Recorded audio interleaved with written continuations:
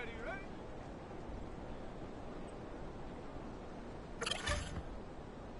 Set. Hut.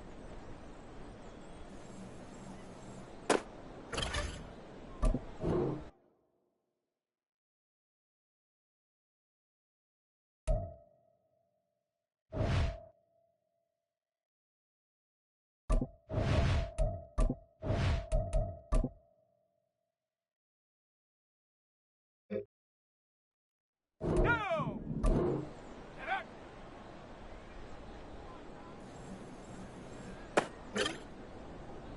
Let's go now. Ready?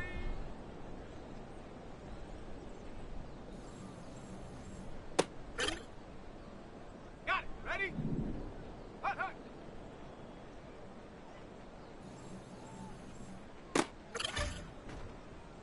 Set up. Go!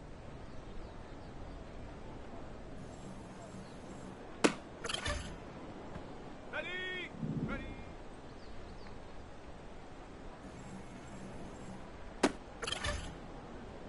Ready, ready?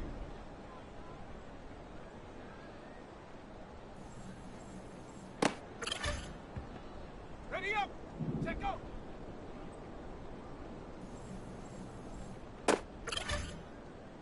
On the double! Ready, ready?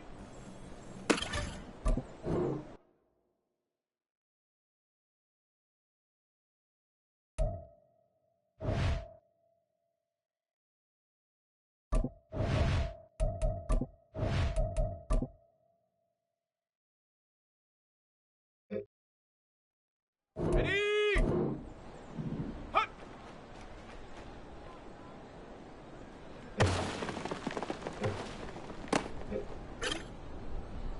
Ready? Set up!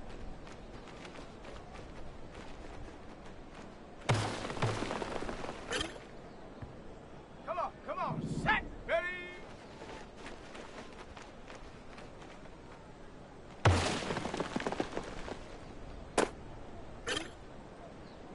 Set! Ready?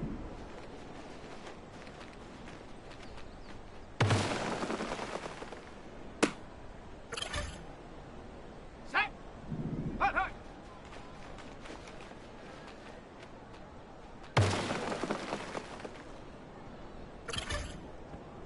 Here we go, here we go! Go!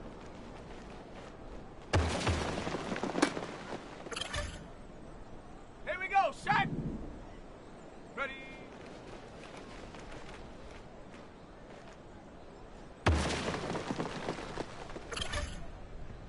Ready, ready! Set, go!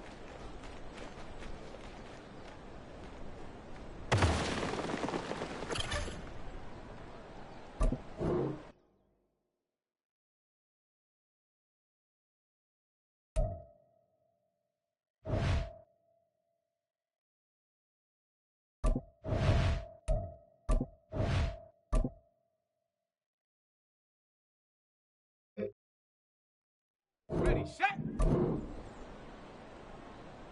Ready, ready?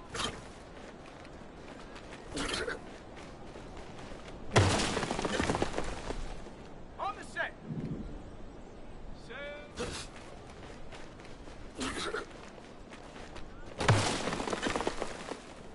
Let's go!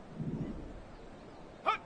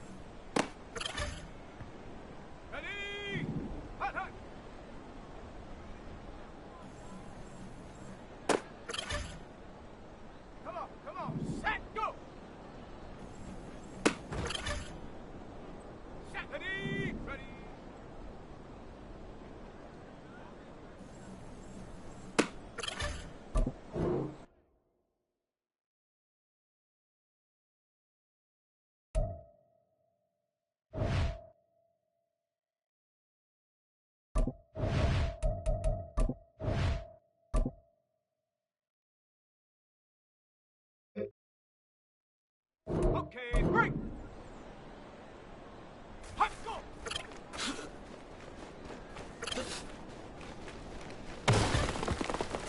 Ready, break. Ready.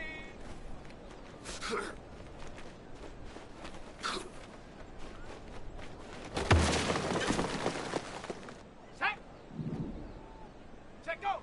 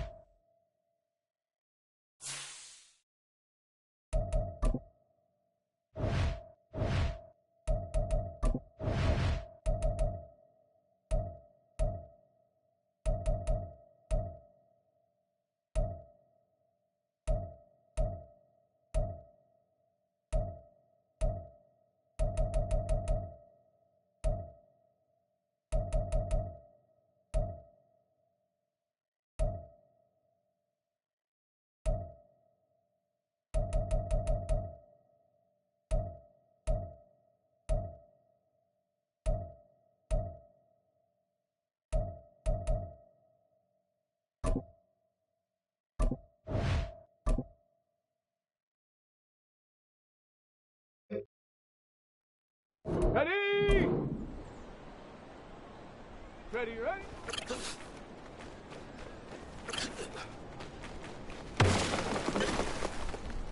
Go! Let go!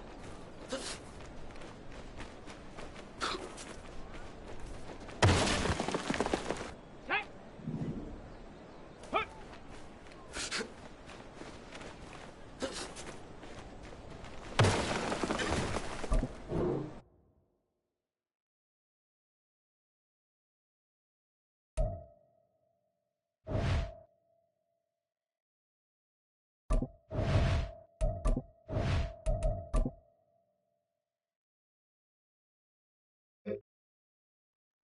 On the set!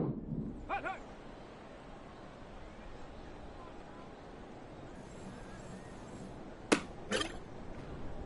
Here we go, here we go!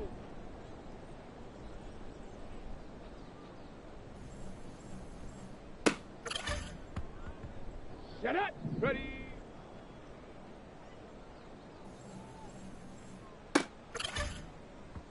Okay, break! Set it!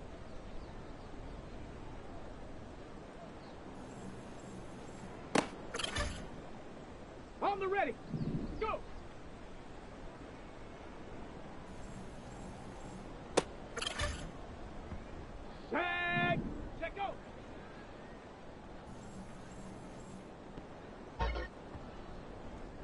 go, set! Ready!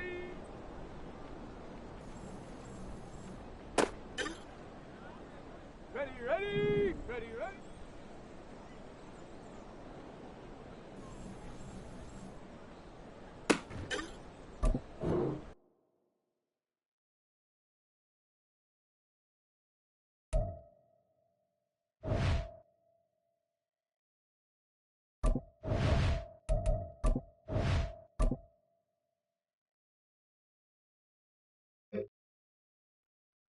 Let's go!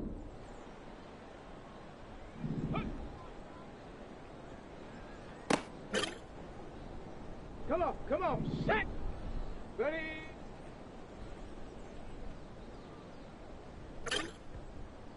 Ready, set! Hut, hut!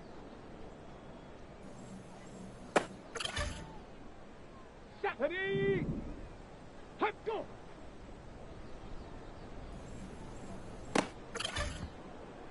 Let's go now! Ready!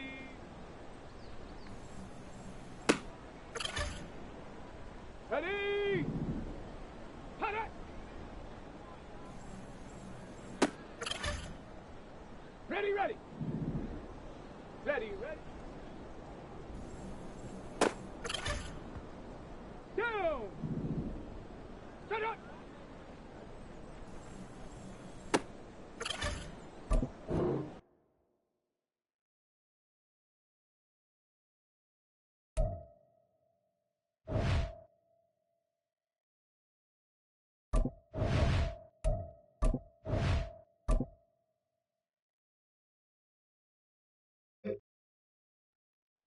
Set! Huh. Here we go, here we go! Set go!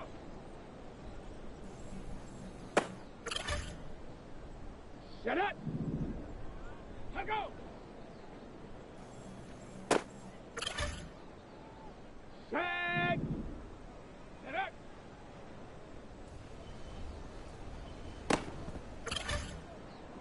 Okay, ready?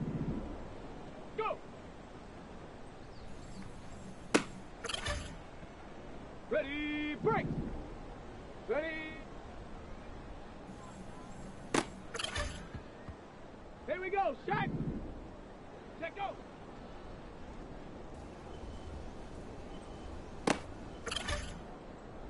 Ready, ready! Hut, go!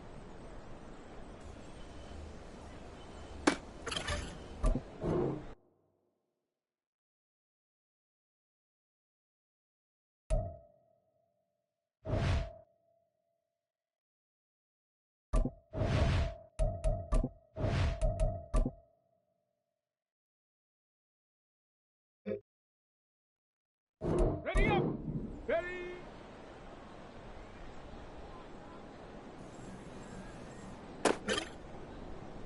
Let's go! Ready, ready?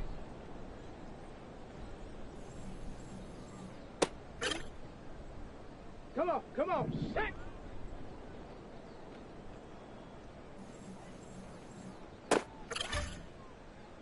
Set! Ready!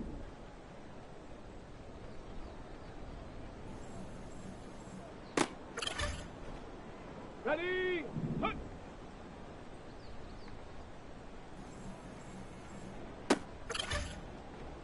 Let's go now!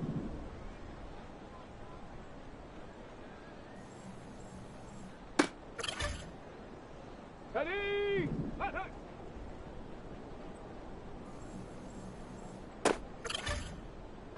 On the double! Ready?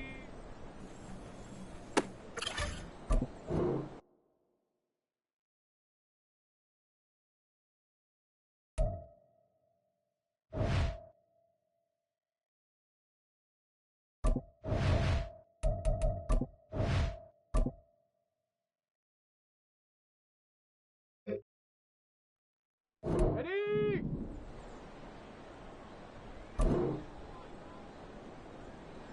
Hut, hut!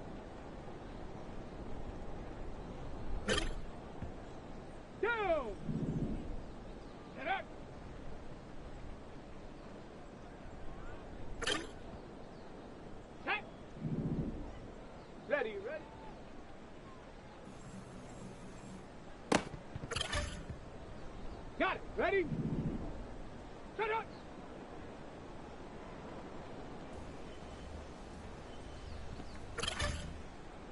Here we go, here we go! Ha!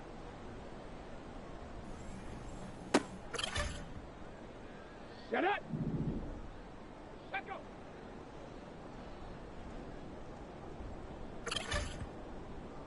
Set! Go! On the set! Let go!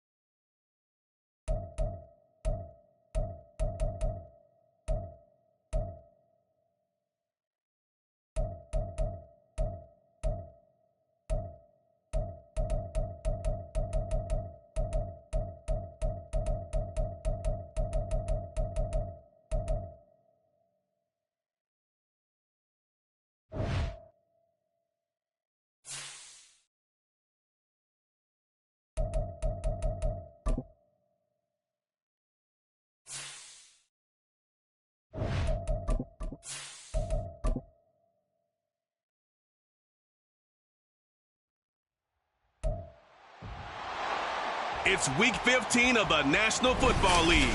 Coming up, we'll see Kenny Pickett. After his last game, he's now across 3,000 yards for the season. It's the Steelers and the Colts, and it's all just ahead on Madden NFL 24.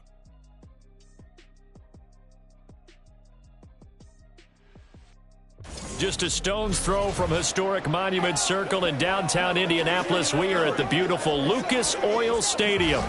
Today on to Week 15 in the NFL, and we've got a good matchup in store, as it'll be the Pittsburgh Steelers taking on the Indianapolis Colts.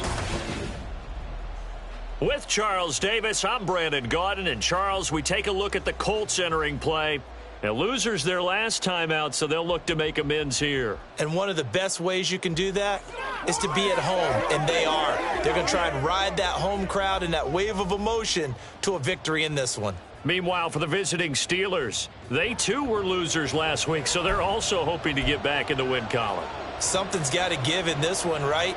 Both teams want to start a new streak, and they both want it to be a victory. This should be a fun one.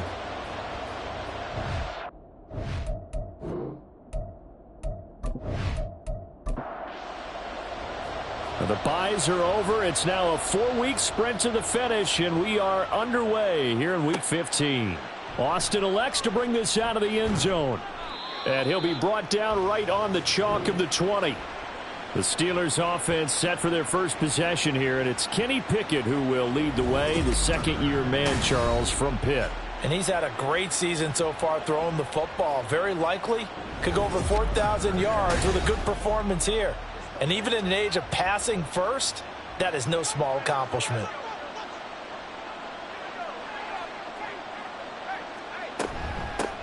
A handoff to Harris to begin the drive. And he is brought down at the 22 after a gain of 2, and it brings up second down. From the 22, here's 2nd and 8. Pickett back to throw. That ball caught by the former Toledo Rocket, Deontay Johnson. So the completion good for 7 there. And that'll leave him with a 3rd and just a yard. Pickett now to throw off the play fake. Oh, he rifles one, and that's going to be intercepted. Now he's hit on the return. It's a loose football.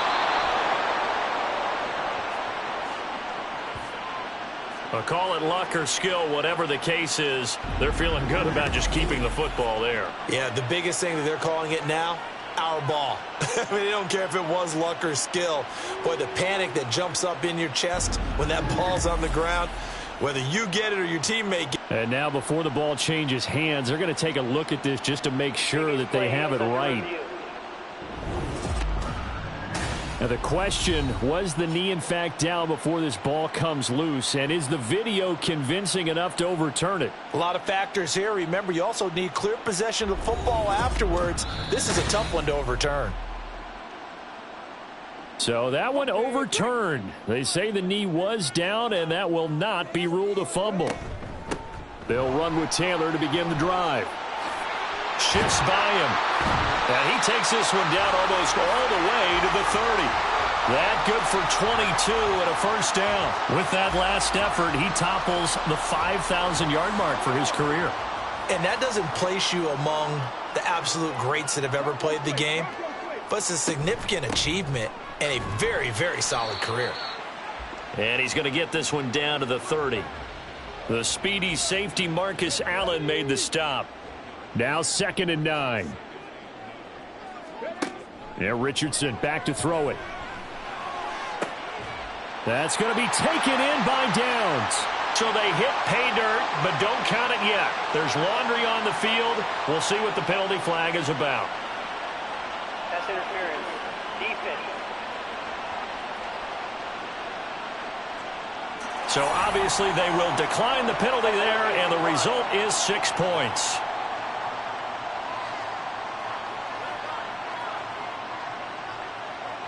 On here, Brandon McManus for the point after.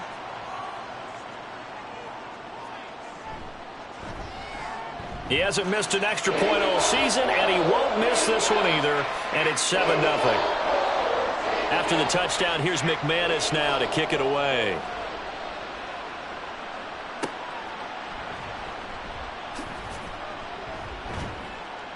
And he'll be tackled just shy of the 25. So Pittsburgh retakes the field for their second offensive possession. Now remember, the last time out, they threw the interception. That led to the touchdown, so now time to regroup. It certainly is, and their goal right now. Oh, and his early struggles continue. Here's another one intercepted. And he is going to bring this back inside the 20 to the 18-yard line. Well, CD, I know it's just his second year in the league as a quarterback, but that's going to be one when he flips on the tape. He's like, I shouldn't have thrown that ball. No doubt about it, and his coaching staff will be emphatic about he shouldn't have thrown that ball. But remember, second year, as you noted, on-the-job training, so he's got to take this feedback that he's getting, negative or otherwise, and turn it into positives moving forward. As the Colts offense makes their way out, we take a look at the playoff picture in the AFC.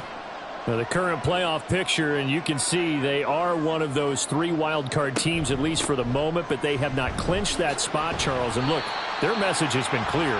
We're keeping our foot on the gas to the very end. And how about the theater and the drama that's involved, partner? The best part, we've got a front row seat to it all. And I think this is obviously the ultimate goal when they added a 7th seed to the playoffs back in 2020. More drama, more teams in it late in the season, and more importance on games like this.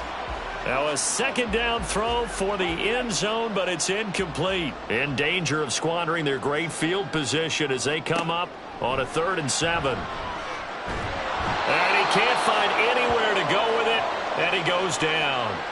T.J. Watt racking up sack number 12 for him on the year. This offensive line has struggled. In fact, when we sat down with the coach, he said it's been in tatters lately. They allowed 6 sacks in their last game. Just gave up another one right there. In tatters, so it sounds a little bit like this right now. Exactly. It's like that paper being ripped. And right now, they've got to find a way to get it back together. The kick by McManus is good, and that will extend their lead even further. So the interception set him up with terrific field position, but 3 points, the end result. Yeah, we can make this one pretty simple, partner. You always want to end drives with points, but that's one that you're going to look back on and probably say, we should have done better there. Austin elects to bring this out of the end zone, and he will make it to the 20-yard line and no further. And Pittsburgh getting set to take the field. And for this offense, Charles, you got to think kind of crucial here to put something together on this drive, because remember last time out they threw the interception on the very first play. And you can't afford to let this defense keep building any more momentum. They're playing awfully well, and they're awfully confident right now. To me, it's time to attack and take some of that momentum back, but make sure you're selective in doing so. Understand where you want to throw the football and make sure it's open before the ball leaves your hands. A loss of a yard there to start out. That leads to a 2nd and 11. Looking to throw, Pickett. Pass complete, George Pickens with it. So the pitch and catch good for 11, and they'll be faced with a 3rd and inches. Now Pickett.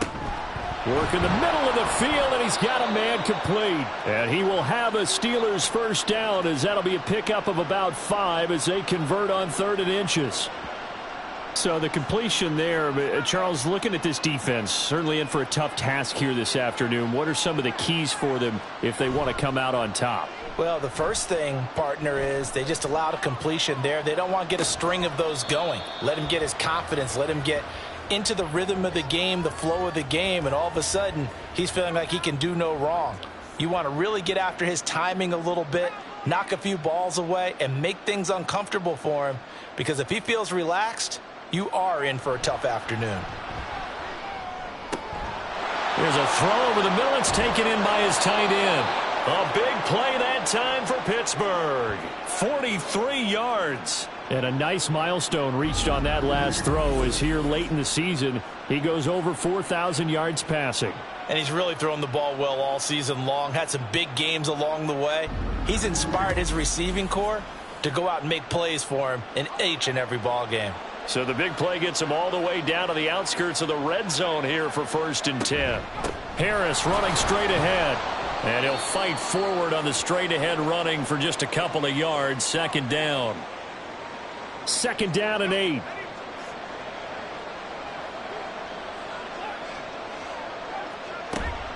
They'll run again with Harris. A solid stiff arm. And he gets it inside the 10 to the 9. It's a nice pickup of 12 yards, and it gives him a 1st and goal. Well, you're down early. How do you get back in the game, maybe establish the run? I think they're trying to do that. Now, I'm with you on that one, and what I like about the message is that there's no panic from the head coach. He's already told his offensive coordinator, let's run the football, let's get things settled down a little bit and find our way back into this game. The 6-yard line, the line of scrimmage on 2nd and goal. They hand this off to Harris. And he's going to press this one forward as they stop him right around the 1. So now things get interesting on 3rd and goal from the 1. This almost becomes a Darwinian call, doesn't it? Almost survival of the fittest here. I know we can go all cliche. I'll go ahead and do it. Who wants it more here? Who has a better leverage at the line of scrimmage? Let's go and see what happens. That's a really alert defense there, because they saw the heavy look come in from the offense, countered it with extra linebackers who brought a little bit of speed and heft, and able to really make a big-time play for their defense.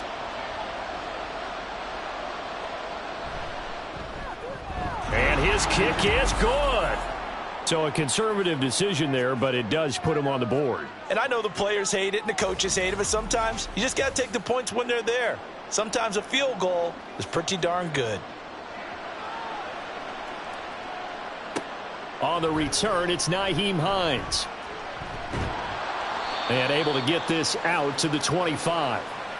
Here comes the Indianapolis offense now as they get set to take over. And they're not going to play this conservative, I don't think. They had the field goal last time, and they're up, but they're looking to put a drive in the end zone. Oh, I agree with you totally. No one goes out on the field and says, all right, let's just settle for 3, except in certain situations, trying to ice a game, that sort of deal. Most of the time, it's end zone, and that's what you're thinking, and I believe that's exactly what they're thinking as they begin this one. Yeah, no quarterback ever goes out there saying, hey, let's get 3, right? Not one that I've ever met.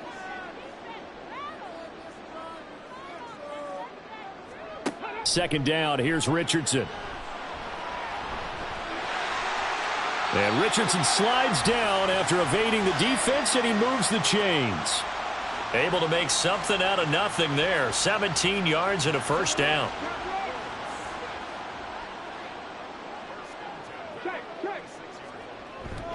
Richardson off the play fake.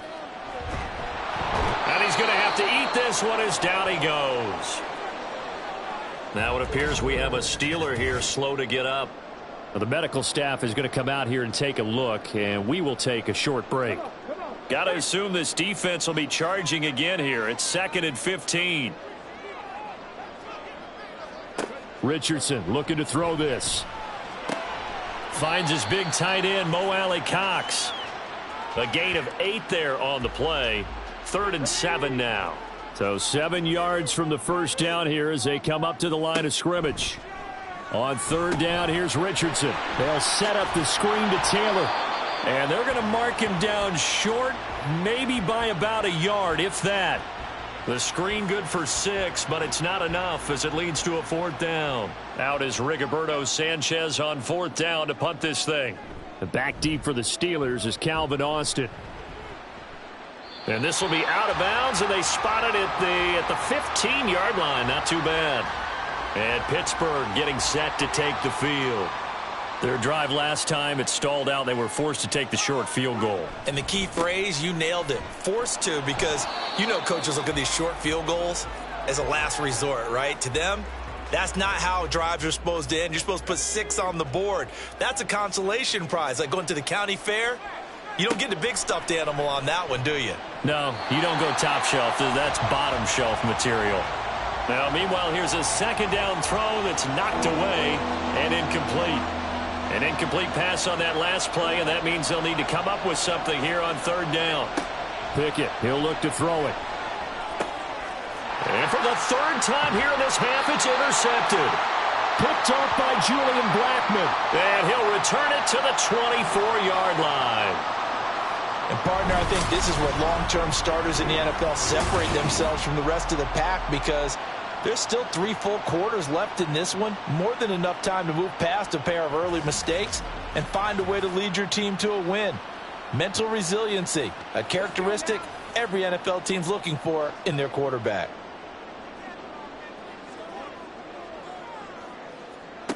First and 10. Here's Richardson with it. And he's got his target. It's caught for a Colts touchdown. Josh Downs.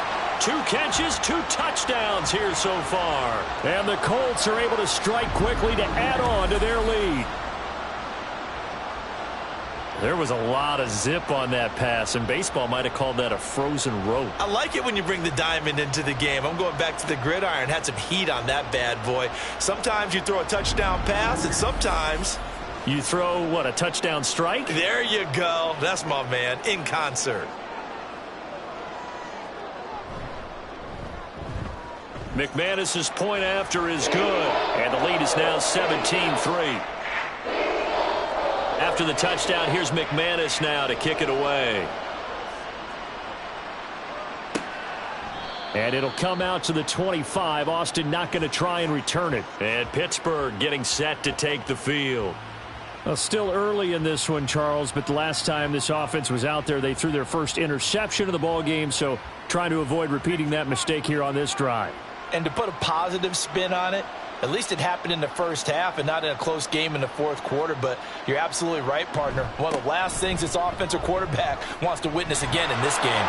Kind of an obvious question, Charles, but anything you try to avoid after your first pick, or you say it's 1 interception, we're still in the first half, I'm going to do the same thing? I think you want to avoid playing scared, and put it into the mind of the quarterback that you've lost confidence in him. Make sure you get some throws that he's going to be able to complete, make him feel good about himself, and continue to run your offense. And he'll slide down to avoid the contact. Give him 10 that time, escaping the danger, running with it, and picking up a first down. He was certainly quick to atone for his early game interception. Instead of making another mistake forcing something, he reset himself and found a lane to pick up the first down. To the air on first down with Pickett. He gets it complete to Harris. And he is down at the 48. A pickup of 4 that started at one 48-yard line and ended at the other. Working out of the gun, it's Pickett. That's going to be caught by Pickens. And he's corralled, but not before getting it inside the 35. Second catch for him today, and it'll wind up a first down.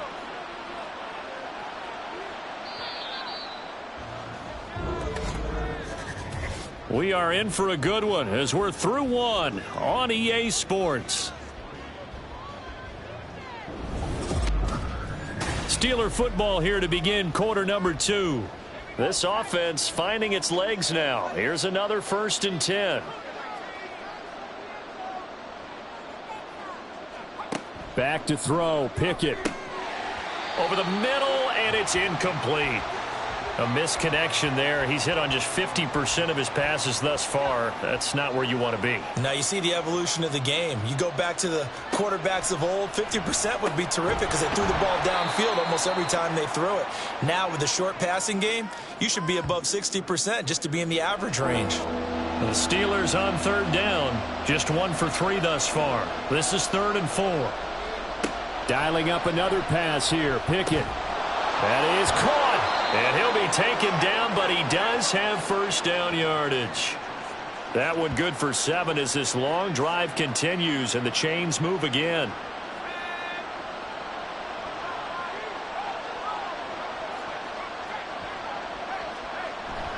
They run the play fake. Here's Pickett.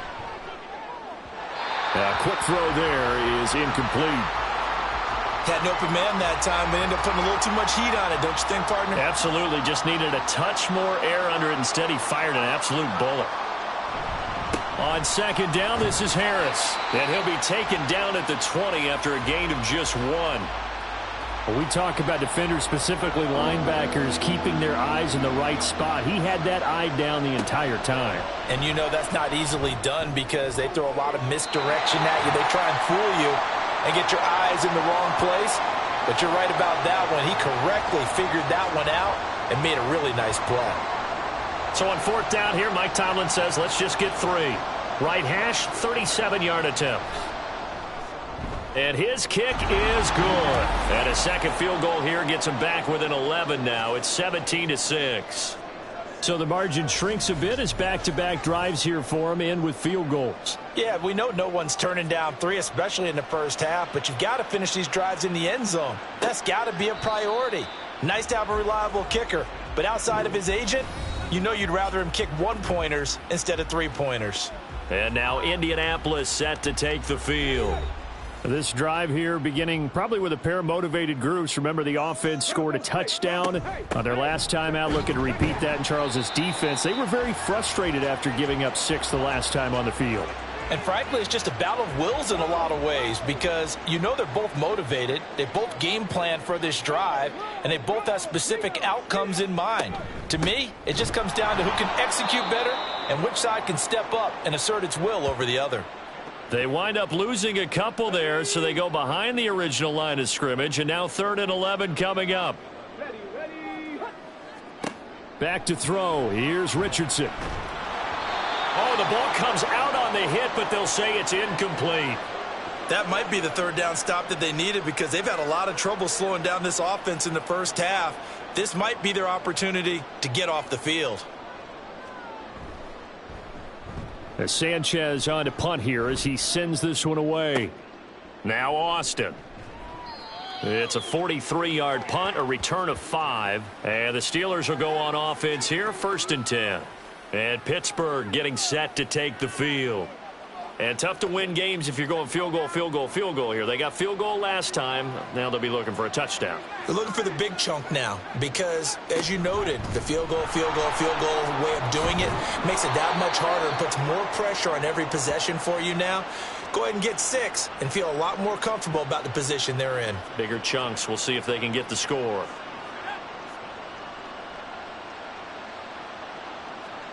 1st and 10. Here's Pickett. A short one there to Freiermuth. And the result here, a pickup of 8. Leaves him with 2 to go on 2nd down. 2nd and a couple. Pickett will look to throw it here. Now a short pass pulled in by Washington. His first catch, good for 9 and a 1st down. Many different ways to create space, but on that play, he did it with that big, wide body of his. Didn't get a whole lot of yardage on the play, but it did what it was supposed to. Pick up a 1st down. Meanwhile, Pickett's throw complete there to Johnson. And he works it past the 30, almost to the 25.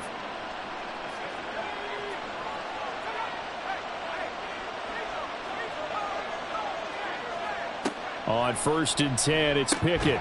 He'll find Smith-Schuster. That's complete. They get him to the ground right on the cusp of the red zone after a pickup of 5 or 6. From the 20, here's a 2nd and 4. Pickett, he's going to throw it again. Finding Johnson on the out route. That's complete. And Johnson going to have a Steelers 1st down as he's down to the 12. That one goes for 8 yards. Pickett going to bootleg it. Nothing open downfield, so he'll throw it away. And when you've thrown as many interceptions as he has in this one, you definitely start getting a little hesitant to throw the ball out wide because that's prime pick 6 territory. That time, he made sure the only guy was... Got his man. It's caught for a Steelers touchdown. Pat Freiermuth. His 3rd touchdown now on the year. And the Steelers have got it back to within a score. I wonder if he changed anything on his play sheet or they just executed better. Because they had 2 previous drives that ended in field goals. Before this one, they finally were able to put into the end zone. Well, whatever he did, speaking of the offensive coordinator, might be using that formula going forward. It worked there. Yeah, it worked very well. He and his field general in pretty good sync right now. They're starting to move the ball well. Point after, right down the middle. And that'll make it 17-13. Out is the kickoff unit as they run up and send this one away.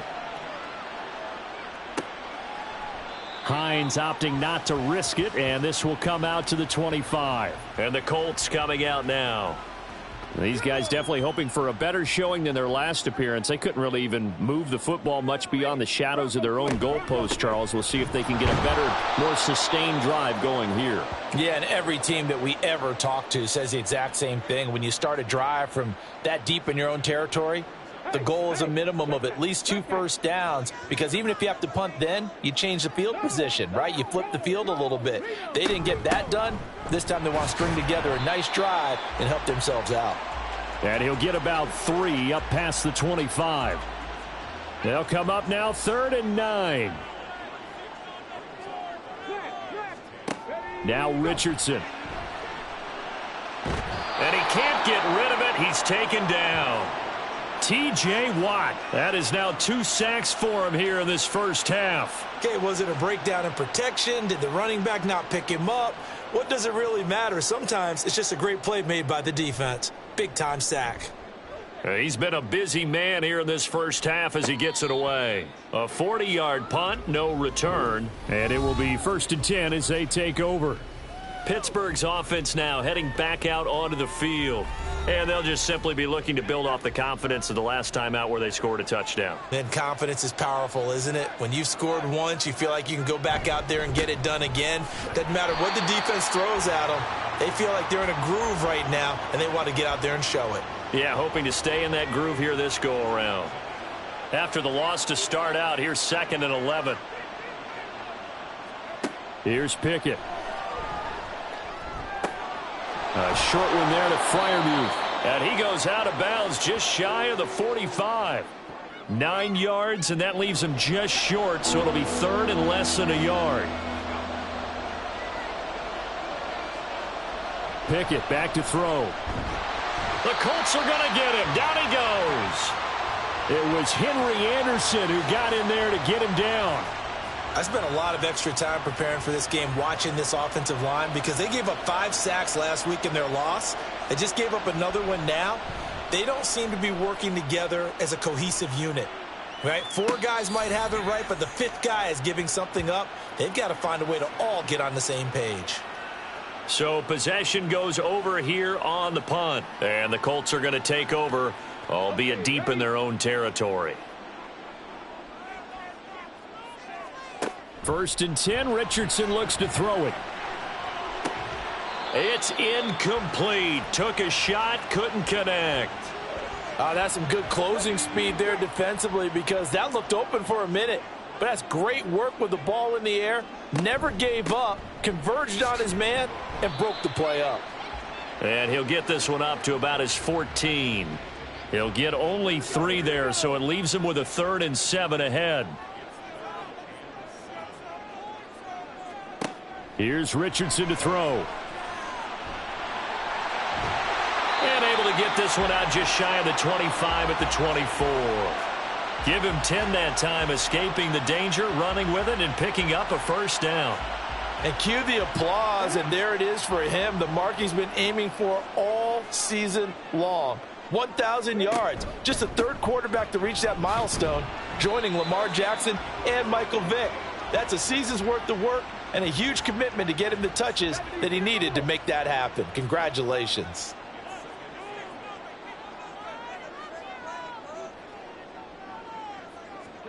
Richardson looking to throw. And that's going to be incomplete. He kind of forced that one there, didn't he? It's almost like he predetermined where he was going to go with the football. Yeah, he wasn't really going through progressions. He wanted to go to his top guy. You do that against this defense, they'll make you pay, won't they? Yeah, they certainly will. They react very quickly to the thrown football. And that's caught inside the 30. A big play there for Indy. 47 yards.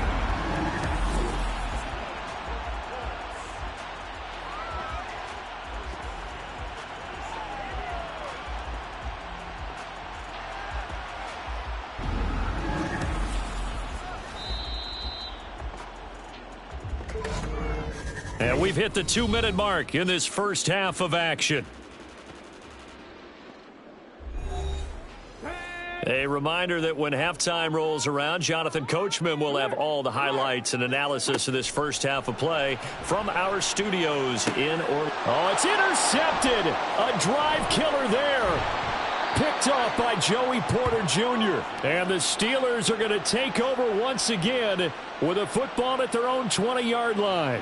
Well, it's not the first time we've seen him give one up here during his rookie season. And in this case, zone coverage forced the mistake. He's made some strides week to week in how he's handling the different type of coverages that he's seeing. But clearly, there's some growing still to do. And the Steelers set to take the field. As we eke closer and closer to intermission, Charles, remember last time out they punted. They would love to get points here, especially if this is going to be their final possession of the first half. Yeah, and this is what close games feel like, because the pressure is on both sides, but sometimes the pressure is a little bit higher on the team with the slight edge because they're trying to hold on to that, trying to increase it. Let's see how this one continues. Pickett to throw on 1st down. Throwing middle, but it's incomplete. Now a 2nd and 10.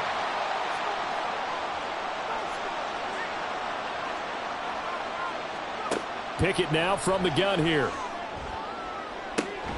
That is caught by Smith-Schuster. And they'll get this well past midfield before being stopped just before the 35. A gain of 32 that time.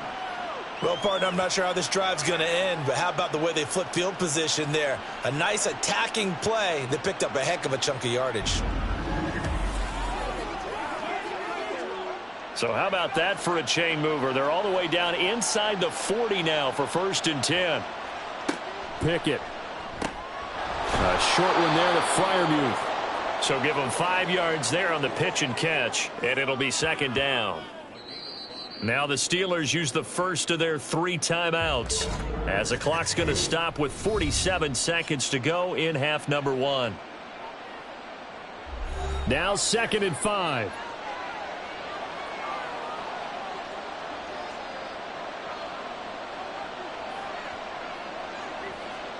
Looking to throw, Pickett. Here's Freiermuth again. And he will have a first down here as they get into field goal range, down just shy of the 20. Now the Steelers use the second of their 3 timeouts. So that means they're down to 1 remaining here as we head toward halftime.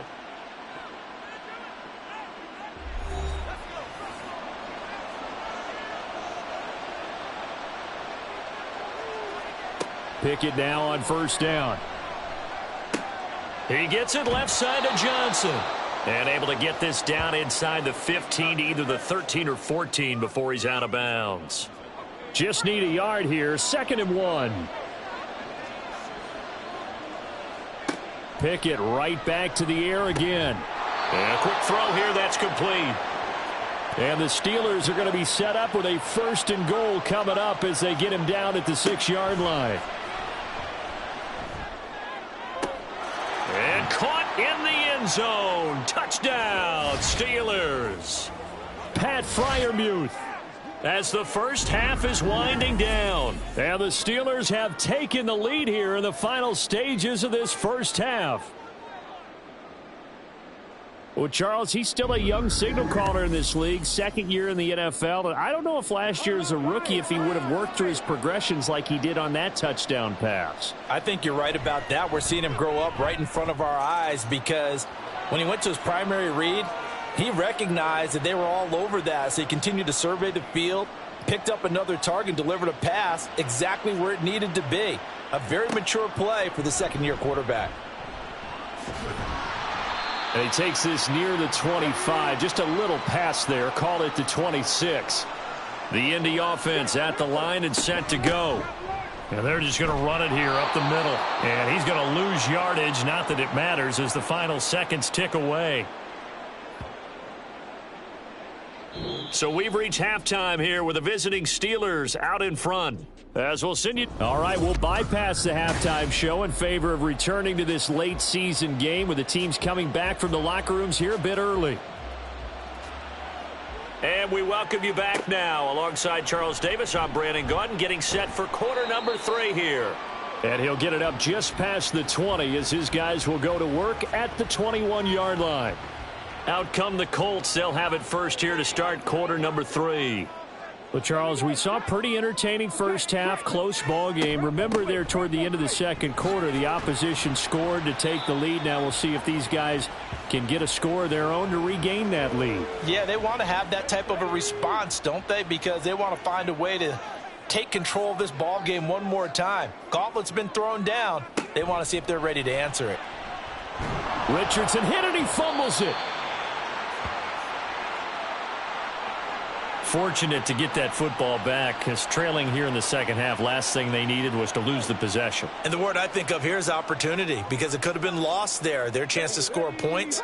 But the opportunity for the defense was to go ahead and really close this game down if they were able to get possession. This taken in by Downs.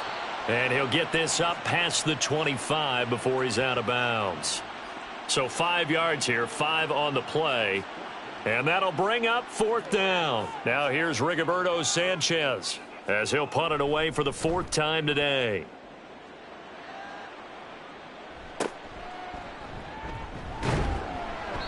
They call that a punt of 38 yards officially. And out will come the offense as they take over. Time for the Steelers offense now to get set for their first possession of half number 2. Pickett leads the Steelers up here with a fresh set of downs. At their 35-yard line. They'll start this drive out on the ground. And he'll manage to pick up about 4. It's 2nd down. Well, on every play call, you realize it's not going to go for a touchdown. So a lot of your calls are setting things up for maybe later in the game, trying to establish the inside run with toughness now, hopefully get to the perimeter later. And let's face it, you could do worse than a 4-yard run on first down. And they'll get this down to around the 47-yard line.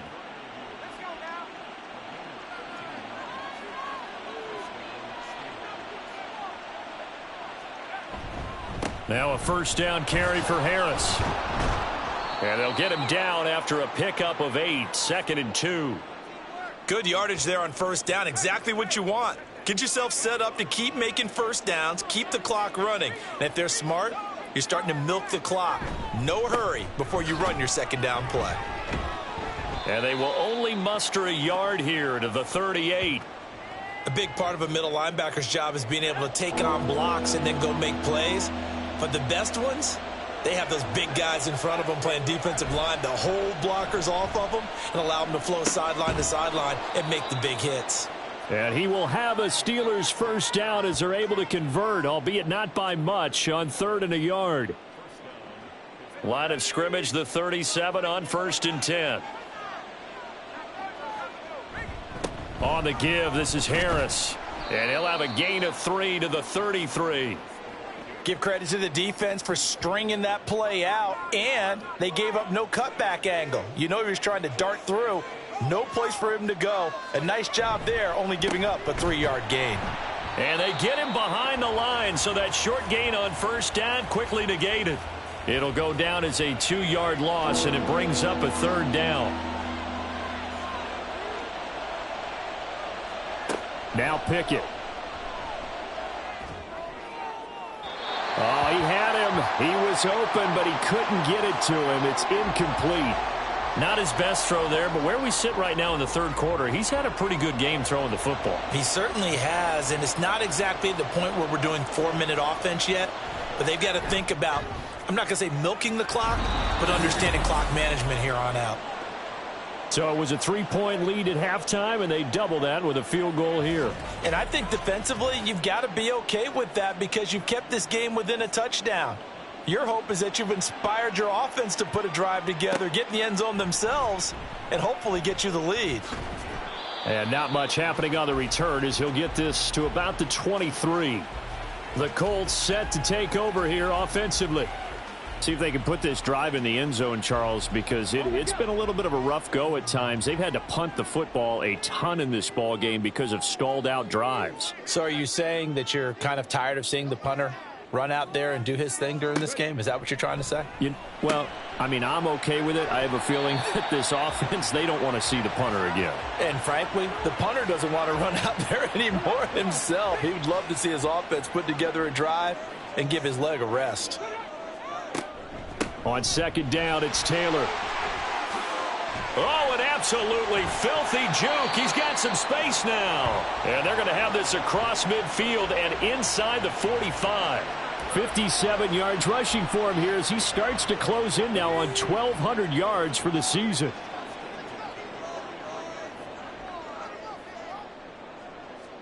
On 1st down, Richardson. And he's dropped right at the 40. Gain of 3.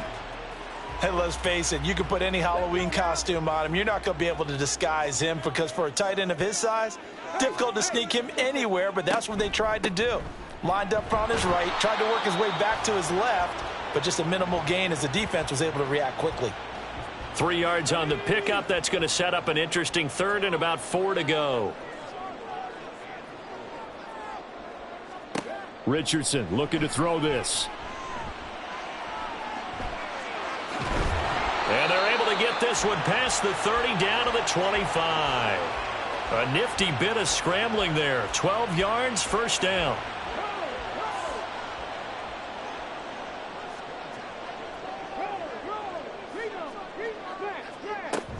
They give to Taylor out of the gun. And he is going to be stopped cold behind the line of scrimmage. T.J. Watt, always a disruptor, there to blow that play up. And they have just not been able to block him at all throughout this game. Seems like every other play, he's doing something in the backfield. Already got 2 sacks, and now here's a tackle behind the line. And he is met in his tracks behind the line of scrimmage. They lose 2 on that last play, so things get even tougher. 3rd and long coming up.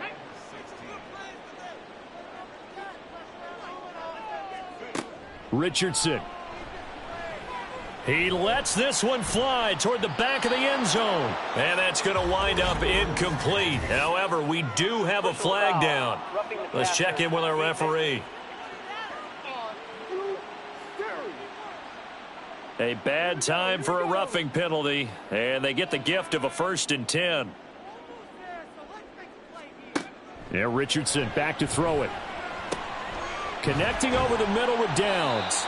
This will be stopped about 2 yards shy of the marker. 8-yard gain, 2nd and 2.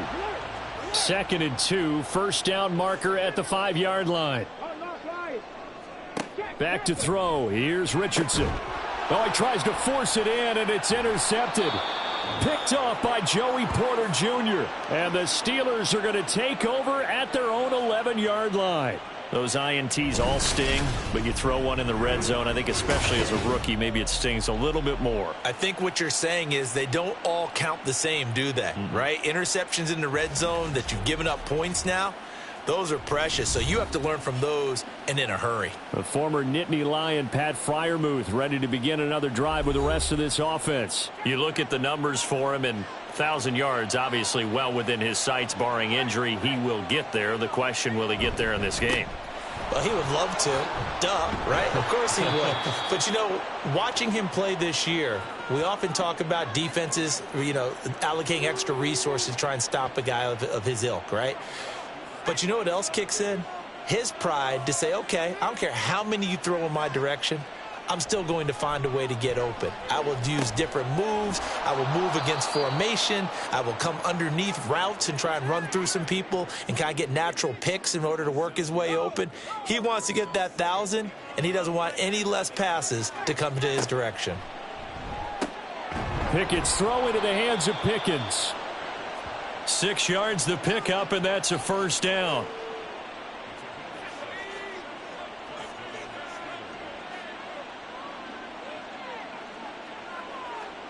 Pickett will look to throw it here. Finding Pickens for another catch. Call it a gain of 6 on the play, and it'll be 2nd down.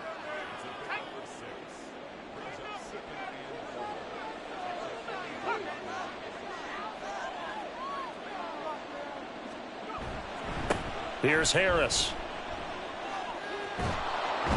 And a strong run that time as he's across midfield and down to the 43. 81 yards rushing for him so far as his terrific season continues here. Now from Colts territory, here's a 1st and 10 at the 43. Back to throw, Pickett. Quick completion here to Johnson. And that's good for a gain of 6, and it's 2nd down.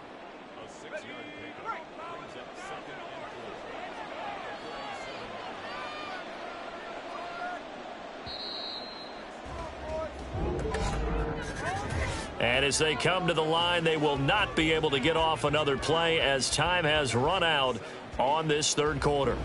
You're watching the NFL on EA Sports. 2nd down and 4. Back now here on EA Sports. It's Steeler football, and they have the lead as well as we begin quarter number 4. Now Pickett, he's got this to his running back, Harris. And they'll get him to the ground. He has another first down at the Colts 18. A good pick up there of 20 yards. These guys are running offense like you drive. The pedal is down, stomped down. How about that? Back-to-back completions. They are rolling. So much for being conservative and running that football.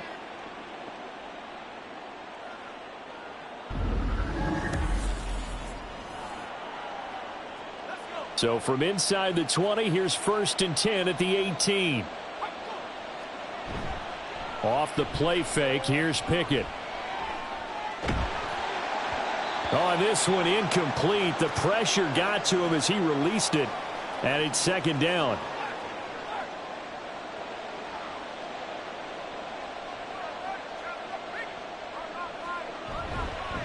They'll run with Harris.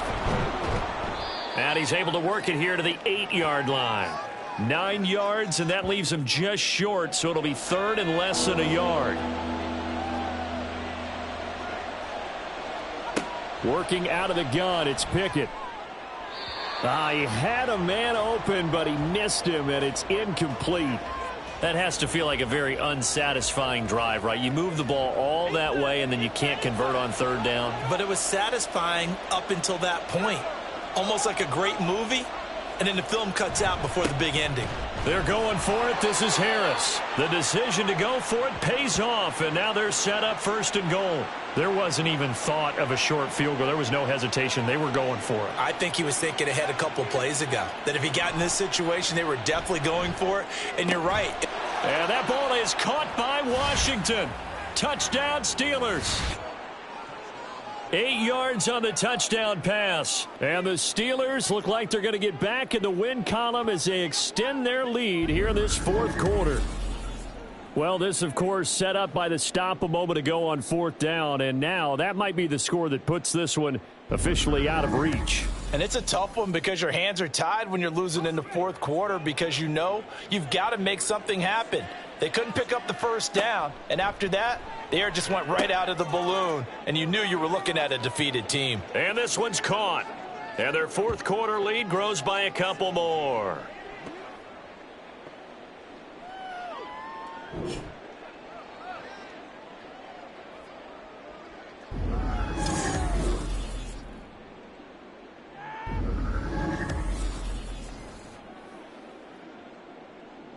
Set now to kick this one away, and off it goes.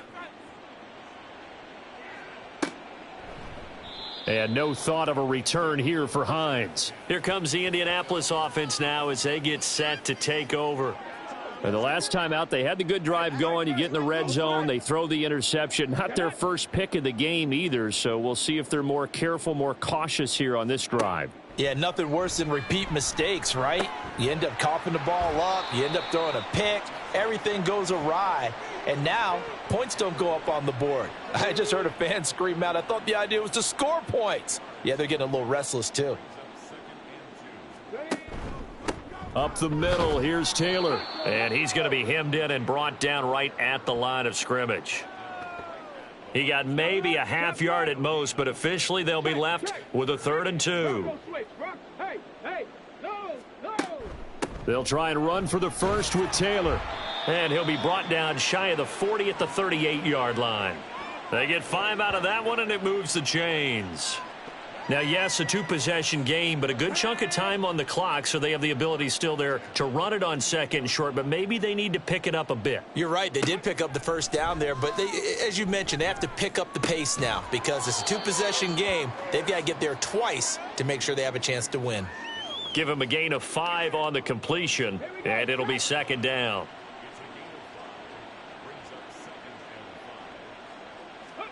Now it's Richardson. And this is incomplete. Well, that's a defensive coordinator's got to be happy with that result. They took away all options downfield and forced the incompletion. Now Richardson. And this pass broken up. Excellent coverage there on 3rd down, as that was not an easy one to hold on to. From a defensive perspective, they had exactly what you want anytime they want to throw the football. There was pressure on the quarterback. They were getting after him, and they tightened down on the receivers and forced the incompletion. And that one hits at the 7, but bounds into the end zone, and that'll be a touchback. And Pittsburgh getting set to take the field. Now, there are 2 scores on the plus side. Still time here in this fourth quarter, but maybe you start thinking about playing keep away? Yeah, I think here's the situation. You're not thinking touchdowns anymore. You're just thinking first downs. To keep up with your theme there, playing keep away, first downs, they can't touch the ball. Give him a couple on the carry there, 2nd and 8. Pickett, he'll look to throw it. That's complete to his tight end, Freiermuth. And he gets this one just shy of the 40. They'll mark him down at the 39. He's been big. 2 touchdowns earlier. Now he's got a first down here. Partner, I like that they're staying aggressive on offense because to me, this drive is what is known as a put-away drive. You score here, that might put this one to bed. I like the fact that they're playing with confidence and not playing with fear. 1st and 10, here's Pickett. Out route, and he connects with Freiermuth. And he'll be taken down, but not before he works it past the 50. Now from Colts territory, here's a 1st and 10 at the 48-yard line. They run the play fake. Here's Pickett. He's got his tight end, Freiermuth, right side. And he gets this inside the 35-yard line. A 14-yard gain there as they look to improve this 14-point lead. From the 34 now, here's 1st and 10. A run with Harris out of the shotgun. And some room to maneuver. And taking it to the 15-yard line before he's brought down. 111 yards rushing for him now as he has been tremendous all day long. Well, that's a carry they have to be satisfied with. And throughout this game, they've been satisfied with what he's given them. Whenever they've needed a big run, a first down, he's the guy they've turned to. And it doesn't matter what the defense thinks. They feel like they've got the confidence to keep handing it to him and keep picking up good yardage. A good chance now to put this game on ice. This is 1st and goal. Harris. He is going nowhere in a hurry as he is going to lose yardage here in a big way. It's a loss of 4 on the first down play. The short field shrinks even more with the type of bodies they brought in on that play. Those extra tight ends, they weren't able to secure their blocks, and that one ended up going backwards. Pickett back to throw. Toward the pylon, but it's incomplete. I see the surprise in your face there, partner. That is a rare incompletion from him. He's been on point this entire game. He has percentage completion-wise way up. Not that time. Open man is Johnson. Touchdown Steelers. It's a 6-yard touchdown pass. And the Steelers have pretty well put it away here in the 4th quarter. A nice throw there by the second-year quarterback. And I don't believe that was the kind of play he would have made as a rookie, because usually your rookie season is in a continuation of your college days. A lot of one read, and if you don't have it, you just take off and go. Now he's settled in the pocket a little bit more, reading the field and getting to his second and sometimes third progression. That was a nice play. Extra point right down the middle. And the lead now to 3 touchdowns at 21.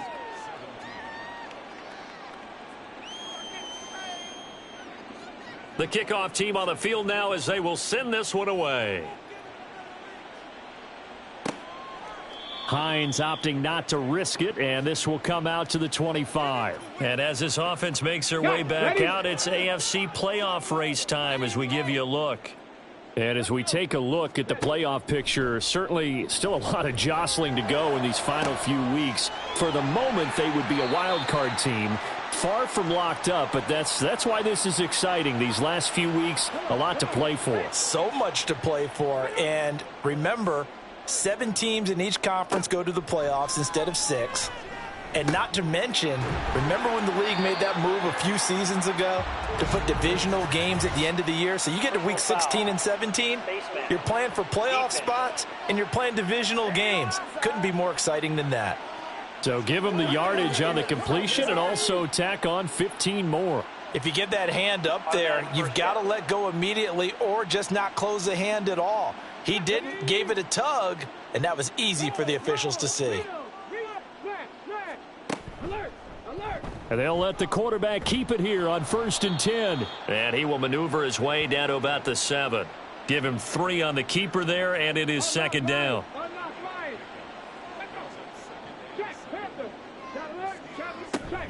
Running straight ahead, Taylor. And he takes this one in for a Colts touchdown. Jonathan Taylor with his 6th rushing touchdown on the year. And the Colts have got it back to a 2-score game here in the 4th. Extra point from McManus is good. And the lead will be cut down to 14.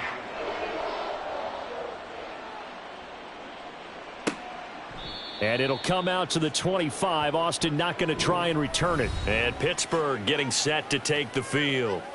This game was really a tussle, seemed like just a moment ago, and now they've got the momentum. A couple of scores on their last pair of drives and a 2-score lead. I think here now you go conservative, right? Run the football, work the clock. You know, I usually agree with you, but I'm going after him right here. I want to put this bad boy away. I wouldn't be afraid to throw it. They've got all the confidence, all the momentum on their side. Go ahead and take your dagger shots and try and finish this one off. I disagree vehemently. I say run the football. You've got the lead. Well, let's watch it and find out who's right. Pickett now from the gun here. A short one there to Freiermuth. And he's taken down but able to slip across the 35. He's been big. 2 touchdowns earlier. Now he's got a 1st down here. They run with Harris. And for one of the few times here today, this run's not going to go anywhere. Tackle made by Zaire Franklin. clock continuing to run. They'll probably wind this all the way before snapping it on second down.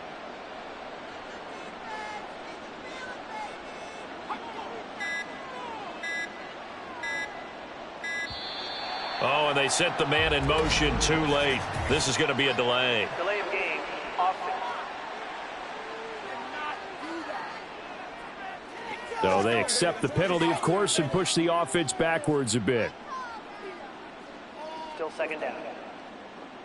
And now after the delay of game, they're operating behind the sticks, 2nd and 15.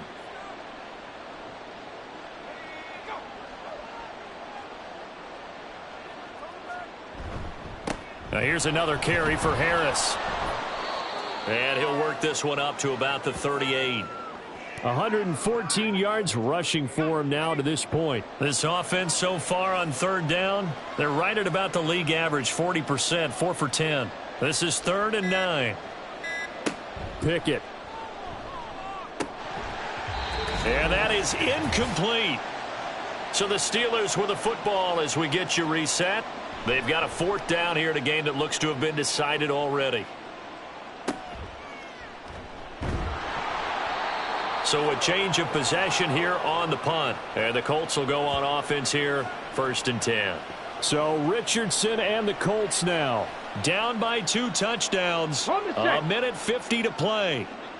A crushing loss to their playoff chances on the horizon, barring a huge turnaround here, starting with 1st and 10.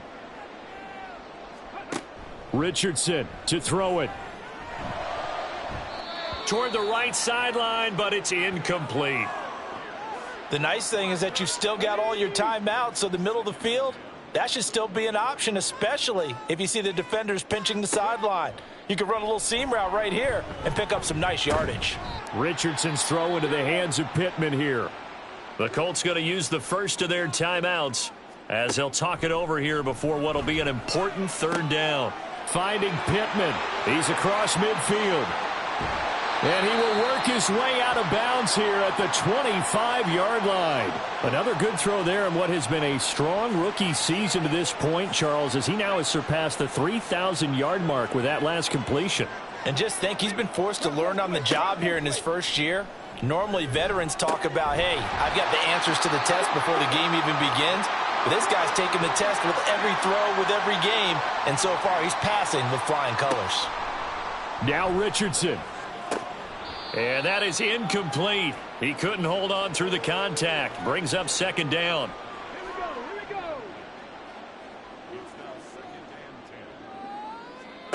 Here's Richardson. That is caught at the 7-yard line. Here's 3rd down and 5. Richardson. And probably the wise decision there. No one open. He just throws it away. And that keeps the field goal on the table as it's 4th down. Let's go. Let's go. Get it.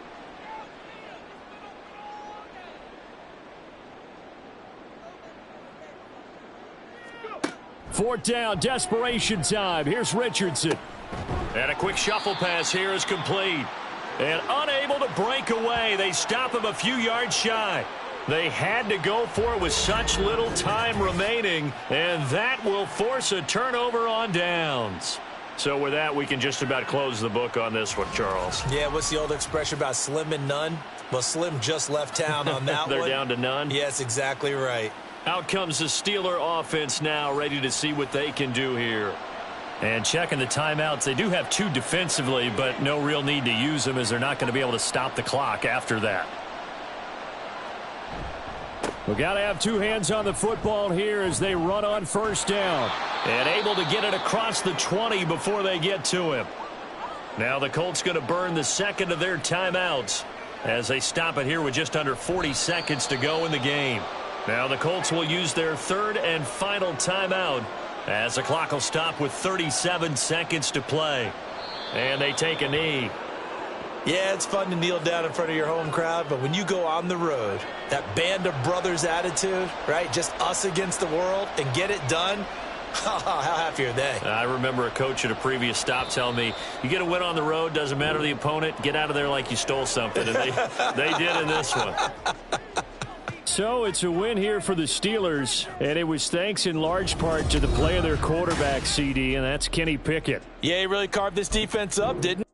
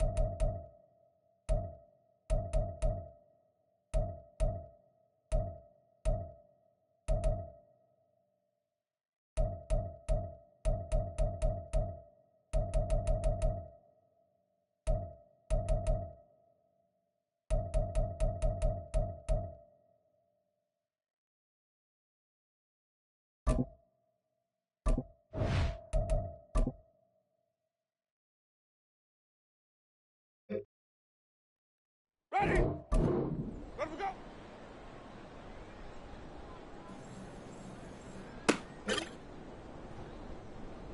Point that up.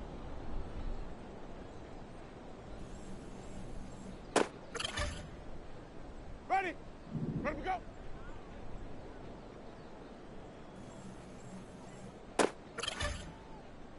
Ready? Set.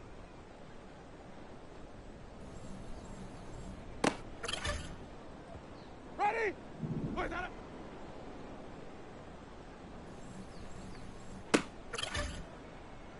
Ready? Point that up.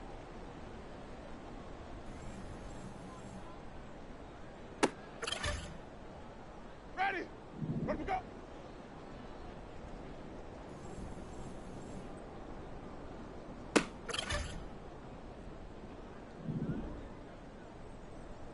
Let me go.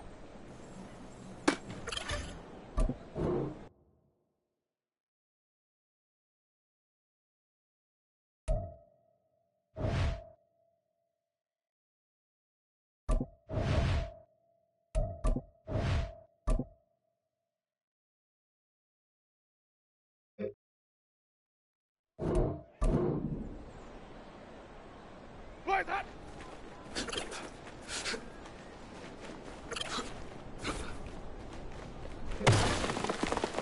Ready? Let me go.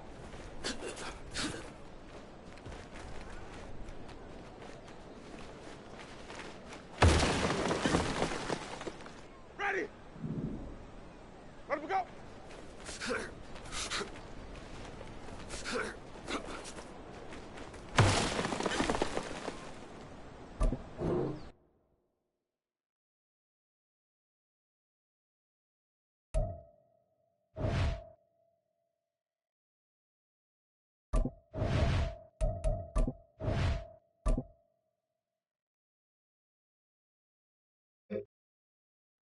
Ready? Play that.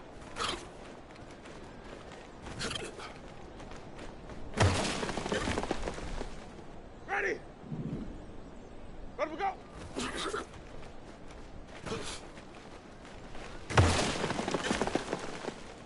Ready? Let me go.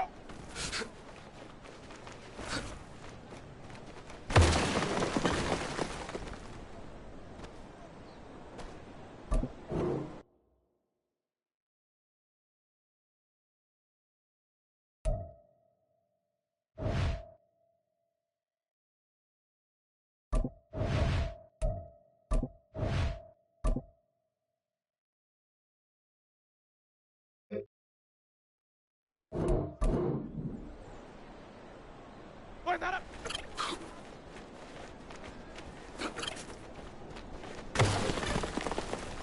Ready? Play that.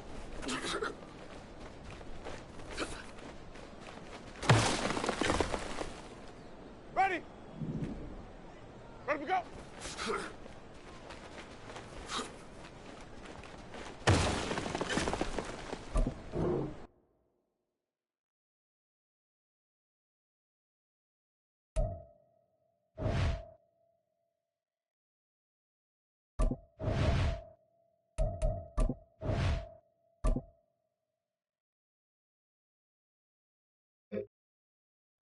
Ready? Play that up.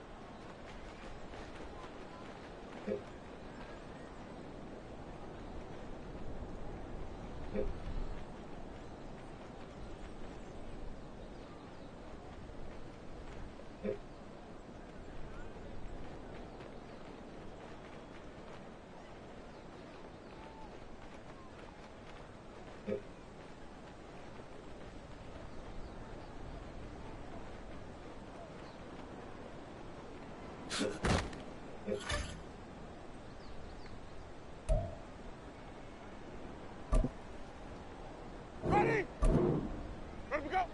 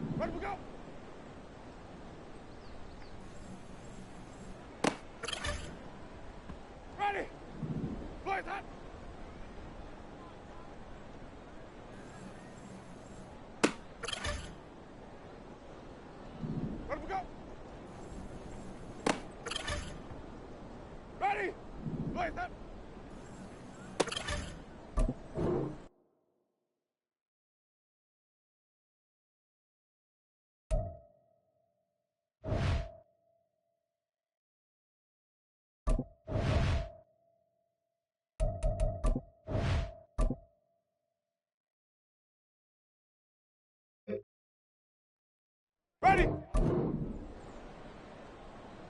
Let we go.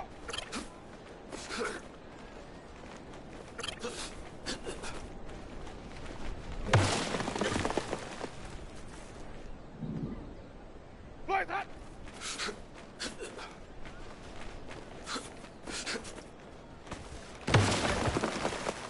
Ready? Fly that up.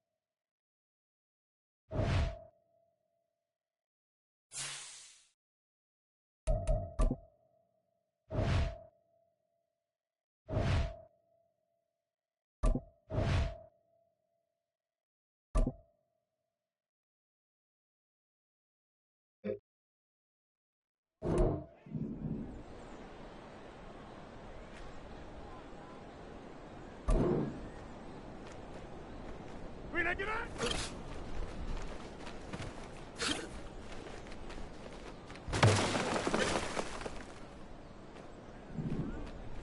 No, no, no!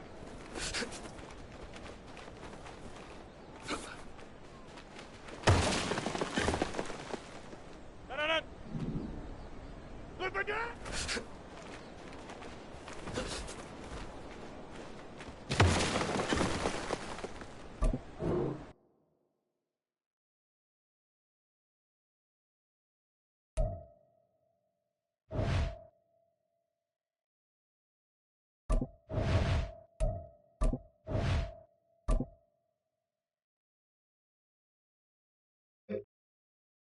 No, no, no!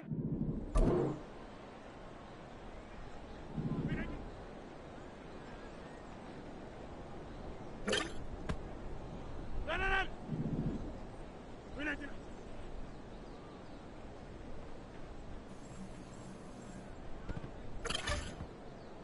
No, no, no! We don't do that.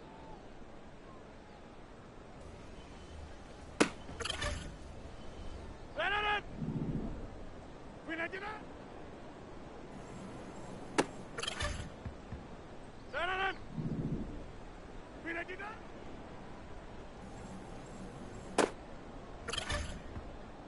No, no, no! Look at it.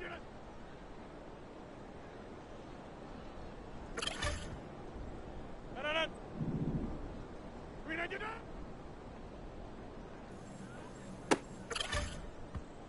No, no, no! We don't do that.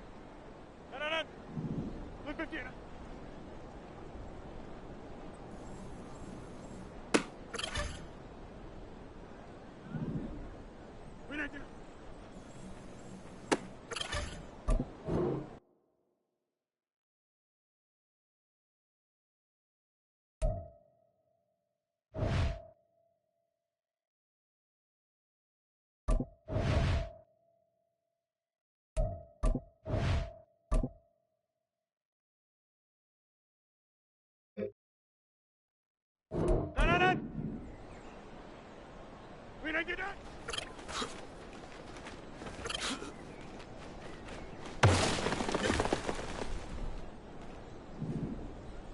Grenade it up.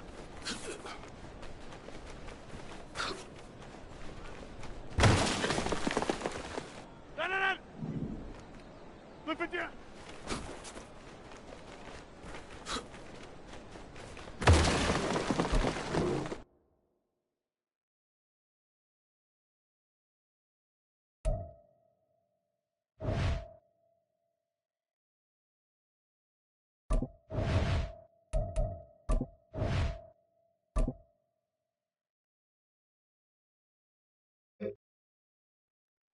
Done. Grenade it up.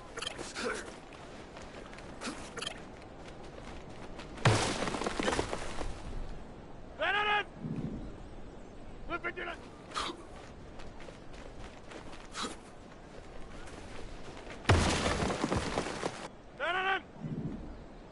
Grenade it up.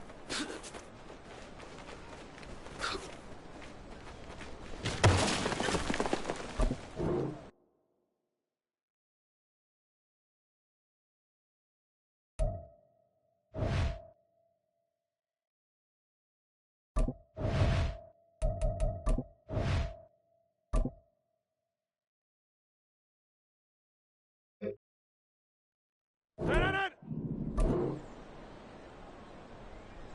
Look at.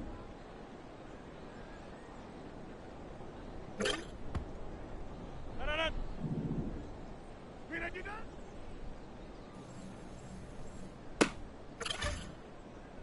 Done. Blue fidget. Done. Blue fidget.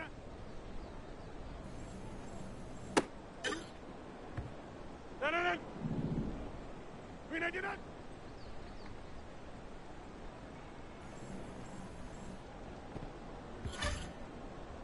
Done. Blue fidget.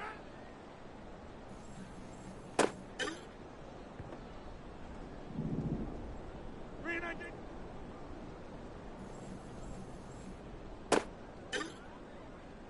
Done. Grenade it up.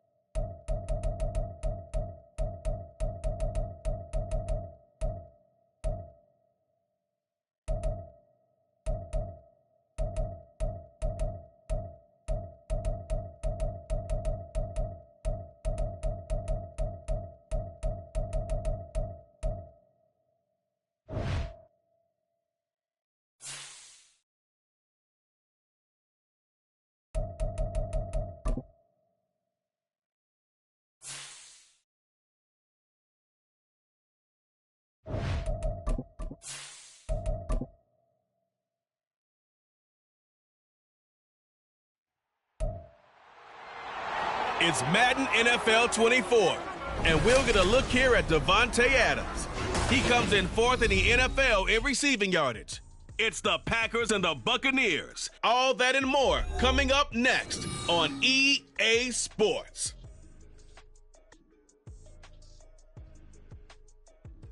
And we come to you from one of the truly iconic stadiums in the NFL as you get a look at Lambeau Field here in Green Bay, Wisconsin. Today on to Week 15 in the NFL, and we've got a good matchup in store as it'll be the Tampa Bay Buccaneers taking on the Green Bay Packers.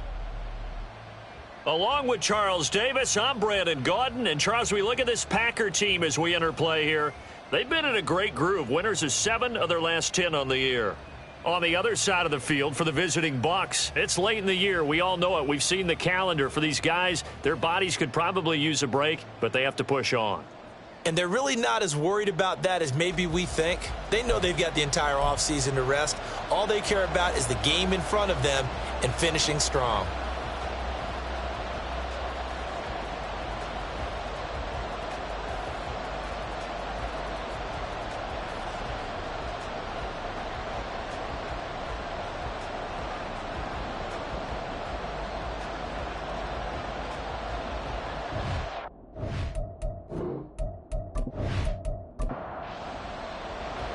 The byes are over. It's now a 4-week sprint to the finish, and we are underway here in Week 15.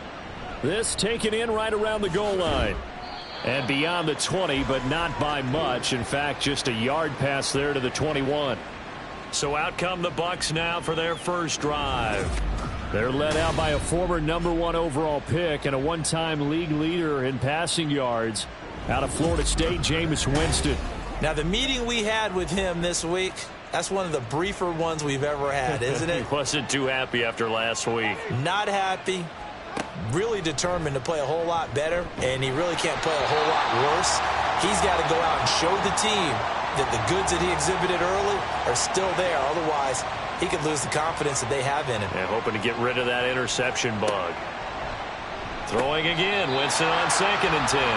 Oh, he'll want that one back. Incomplete. He doesn't drop too many in that department. 3rd down. From the shotgun, it's Winston.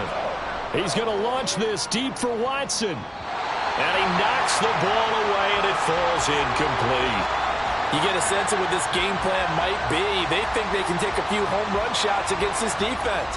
They tried it there on the opening drive, but that falls incomplete. He punted 3 times in the loss last week as he sends this one away. Here's Watson. It's a net of 40 there. Punt of 48 and a return of 8. And it'll be Packer football here. 1st down and 10. Time to see the offense for Green Bay go to work. Aaron Rodgers leading them. What a career it's been. Came into the league back in 2005 as the number 24 pick out of Cal. And I thought in last week's game, he found a way to win like a good pitcher without his best stuff. I mean, he did throw 2 interceptions, offset by 1 touchdown pass.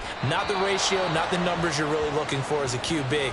But finding a way to win, that's all that really matters. 2nd and 10, a very chilly day here, but no snow. And I got to say, if it's going to be this cold, I want snow. You should see Charles' face. He's looking at me like I'm crazy. And he slips up past the 45 before being tackled. 11 yards and a Green Bay Packer 1st down.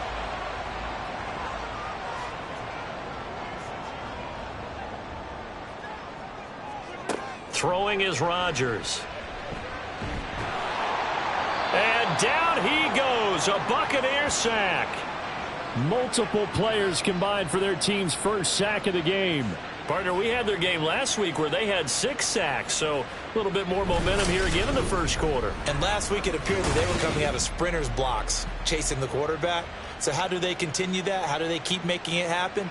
Different looks, different disguises, different angles that they chase him. They were so disruptive last week. We'll see what the trend is here as we go forward.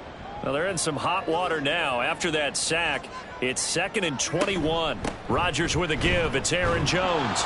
They get 2 yards back, but they're going to need a lot more than that here on 3rd down. But you look at this defense. They're squarely in the middle of the pack against the run this year, number 16 in the NFL. They're not an elite unit. They're not, as what you'd say, the top part of the league against the run. They're a solid group, though. They do a good job. What they're looking for in this one, though, is an elite performance. And now a shot taken on 3rd down, but it's going to wind up incomplete. 1 first down here, and that's all, folks. Good work by this defense to hold things in check and force a punting situation. On is the punter Scott here as he gets this one away. Fielded at the 20.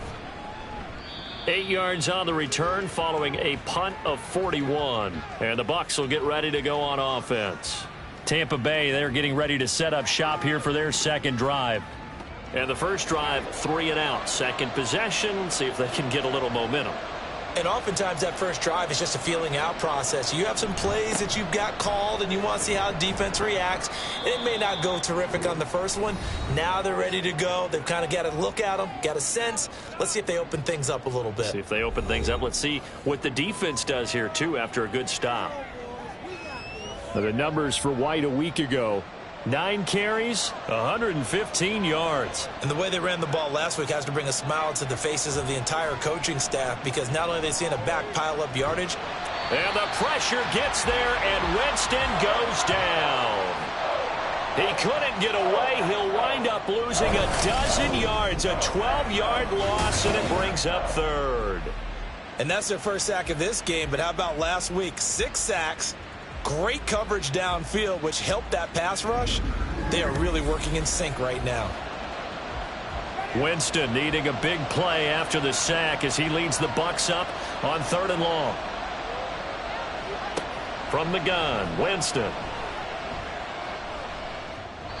An off-balance throw there, and it's going to wind up incomplete. 2 drives won't tell the story of this game, but you absolutely have to like how this defense has played thus far. They have yet to allow this offense to get untracked in this one. And on 4th down, on is the punt team sending this one away. Returnable for Watson. They'll call this a 41-yard punt, 7 on the return. And they will take over 1st and 10. Now come the Packers for their next drive as we take a look at the playoff race in the NFC coming into the weekend. The last series form, a little disappointing, forced a punt.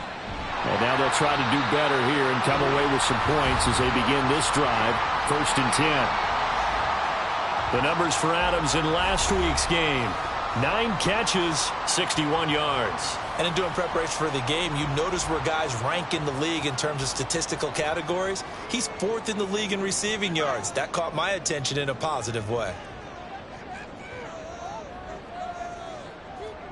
Now Rodgers. Here's back-to-back catches for Davante Adams. Well, hang on now. We're going to pause here. We've got an injured player. While they come out and take a look at him, we will step aside for just a moment.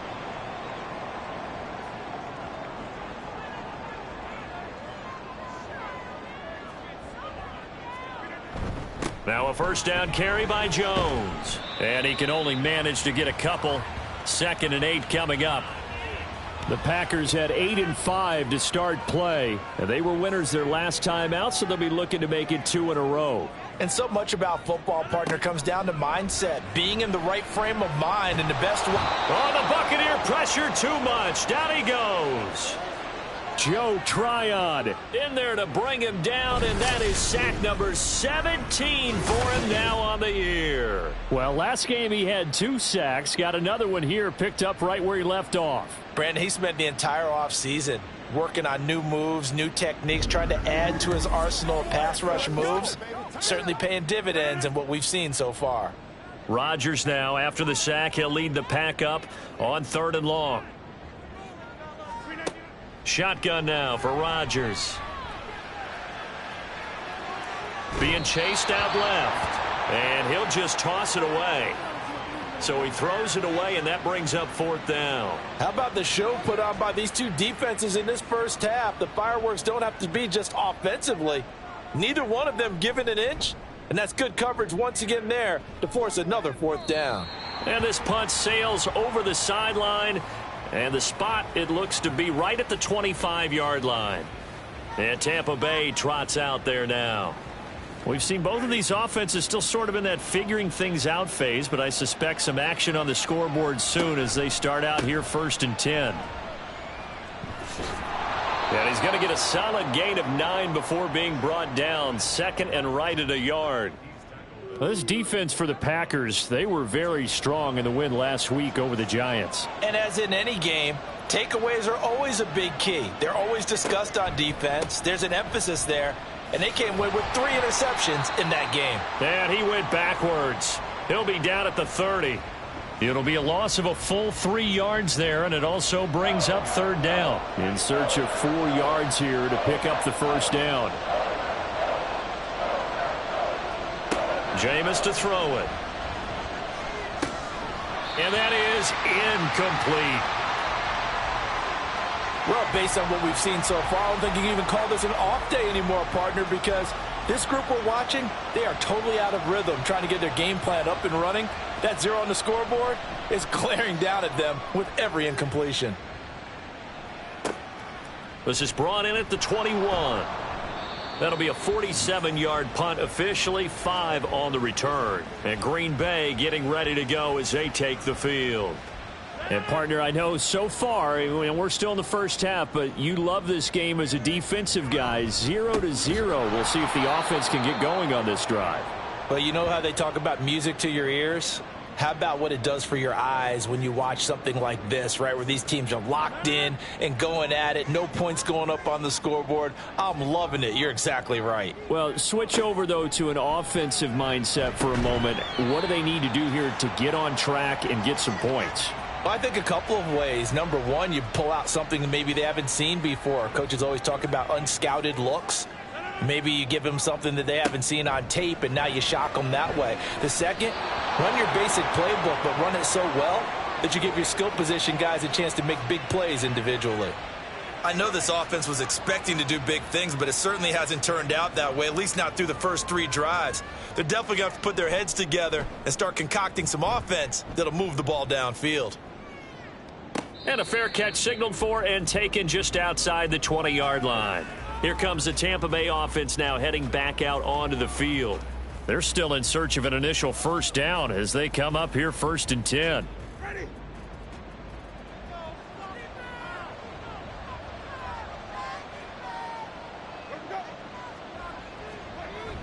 They'll start the drive with a give to White. And he'll get this up to the 34-yard line. Right off the bat, it's a 1st down to start the drive, 12 yards. If you start assessing what went wrong last week, Charles, in their loss, had nothing to do with the ground game. They ran it well. And you also have to say to yourself as a team, don't go away from what worked. That's not the reason the game was lost. Running the football over time, when you do it consistently, usually translates into wins. And they're hoping to do it consistently here. 2nd and 5.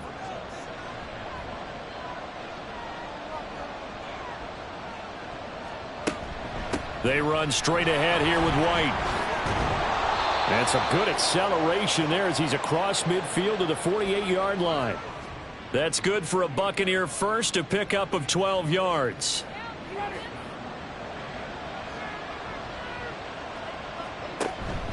They stay on the ground with White. Broke through some contact, but unable to reach the 40. 41 yards rushing for him now in the ball game. From the 42-yard line, here's a 2nd down and 4. Here's a toss right side with White. And he got blown up. Losing yardage on the play back at the 44. It'll be a loss of a couple on the play, so now 3rd down coming up. Now Winston. And that is incomplete. Oh, he had a defender right there with him to force that to the ground. And 4th down now coming up. So look at this. Here's the field goal unit coming out. And he is going to need to bomb this one. And this will be spotted on the other side of the field. It's a 61-yard attempt. Gay's kick is good. Well, Charles, the NFL record is 66 yards. That was 5 shy of that, but only a handful of guys have ever connected from 61 or deeper, and he can add his name to the list. Yeah, more and more guys are trying it. That doesn't mean the success rate has gone up. That is a long kick. Guaranteed, when he turns on his phone after the game, a ton of congratulatory texts will be awaiting him. Now trotting out there, the Packers getting ready to go. The results for them so far not that great. Well, not good at all. 3 drives, 3 punts. Yeah, and now what you're doing is you're looking at your play sheet. trying to figure out what you're going against defensively. I wonder, are they showing them something they haven't seen or anticipated in practice, and maybe that's throwing them off? Or do they just have to go to a different play calling section and try and run some offense that way? A second down pass play there, but it's incomplete. Romeo Doubs, his intended receiver. And it's 3rd and short. Coming up here looking for 3 yards to pick up the first. You look at this defense for Tampa Bay. It's quite a unit, that's for sure. Number 1 in the NFL against the pass. And since this is such a good unit at covering passes downfield, I think that last play is typical of what we might see. A lot of short passes, see if they can generate some run after the catch, but nothing doing on that one. That was well played there defensively. 2 tight ends in the formation, which essentially gave them 7 blockers up front. Hard to imagine with all that size and beef that they could let a tackler through, but that's exactly what happened. A loss resulted. Now the Buccaneer offense gets set to take over. They've got a 3-0 lead and the football as they start 1st and 10.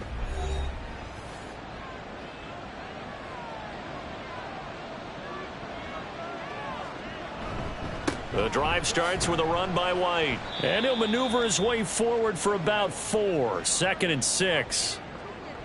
Nice chunk of yards on 1st down. It really opens up your options for what you want to do on 2nd. You go right back to him and hope he explodes, or sucker the defense in. And the pressure gets there, and Winston goes down. Rashawn Gary, the outside linebacker, coming up to drop him for a loss of a full 10 yards. Okay, I'm not sure you could actually draw up a better pass rush than that one right there. Nowhere to go outside. He had to keep backing up and backing up and backing up. Eventually dropped for a huge loss. Winston needing a big play after the sack as he leads the Bucs up on 3rd and long. Winston. And he's going to go down again. Multiple defenders getting to him there for a huge loss. If you rank 1 from the bottom in statistics, that's usually not good in this league. And this team, 1 from the bottom in sacks, but somehow they've got 3 in this game. What's going on? I know, they're 31-32. They better be careful, or they're going to be top 30 in the league. Second quarter now, and it's Buccaneer football, as they've got it with a 4th down coming up. Here comes the Buccaneers punter now, as the drive goes backwards, so he's on to punt it away. He's averaging just under 50 yards a punt as he gets this away. This will be a 41-yard punt, 3 on the return. And the Packers will have a short field to work with here as they take over 1st and 10.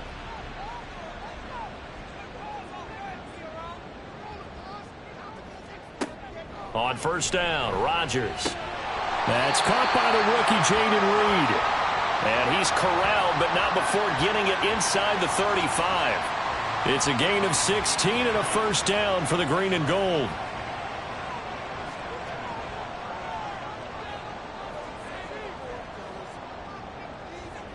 Rodgers going to throw. That one into the hands of Adams downfield. And he's brought down, but not before he reaches the 8-yard line. 25 yards that time. That's what we're used to seeing from him right there. Plays like that, why he's number 4 in the league in terms of receiving yardage. Able to make adjustments all along the way. Doesn't matter where he lines up, where he releases from. Working his way into the secondary. Figures out defenses and finds weak spots in order to get open. From the gun, it's Rodgers. Toward the end zone, but that's going to wind up incomplete. As a defensive back, you have some weapons at your disposal that we don't often talk about. And you can read the receiver's eyes, you can read his hands, and you know that the arrival of the ball is imminent. And that allows you to make a play on it and oftentimes knock it away. Touchdown, Packers! Romeo Doubs, his 5th touchdown now on the year. And the Packers have taken the lead. They went empty backfield, all their weapons out wide, so there really was no secret here to what they were going to do. No secret, but they still had to execute it, and they still had to protect the guy throwing the ball, because oftentimes when you empty the backfield, people bring pressure at you. They managed to hold in there and successfully complete the touchdown pass. Crosby connects on the extra point, and that makes it a 7-3 lead. So the Packer kickoff team set to go as they will kick this one away. And he'll elect not to return this one, so they'll bring it out to the 25 on the touchback. And Tampa Bay trots out there now. And Charles, a very uninspired effort the last time we saw them out there. It was a quick 3-and-out, and they punted the football. Yeah, and you never want to get stopped so soundly during a series, but what would be even worse now is letting it happen again right here. They've got to get going. And credit Chris Barnes rushing in there and hitting him for a loss. Yeah, another negative play in an early down situation. This one to start the drive. You're putting a lot of pressure on your quarterback to bail you out when you're in second and long yardage. Meanwhile, Winston's throw on target to Godwin here. And he'll get this one way up just shy of the 45-yard line. A gain there of 21 yards. And now at this point in the first half, you've got to realize as an offense, you're not going to get it all back in one fell swoop. This is going to be about sustained drives and making sure you finish with points. And that's a good throw there for a first down.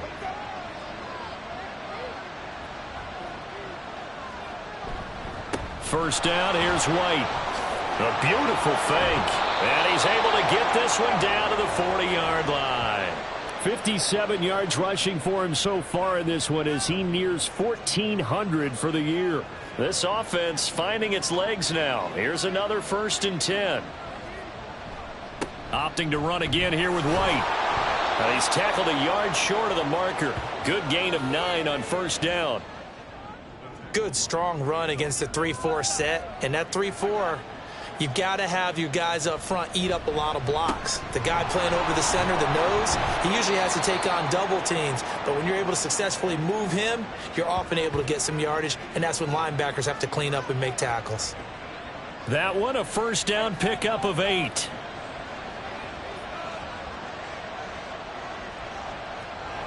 Now Winston. His throw incomplete. Well, he certainly thought he had a window to push that ball downfield, but as soon as he released the throw, the corner was there to slam that window shut. On second down, it's Jones.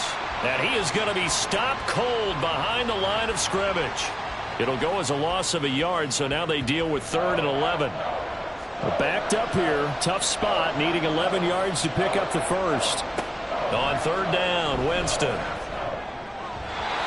And the throw there going to be incomplete.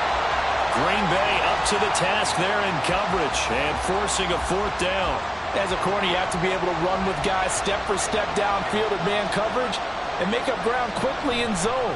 You have to put yourself in position to make plays, just like that one we saw there. So the margin shrinks there as they get the field goal to draw them a bit closer here in this second quarter. Yeah, nice snap, nice hole. They just want to keep this game close, so give them credit for finishing that one off with 3. Taking it about the 1. And his guys will get the football right at the 20-yard line. Green Bay's offense ready to go again.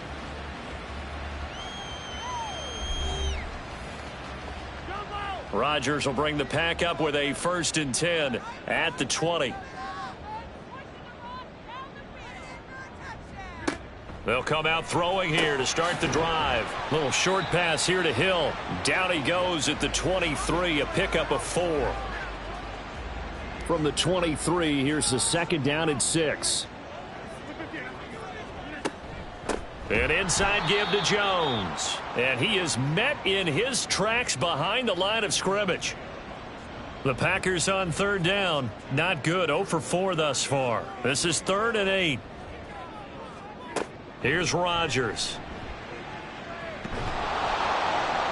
And down he goes. A Buccaneer sack.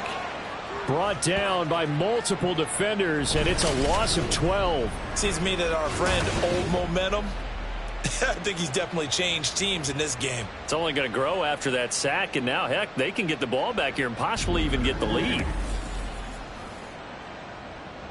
Here's J.K. Scott now, as he's on for the 5th time here today.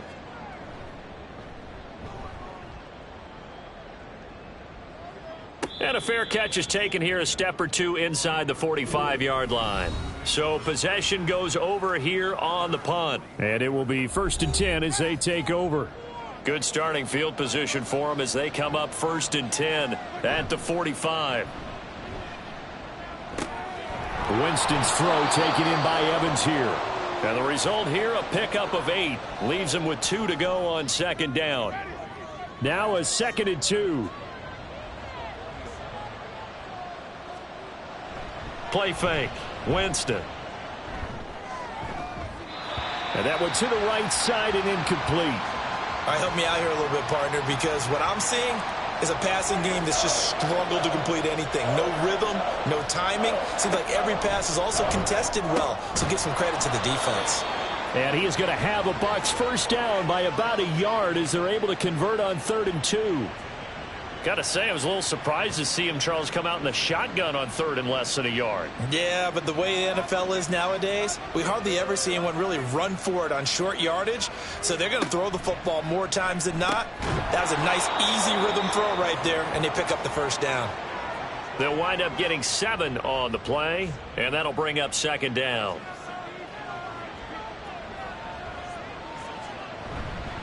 They'll go up the middle with White. And this won't be enough to pick up the first. A gain of 2, 3rd and 1. So they just need 1 yard here to pick up the first down. On 3rd and 1, here's Winston. That is caught. And he is going to have the Buccaneers first down as they're able to get the 3rd down conversion. I don't care how many times we see it. I still get a kick out of watching quarterbacks and receivers do the pass tree in pregame warm-up. But I always remember that when we go to practices, we see that after practices as well. They really tune it up, don't they? They tune it up. They know why they do it for these situations. First down. And they build that trust, and that's why they're able to find him in this type of a situation. Throwing on first down, but this one winds up to be incomplete. Here's 2nd and 10.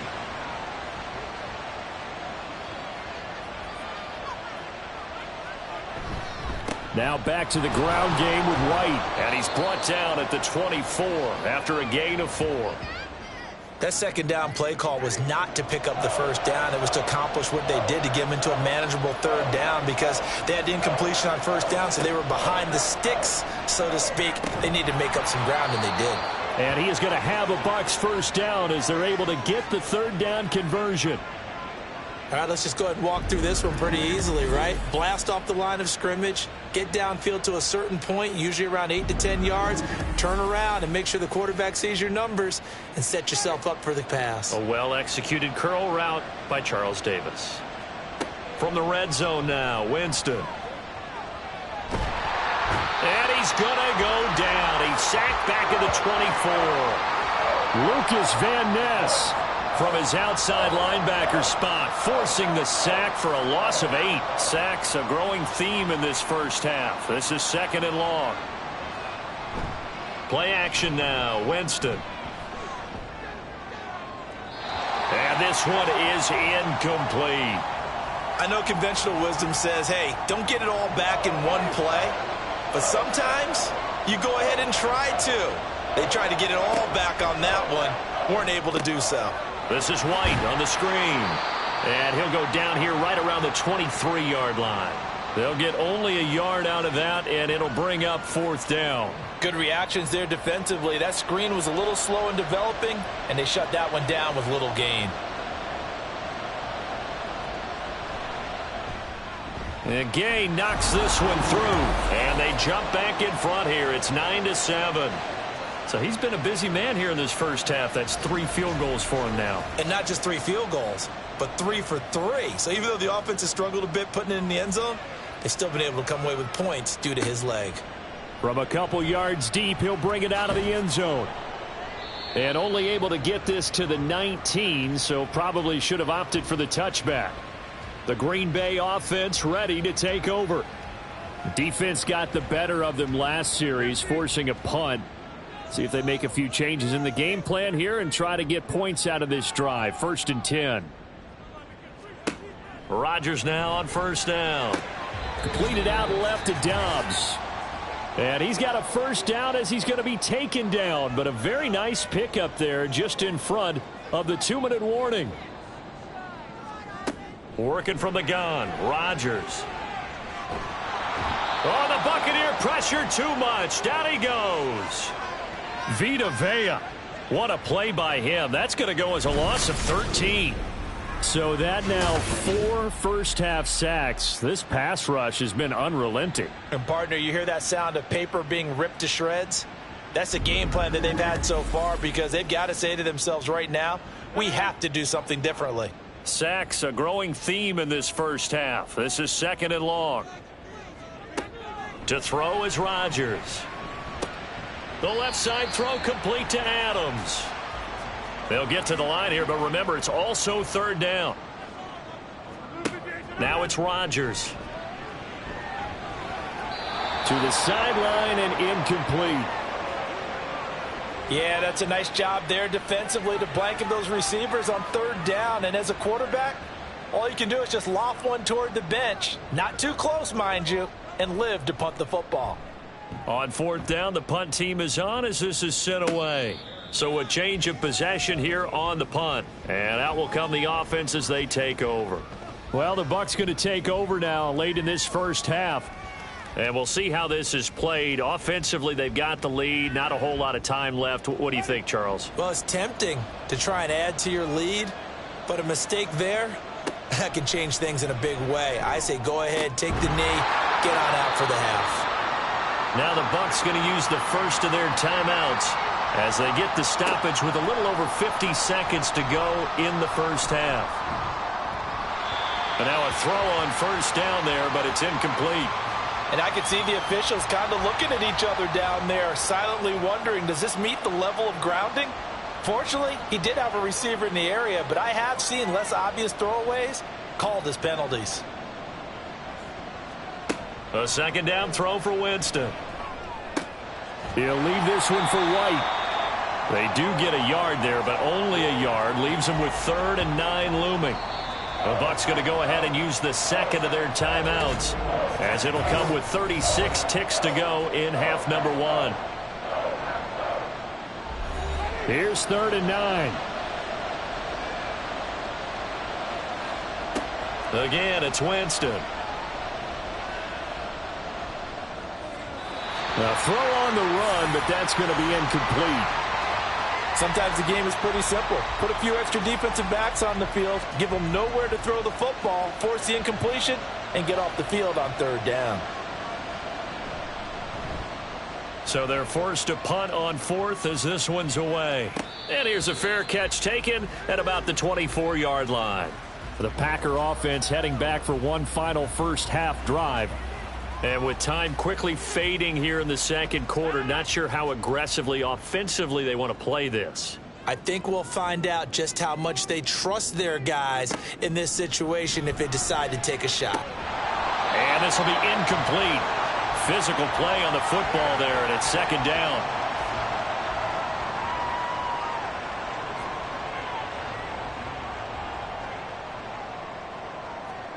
Rodgers now to throw.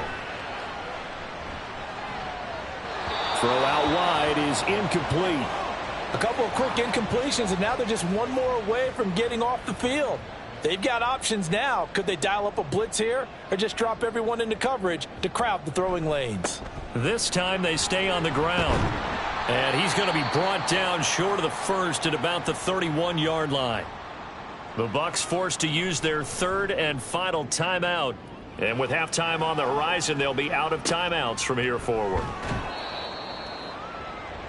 Likely time for one final snap as they start out 1st and 10. Final play of the half here, Winston. He's going to loft it deep right sideline. And it's incomplete. Took a shot, couldn't connect. So we have reached halftime here with the visiting Buccaneers out on top. As we'll head down to Orlando, that's where we find our man Jonathan Coachman at our EA Sports Halftime Report. Coach. Okay, Brandon, time for a sprint to the finish, as it's time to get you caught up with what's happening around the NFL here in a pivotal Week 15.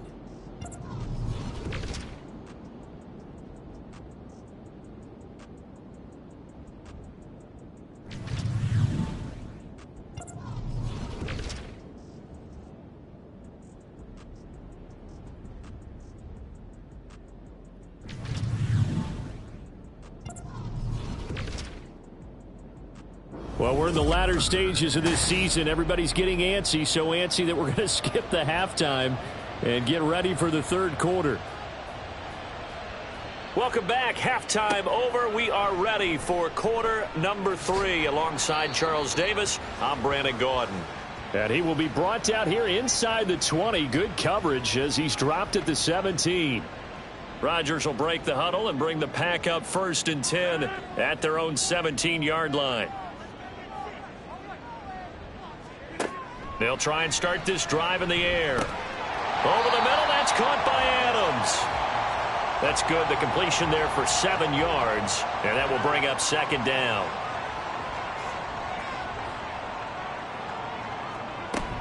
Out of the shotgun, it's Jones. And he'll get it up near the 35, right at the 34 here. 9 yards to pick up there, and it's a 1st down. We don't talk about it very often, but sometimes there's a dip in intensity when you start the second half, which can manifest itself in some sloppy tackling. And how about right there? He ran right through that weak tackle attempt. Oh, he rifles one, and that's going to be intercepted. Picked up by Jamel Dean. And to the 40-yard line, that's where the return stops. I don't think there's any other way to put it, but that was just simply deflating because you know they came out ready to go at halftime, right? Everyone motivating each other, wanting to get out there and get going. And that turnover absolutely saps your momentum. Now you're just shouting encouragement to your defense, hoping they can pick you up and give you another chance. Here comes the Buccaneers offense. They get their first reps of the second half. And their defense just helped them out by getting the football back on the opening drive here in the second half. And now can the offense follow through with points on their first possession? And that's a big one for them because after the work the defense has done, they've got a chance here to open up this lead. 92 yards for him on the ground now as he has been terrific here this afternoon.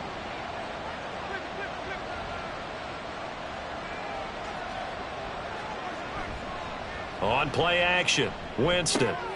He's got his tight end over the middle, O.J. Howard. And down he goes, taking it inside the 10, just shy of the 5 at the 6. 23 yards, the final tally.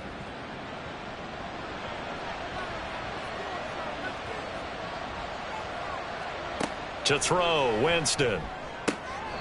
That'll bring up 2nd and goal after the gain of 5.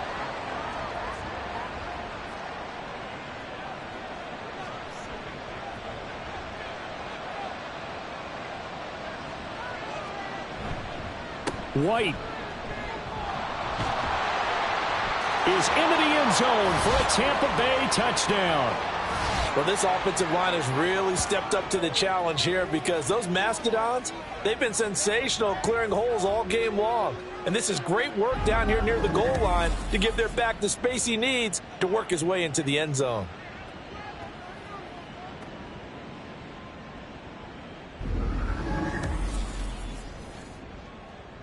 Matt Gay on for the extra point.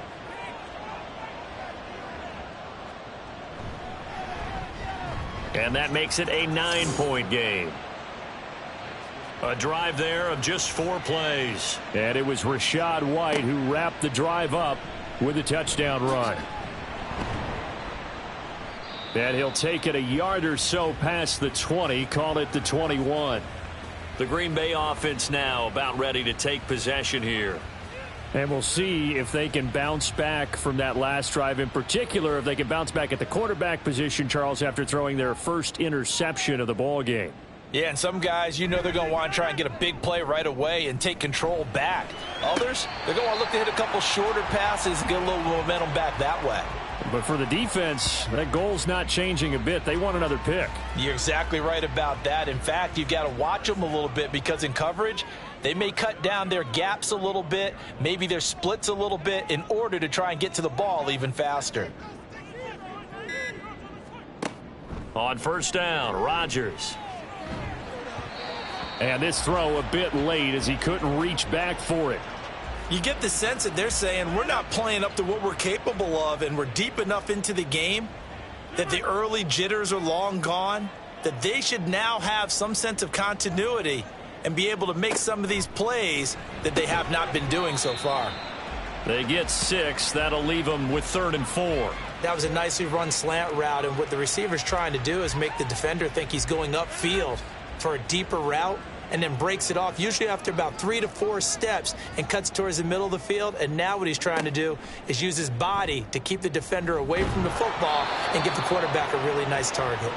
Now a third down throw, but it misses the target, incomplete. He's had trouble finding open receivers all game, CD, and that's because really there hasn't been many. This defense has been all over them. Yeah, they're one of the better defenses in the league, and every time I talk to someone around the NFL, they all say the exact same thing. They're so fundamentally sound, it's hard to execute against them. Well, Rachaad White and the rest of this Tampa Bay offense going back to work now. He's had a good performance, moved the ball effectively on the ground. Of course, he has the 1 touchdown. And when you're able to move it as effectively as you've described, that leads to finding a way into the end zone, and now he's just trying to do it for a second time. And, of course, with that comes additional yardage. Yeah, looking for additional yardage, and again, that second score here in the third quarter.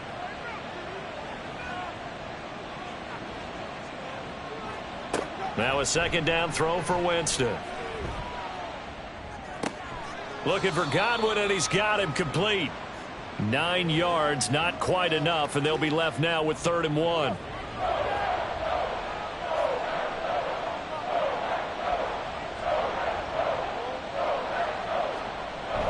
They go play action. Winston. Blitz coming, and down he goes. Quay Walker came through to make the sack. This is a little hard for me to compute because I'm watching sack after sack happen, but somehow they're still behind in the game. I would expect all of this defensive pressure to translate to them taking a lead, and thus far, it hasn't happened. Time's winding down. They don't want to waste this type of performance from these ace pass rushers. Here comes the Buccaneers punter now, as they're forced to kick for the 6th time today. And a fair catch called for and made just inside the 35-yard line. Another drive coming up for this Packers offense. And our game's hit a little bit of a lull here, a little bit of a snag. Punts on back-to-back drives. And old-school coaches don't necessarily mind that. Didn't turn it over, right? Didn't create a big play for the other team. Right now what you're looking for is, can you gain an advantage in field position? And that's what both teams are seeking right now. Yeah, they'll be seeking to gain that advantage here on this drive. Kalijah Kancey. Credit him with a sack as he buries him for a loss of 10. It has been a rough afternoon for him trying to get rid of the football. See, that's now 5 sacks. How'd you like to be the offensive coordinator, the offensive line coach, trying to come up with an answer for this pass rush? What blocking assignments do you change? Can guys play a little bit better? And we're seeing the end result on the scoreboard. Long day in the pocket for their quarterback. That's complete to Dobbs. A nice pickup there, 19 yards. And they're set up better for 3rd. They'll come to the line needing only 2 yards to gain the first here. They'll try and run for it with Jones. And he's got a first down as he's up to the 48. Now it looks like we'll get a timeout, and we will. We've got an injured Packer on the field. So as the medical staff takes a look, we'll step aside.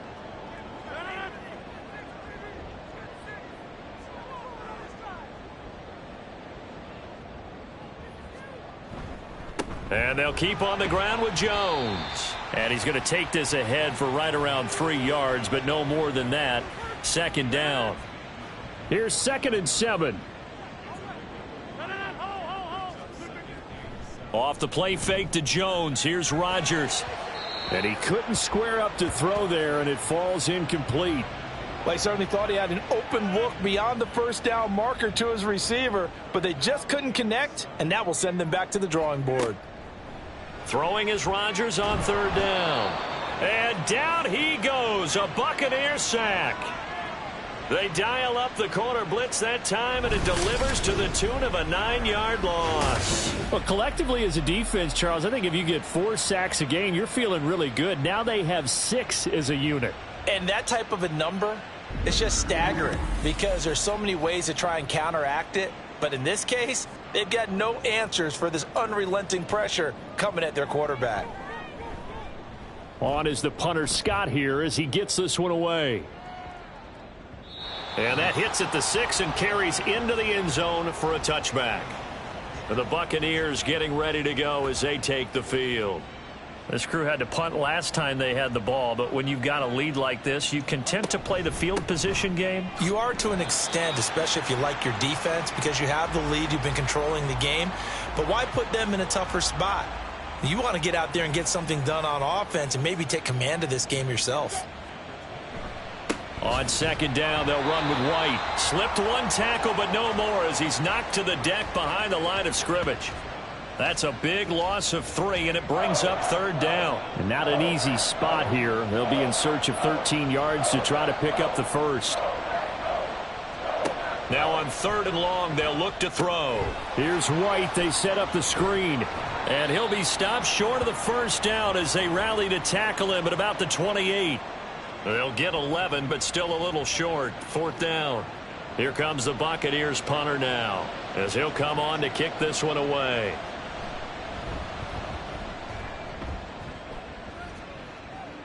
And the fair catch is made at about the 27-yard line. A 41-yard punt there with no return. And it'll be Packer football here. 1st down and 10.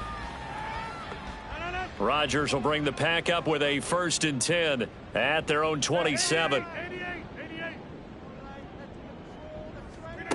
They'll come out throwing here to start the drive. Now this aired out deep for Reed. That's going to be knocked away and incomplete. I'm sure this isn't a novel thought, but maybe run some simpler routes instead of trying to get it all back in one shot. Defense certainly appears to be ready for them. Try and get it back little by little instead of in big chunks. To throw, it's Rodgers. And the defense has it covered. It's intercepted. Picked by Antoine Winfield Jr. Oh, and I saw the pressure coming at him. That just looked problematic. Hit him as he threw it, and the interception ensued. Let me pay homage to the man who stood in this spot before. He always talked about how much pressure is in the face of a guy, and can he step into a throw. And when you can't do that, oftentimes interceptions result. And Tampa Bay trots out there now. And they'll have good field position here following the interception and a chance to build on their lead as they start with a 1st and 10. From the 34 now, here's 1st and 10. Now a give up the middle. This is White. And he'll do a nice job here just to fight his way back to the line of scrimmage. No gain on the play there. 2nd down. They've called his number a lot this afternoon. You wonder how much tread is left on those tires. We certainly do, but I always think back to one of my favorite coaches in the NFL. And he used to have a meeting with his running backs every year in the offseason and say, look, as many times as you're going to carry the ball, you should be able to carry it one more time, so make sure you get in shape.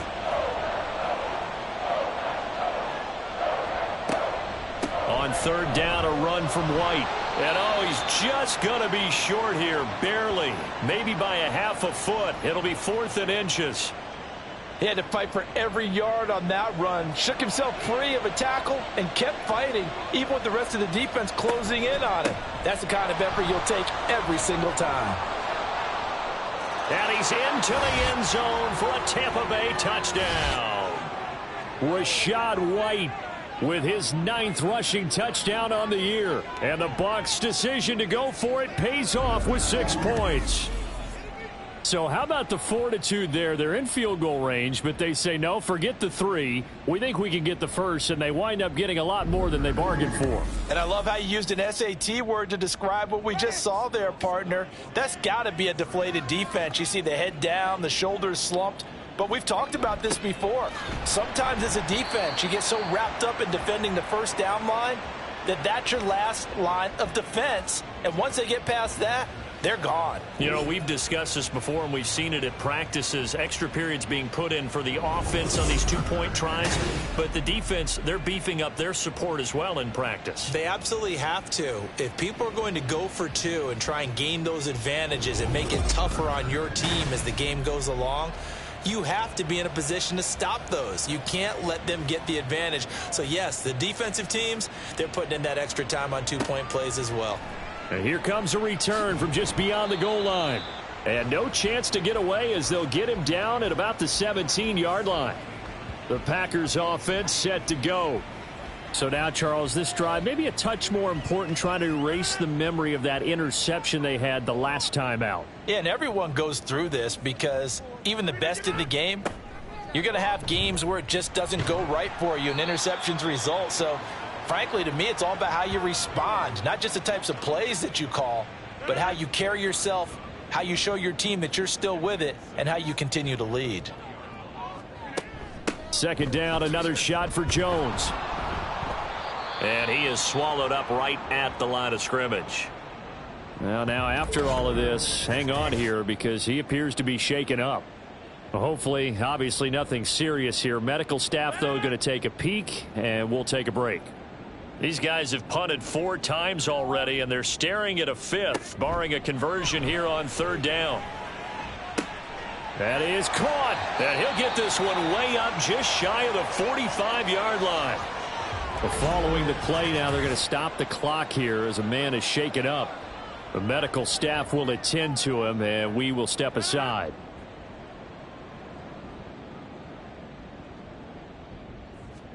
On 1st and 10, here's Rodgers. Got Dobbs over the middle. And he's going to get this all the way down inside the 35. That's back-to-back plays of over 20 yards. It's taken a while for this offense to get going. A little creaky at the start, but they're oiled up now. A nice throw there, and they're really putting together a good drive. So from Buccaneer territory now, it's 1st and 10 at the 34.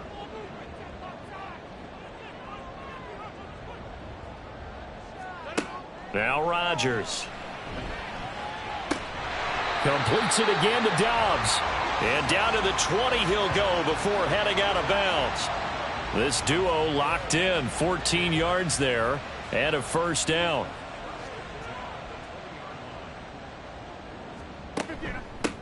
Rodgers going to give this one to Dillon.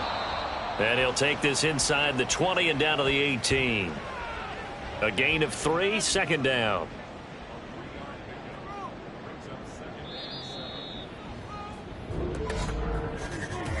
We're off to the 4th quarter here in Week 15. Happy holidays to all. We'll return with more after this. You're watching the NFL on EA Sports. Back now at Lambeau. They'll come up 2nd and 7. It's the Packers who have the football, but in need of points as we begin quarter number 4. It'll be a gain of 5, and it makes it 3rd down and 2 yards to go.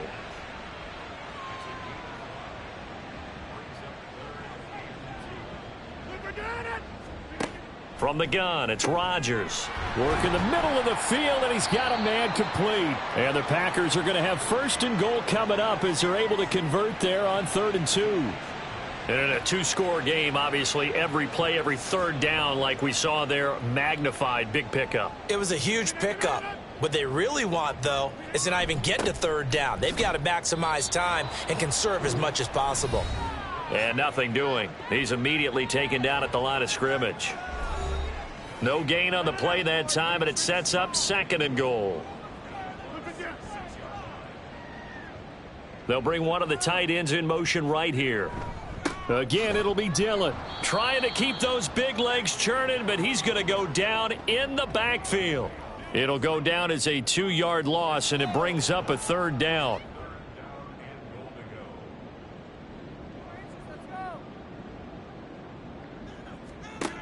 Shotgun now for Rodgers. To the goal line, but it's incomplete. So now on 4th down, Rodgers will give way to Mason Crosby for the field goal try. From the left hash, a chip shot here. The kick by Crosby is good, and they're hanging around here as the lead's down to 12. Well, no field goal attempts for him until the final quarter, but no hesitation on his end. He comes right out and nails his first field goal try. And give him a lot of credit, too, because he stood there the entire ball game but has managed to stay with it both mentally and physically. When they called on him, he was ready, and he knocked it through the posts. And the decision to come out of the end zone is going to cost him 5 yards as he's taken down right at the 20. Offense heading back out, and with them comes Rachaad White. He's already hit pay dirt twice. He's up over 100 yards. He is feeling good. and he's just zipping along today. Everything coming together for him. It's that type of a day that you see a back just kind of have a grin on his face every time his number is called, because he doesn't feel like there are going to be any lost yardage plays, nothing but big-time positive runs. Making the sideline grin as well. They will run with White out of the shotgun, and he'll manage only a couple here up to the 25. That's it. That's what you want. Straight ahead positive gain. Just keep that clock ticking. Winston. This is White on the screen. And he takes us beyond the 35 before going out of bounds. It's a gain of 11, and the Bucs have a first down. And that pickup of a first down, that's going to leave a mark, because they really needed to stop them there, didn't they? Oh, so frustrating. Defensively, you're a play away from getting that football back here. Down late, tough. Now they've got to find a way to create a turnover or takeaway. Otherwise, this one will probably get away from them. Running out of the gun with White. They're going to snuff this play out behind the line. We have not seen that much today. Rashawn Gary that time through the line and getting the tackle for loss. After the loss, they'll come up 2nd and 13.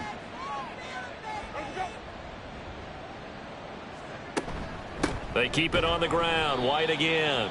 And the defense closes quickly there. He'll get maybe a yard to the 33. 3rd down and 13. To throw is Winston. Looking sideline, and he's going to have his man as he was able to walk the tightrope there for the completion. They'll get 11, but still a little short. Matt LaFleur loudly voicing his objections to that previous call. He's going to throw out the red challenge flag. Did he keep those feet in bounds? That's the question they've got to decide. And I got to say, watching it in real time, it was awfully close. Yeah, it certainly looked like a heck of a catch, because he didn't appear to bobble it, which could complicate things. But even with the benefit of replay, that's pretty tight. Well, here's the call. Winds up a very good call there defensively to challenge that one, as that now will wind up an incomplete pass. Returnable for Watson. The Packer offense now ready to get back onto the field. Their defense was able to force the punt. That's the good news. But this is still a 2-score game, and they need points on this drive and in a relatively quick manner. They'll run with a backup. This is Williams. Takes this up just short of the 30, but he was able to avoid that earlier tackle. Nice move. Now 2nd and 3. Rodgers gives this to Jamal Williams. Trying to run inside, but nothing there. He got maybe a half yard at most, but officially they'll be left with a 3rd and 2.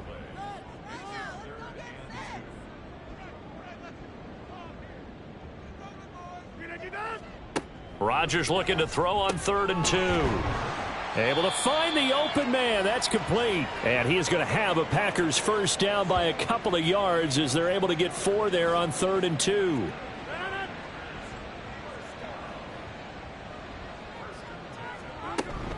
From the gun, it's Dillon. And trying to push forward, but he is going to be stuffed up in the backfield. Officially, it's a 1-yard loss. That's going to bring up 2nd and 11.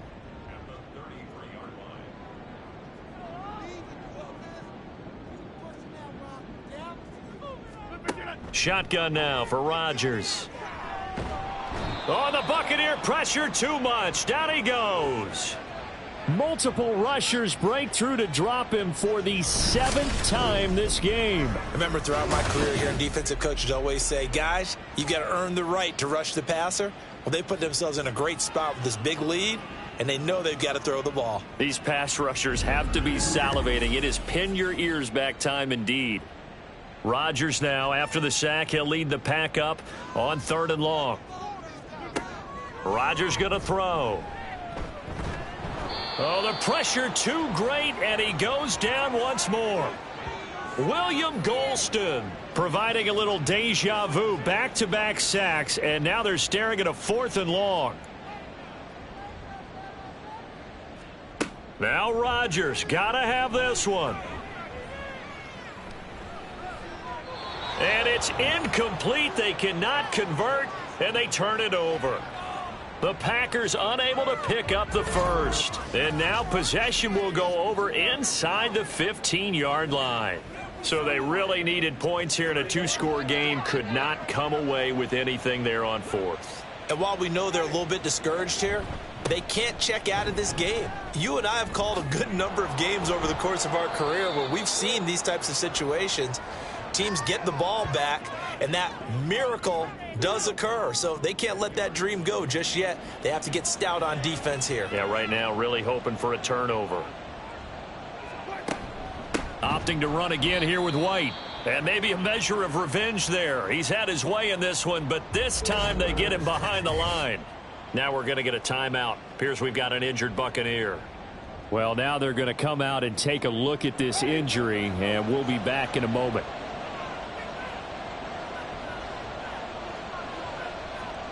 Third and short yardage. Winston firing quickly here, and that's complete.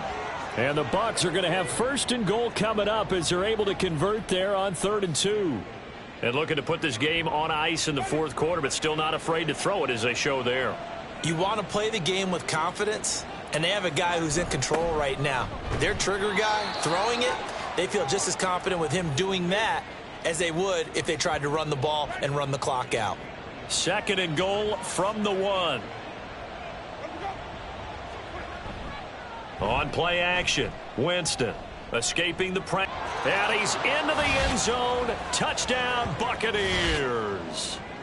Jameis Winston punching it in from a yard away. And the Bucs look like they're going to get back in the win column as they extend their lead here in this fourth quarter.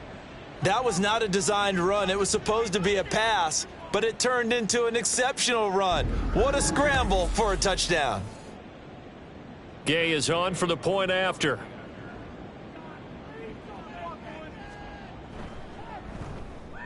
And that one makes this a 19-point game. So that drive spanned 5 plays. And it ends with a 1-yard touchdown run. And this will be a touchback, so they'll bring it out to the 25. The Packers offense now, they get ready to head back onto the field. Charles, we know that this offense is aggressive. We saw that last drive. They went for it on 4th down, didn't get it. Then they give up the touchdown, so now you feel like they really need to respond here. They certainly do, but let's face it. Sometimes when you take that risk, you understand if you fail, a little more onus goes back on your ball club to try and pick themselves back up.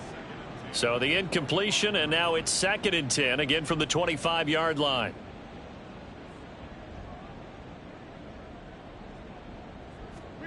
Working from the gun, Rodgers. And this throw incomplete.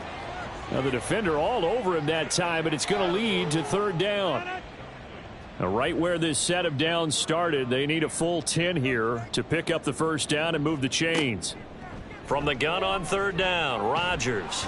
And down he goes, a Buccaneer sack. All right, they're going to try and keep hope alive here on 4th down. They're going for it. Now they go for it on 4th, but this one is going to wind up incomplete. The Packers unable to pick up the first. And the Bucs are going to take over with excellent field position to boot. Well, at this stage of the game in the second half, down 3 scores, I guess they felt like they needed to push. And let's face it, with this deficit, if they give up another score here after they didn't get it, does it really matter? Right. It really doesn't. They had to go and try and make something happen if they had any chance of winning this game. And he finds a little bit of room, enough for 4 yards. It'll be 2nd down. The ball resting on the 20. Here's 2nd and 6.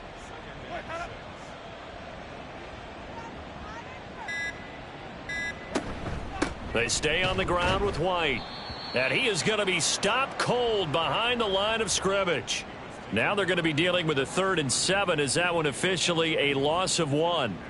On this day, the ground has been his, but at least on that individual play, we just saw the defense finally with a win. Yeah, they finally got one, and that's a win for them, but all game long, he's seen the holes, and they've been huge for him. Kind of like a baseball hitter in the zone. The ball seems bigger, and he's just whacking it. These guys, they've got it going today. And they will touch him down, but not before he gets the first. 12 yards on third down as the drive rolls on.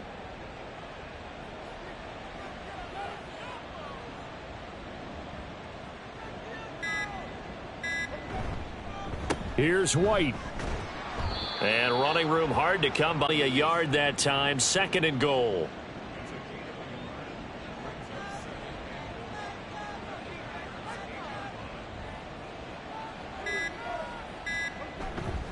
Once again, it's White. And that play going absolutely nowhere as he's belted before he could get out of the backfield. And we'll pause here for an injury. I believe that's a running back. Yeah, that's Rashad White, who's shaken up. Now, the medical staff is going to come out here and take a look, and we will take a short break. 3rd and goal, the ball at the 11. And he'll fight his way down inside the 10 to the 9-yard line. And 3 yards on the carry there as his defense holds strong and takes it to 4th and goal. And well, they could just run this clock out, but here is the field goal unit on 4th down. And his kick is indeed good, and that will extend their lead even further. Well, ultimately not really sure that they're going to need those 3 points, but they'll take the 3 and they pad that lead. Yeah, this one's already wrapped up, but you and I both know if you're an offensive coordinator, you never let up on the gas unless the head coach tells you to do so. And maybe you've actually clicked him off in your headset so that you can keep calling plays and trying to add to this lead. And that final kickoff concludes the ball game, partner, and one side a really nice win in this one. They were good on offense and on defense. And I'm guessing in the other locker room, partner, the head coach is just telling this team, hey, we didn't play well enough to keep it close enough.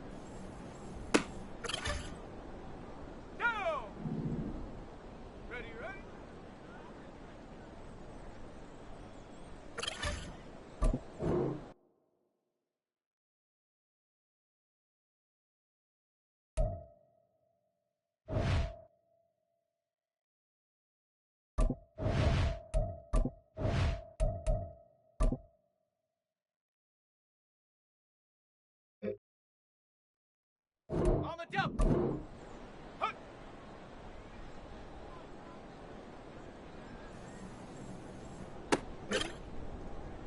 Let's go now. Hut.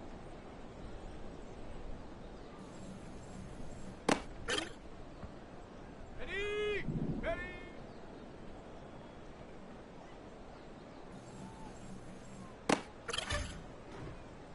Set up. Hut, hut.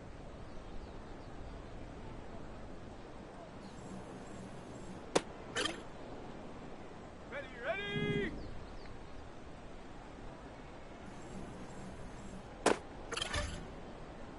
Ready. Go.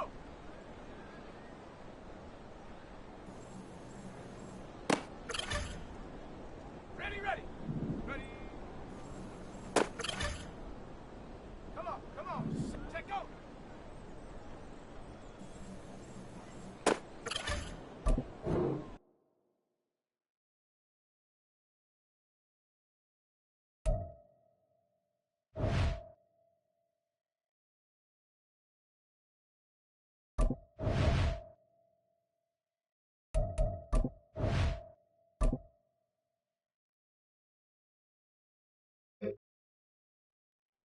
Set. Ready. Ready.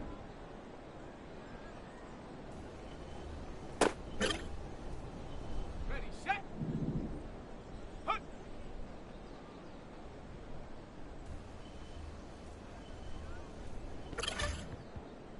Set.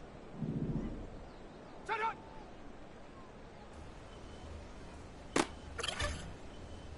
On the set.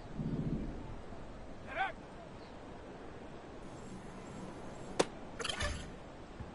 Here we go, here we go. Let go.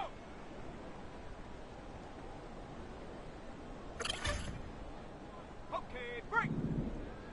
Huh.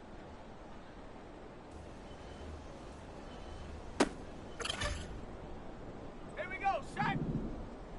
Set. Let's go. Ready.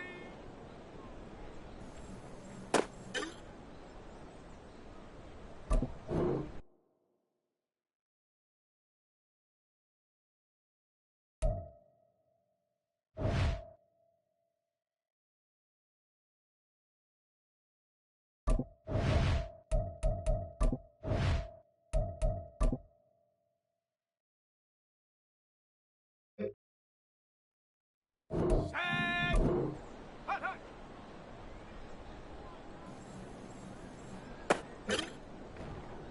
Go. Go.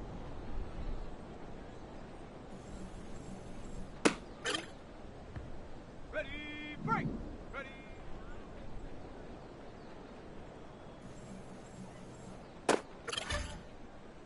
Okay, ready. Set, go.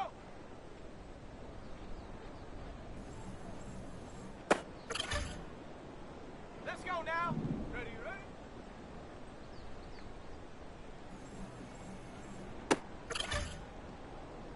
Set up. Hut. Ready, ready. Set up.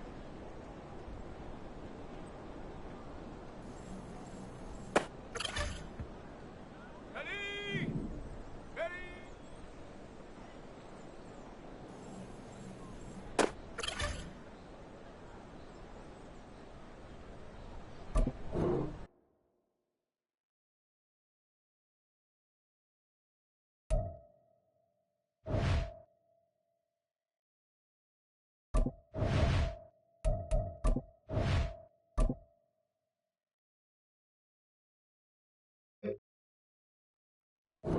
Come on, set.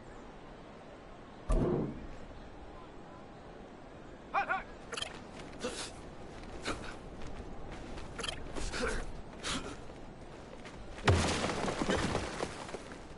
Set. Ready. Hut, go.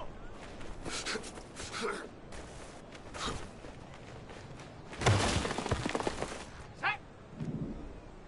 Go.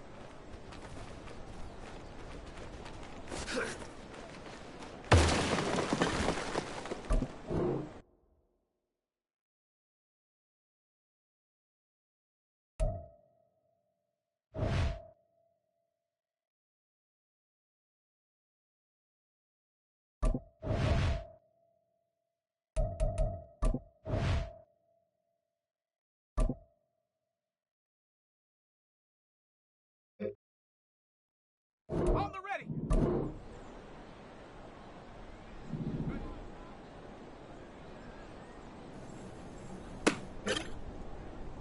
Here we go. Here we go. Ready.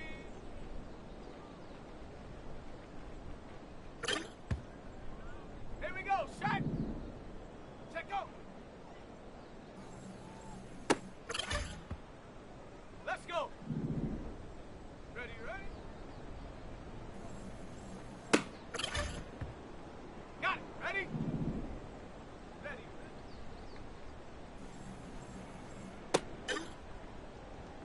Set. Set go.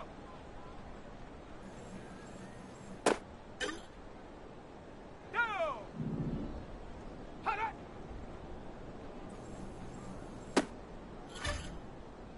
Ready. Hut.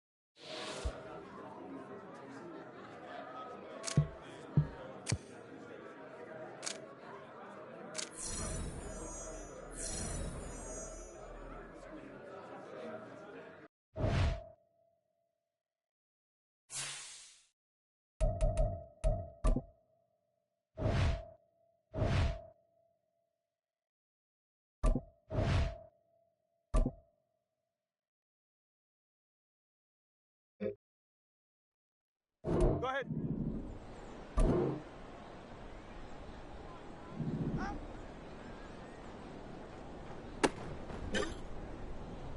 Hey, get set. That.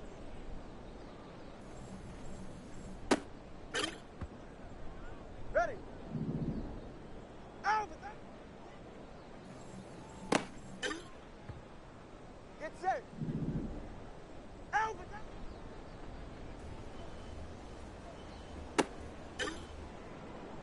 All right, come on. Out with that.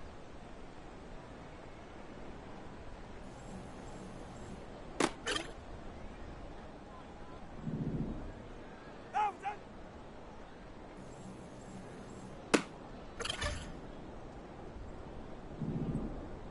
Out with that.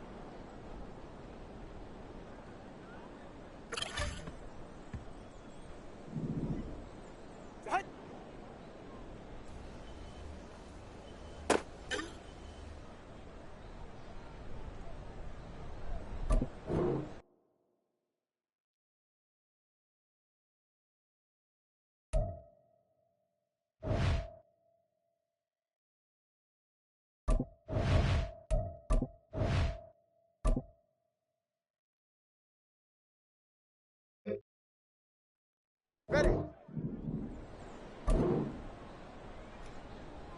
Get on,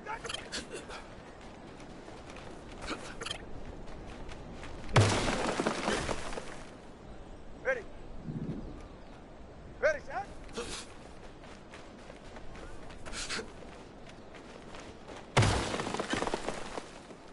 Slide.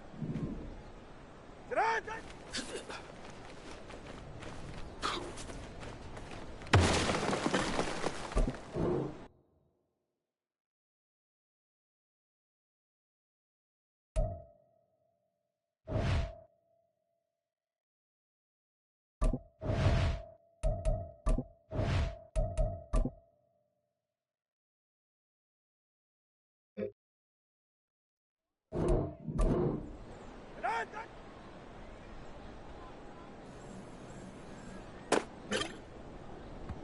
They're right here. Set.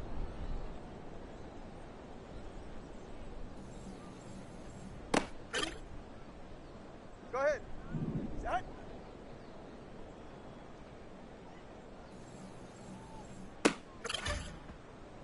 Ready. Out.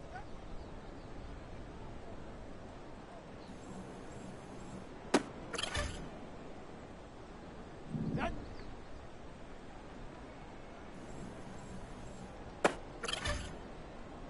Get set. Out.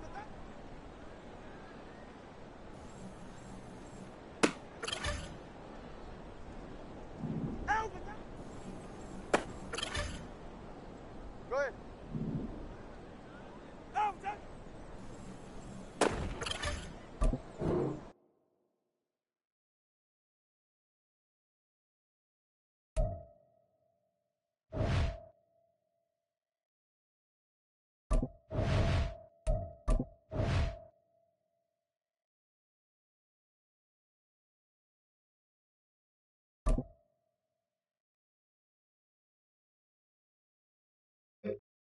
Ready, set.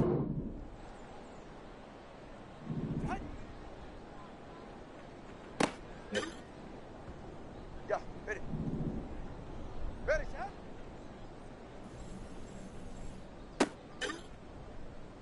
.44, ready.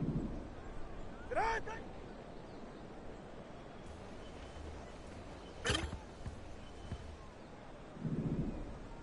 Get on, set. All right. Set. Ready. Get on, set.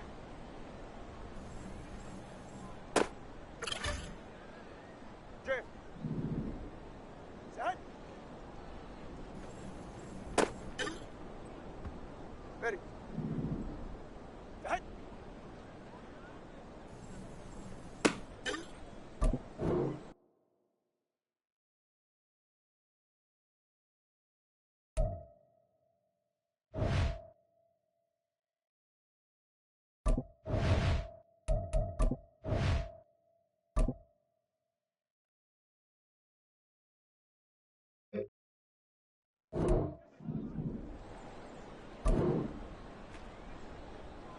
Out.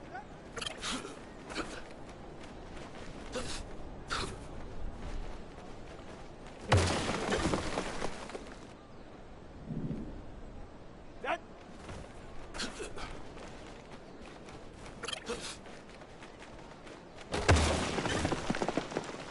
Get set. Go ahead. Out.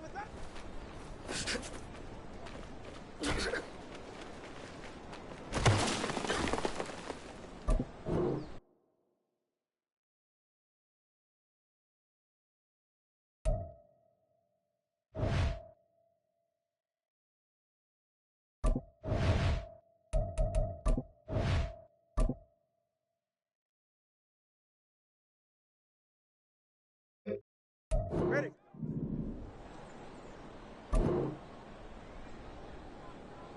Out. All right. Out.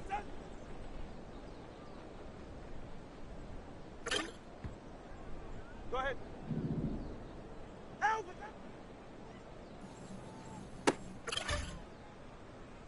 set. Out, set.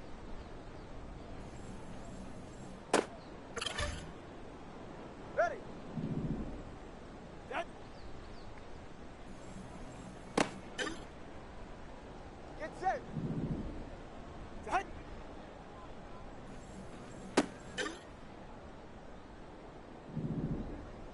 Ready, set.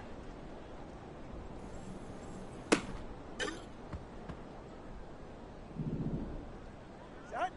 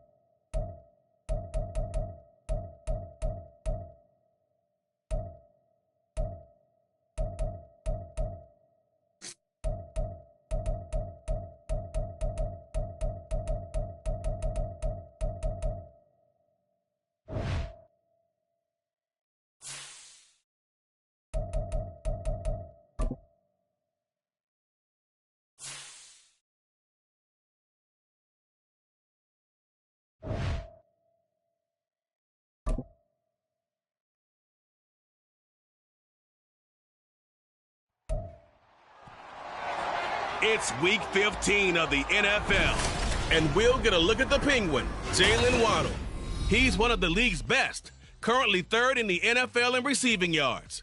It's the Dolphins and the Jets, and it's coming up next on EA Sports. From beautiful South Florida, there's a look at Hard Rock Stadium in Miami. Today on to Week 15 in the NFL, and we've got a good matchup in store, as it'll be the New York Jets taking on the Miami Dolphins. Hi, everyone. Brandon Gaudin, Charles Davis. Charles, you look at the Dolphins as they enter play in this one. And losers their last time out, so they'll look to make amends here. And one of the best ways you can do that is to be at home, and they are. They're going to try and ride that home crowd and that wave of emotion to a victory in this one. Meanwhile, for the visiting Jets, whatever promise they had to start the season fully evaporated now as they come in losers of 6 straight. And sometimes when you're in the middle of a losing streak, being on the road is exactly what you want. You can only depend on each other. Let's see if they can use that as fuel in this ball game.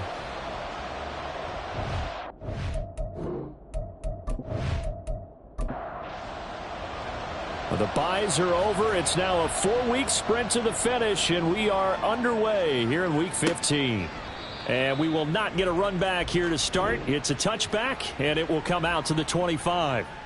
So now here comes the Jet offense as they get ready to take over. They'll be led out by Zach Wilson, former 2nd overall pick, now in his 3rd season out of BYU. Would you say that last week's performance by him, workmanlike? Yeah, that's the bottom line for him. All he cares about is how do we find a way to win the game. Maybe he leans on a few other parts of the offense and hopefully springs a receiver or two free.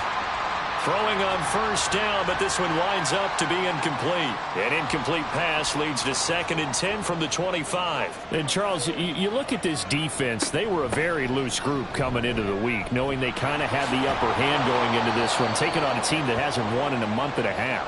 And that works well for you if you establish your dominance early in the game against a team that's struggling. But if somehow they fashion some plays together early, knock them back on their heels, that looseness can be used against them. Then they're trying to scramble to make sure they get their game right. They run on first down as they're able to get this forward for about 4. The numbers on the ground for Carter a week ago. 16 carries, 66 yards, and a touchdown. How about we shine a little spotlight on the offensive line? Those big guys up front are creating nice space, nice gaps for them to run through. I think he's going to go for over 100 yards in this game. Quick hitter here, it's complete. And he's able to take it across midfield before going out of bounds. So now 1st and 10 as they've crossed into Miami territory at the 49-yard line. Carter straight ahead. Some extra space following the display of power. Down just inside the 45. 5 yards is the tally on first down. That brings up 2nd and 5. Here's Wilson. Had his hands on it, but dropped it. The rookie making a little bit of a rookie mistake. 3rd down. They'll need 5 on this play to move the sticks. To throw is Wilson. Oh, he tries to force it in, and it's intercepted. Picked off by Bobby McCain. And the Dolphins will take over here as they get it up to the 43-yard line. So far this season, this defense has had their issues against the pass, so that's a great sign for them to get the early pick. Yeah, confidence builder for them and an absolute shock for the quarterback because he went into it. He saw the numbers we saw. He watched them on tape. I think he came into this one thinking this is going to be a big day, and it very well could be. But early in this one, advantage defense.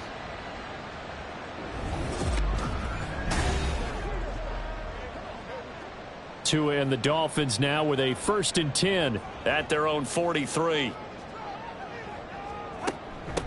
The drive starts with a run from Achane. And this one not going anywhere. They get him at the 44 for a gain of just a yard.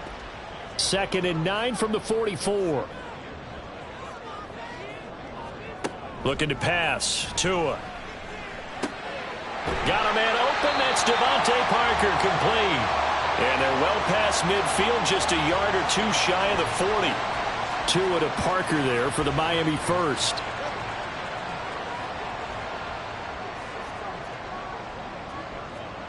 Tua going to throw. And that's going to be incomplete. Too tough to hold on to that one. It's 2nd down. 2nd and 10.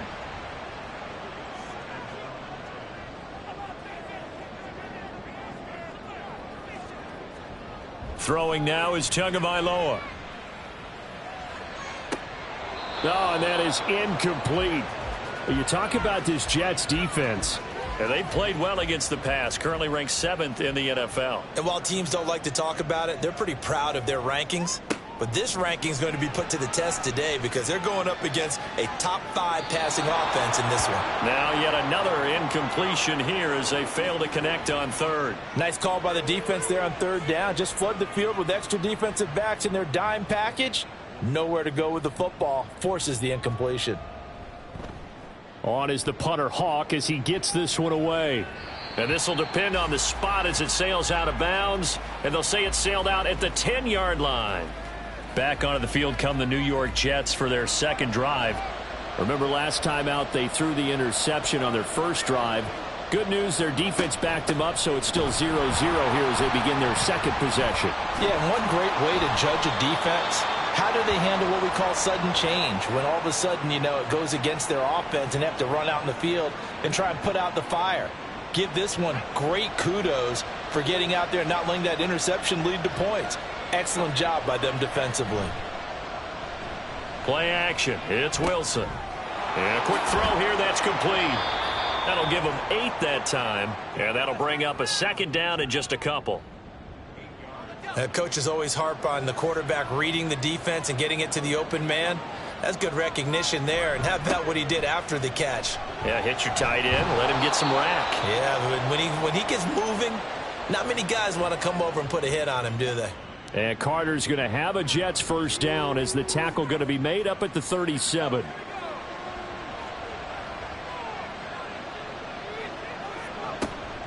They'll go again with Carter. And he's going to be met at the line of scrimmage and taken down. Officially no gain on the play, and it's second down.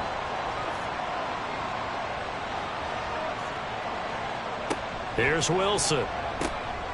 He finds his man, complete. That's Wilson. And a 5-yard gain gets him to the 42. They'll come up facing 3rd and 5. Now it's Wilson. That is caught. And he is going to have a Jets first down as he's able to get 8 yards there on 3rd and 5. We've seen quite a bit of the short passing game here early on first quarter, haven't we? We have, and I think it works a couple of ways for this team because, number one, you throw the short game until they stop it. And if they're not going to stop it, you keep throwing it, and occasionally you'll break a tackle and turn it into a bigger gain.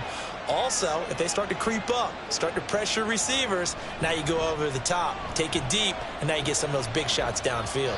And now a throw on first down there, but it's incomplete. They had their backs up against the wall a little bit, and they come through by forcing an incompletion.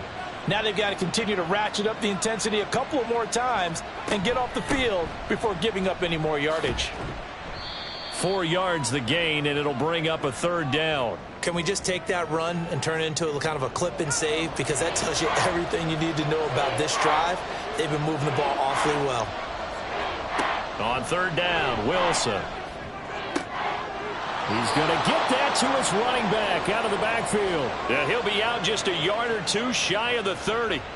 The Jet passing game in rhythm. They've got another first from the 32 now. Here's 1st and 10. Shotgun snap and a give to Carter. Pushes past him. And inside the 20 before he's brought down. 61 yards rushing for him as he's got the afternoon off to a great start. So here's a 1st and 10 now down inside the 20. Play action. Now Wilson. And this will be caught in the end zone. Touchdown, Jets. Jeremy Ruckert, his 2nd touchdown on the season. And the Jets go coast to coast and finish the drive off with 6 points. The losing streak had taken on a life of its own, and I think it infiltrates a team when you're on that much of a slide. But this group has managed to focus, come out early, and put a touchdown on the board. They look like they mean business in this one. They do. Now the key, holding on to that attitude, because, man, that streak has been a struggle for them. Extra point by Marr, up and good. And it's now a 7-0 game. Following the touchdown, here's Marr to kick it away. Jakeem Grant now to return. And he'll get it up past the 20 to about the 22. So the Dolphins offense heading out as we give you a look at the playoff race in the AFC. Now the current playoff picture, and you can see they are one of those 3 wildcard teams, at least for the moment, but they have not clinched that spot, Charles. And look, their message has been clear. We're keeping our foot on the gas to the very end. And how about the theater and the drama that's involved? And now this is intercepted. My goodness. And they're going to be set up in the red zone right around the 17-yard line. But when I looked down, he was kind of shaking his head right after he threw that pass. What did you see? Well, from a defense's perspective, anytime you have your eyes back towards the quarterback, you're in a position to make a play on the ball, whether it's a big-time play by you or an overthrow by the quarterback. You have a much better opportunity. New York set to take the field.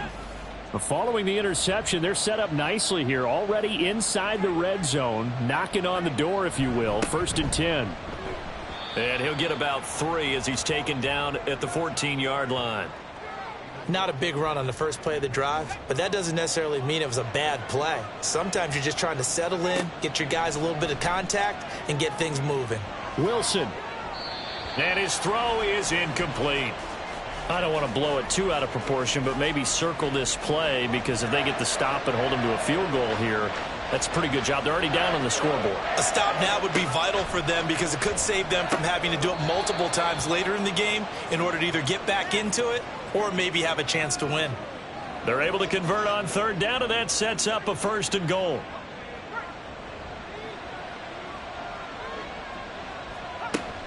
Carter.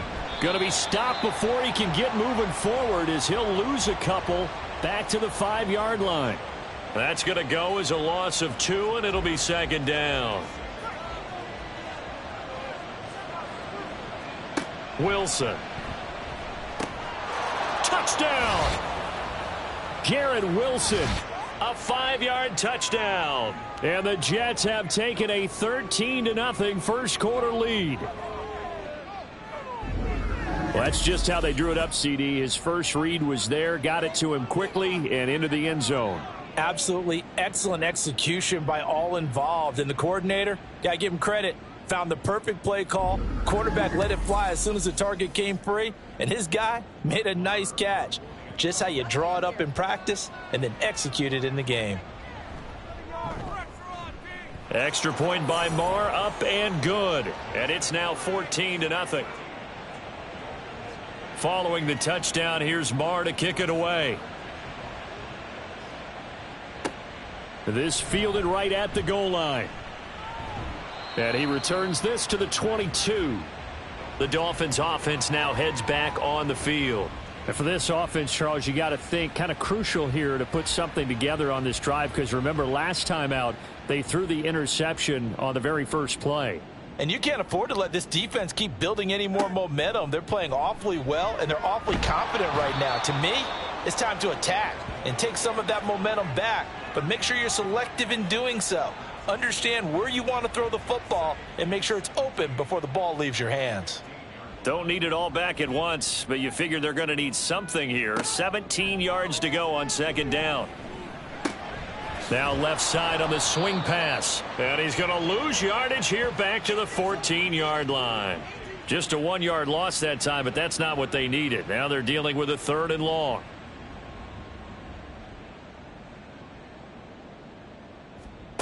From the gun, it's Tua. And incomplete. He had nowhere to throw, so he just tossed it away. But that brings up 4th. That makes them now 0 for 2 here in the first quarter on 3rd down conversions. And now they'll look to their defense because they need them to step up so they don't fall further behind here in the early going. Here comes Dortch on the return. It'll be a 47-yard punt with a net of 40 following a 7-yard return. And the Jets will take over 1st and 10. So out now come the Jets. And partner, just looking at some of the struggles they've had this season, the playoffs are not in their future.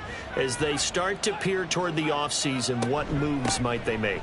I think the running back position, and I know we talk all the time about the NFL being a passing league, but the teams that run the ball effectively, they're the ones that go deep into the playoffs and go to the Super Bowl. They have to upgrade here. And you and I both know in recent years in the draft, people have shied away from taking a runner early. But if there's that special one there, I say they go get him. Now here's a throw that's complete. Second catch for him today, and it'll wind up a 1st down.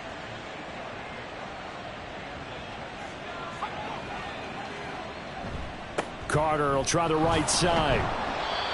Just a yard on the 1st down carry, so it's 2nd and 9. You talk about this Miami defense. They're trying to cover up some holes in the secondary. Right now, bottom 5 in the league against the pass at number 28. And I think you're going to see some changes in the offseason, whether it's through the draft, free agency, maybe even both. They definitely need some help in the secondary. A 2nd down pass play there, but it's incomplete. The line to gain is the 33 on 3rd down.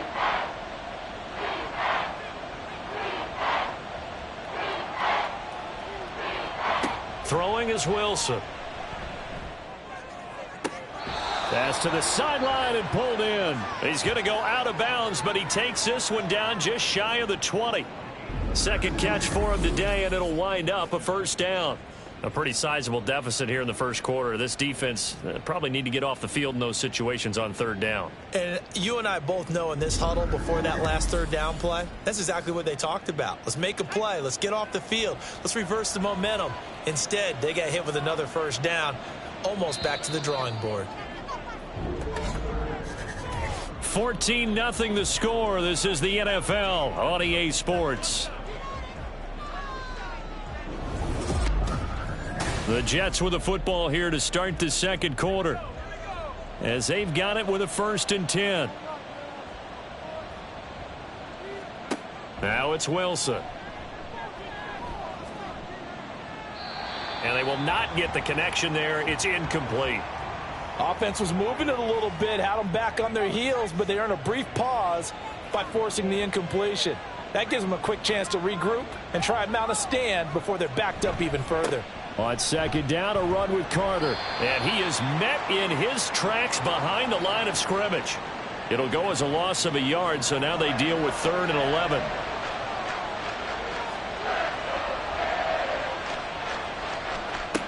Out of the gun, here's Wilson. And he's going to be taken down here. A sack back at the 32. They dial up the corner blitz that time, and it delivers to the tune of a 9-yard loss. But that's what they have to do more of defensively. Not just getting sacks, but they have to keep getting in his face, not let him get his feet set and deliver. He's been carving them up previously. Yeah, already has a couple of touchdown passes. About time they put a few grass stains on that jersey.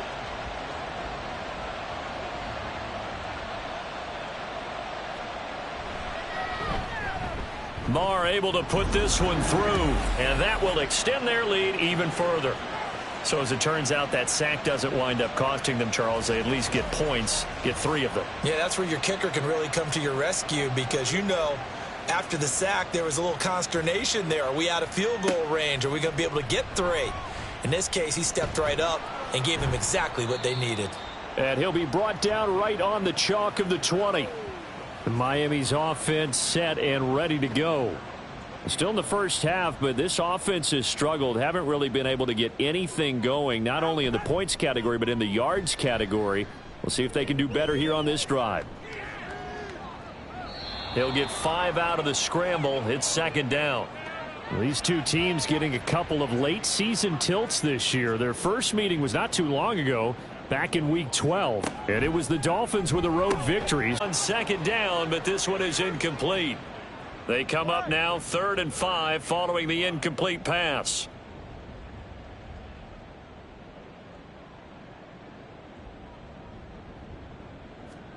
Tua sets up to pass it. This one complete to Jalen Waddle. And he is going to have the Dolphins first down. He needed 5. He got it barely, as it will officially go down as a gain of 5 yards. Now Tua on the bootleg here. And that is incomplete. Oh, the coverage a little too good there, and it's second down.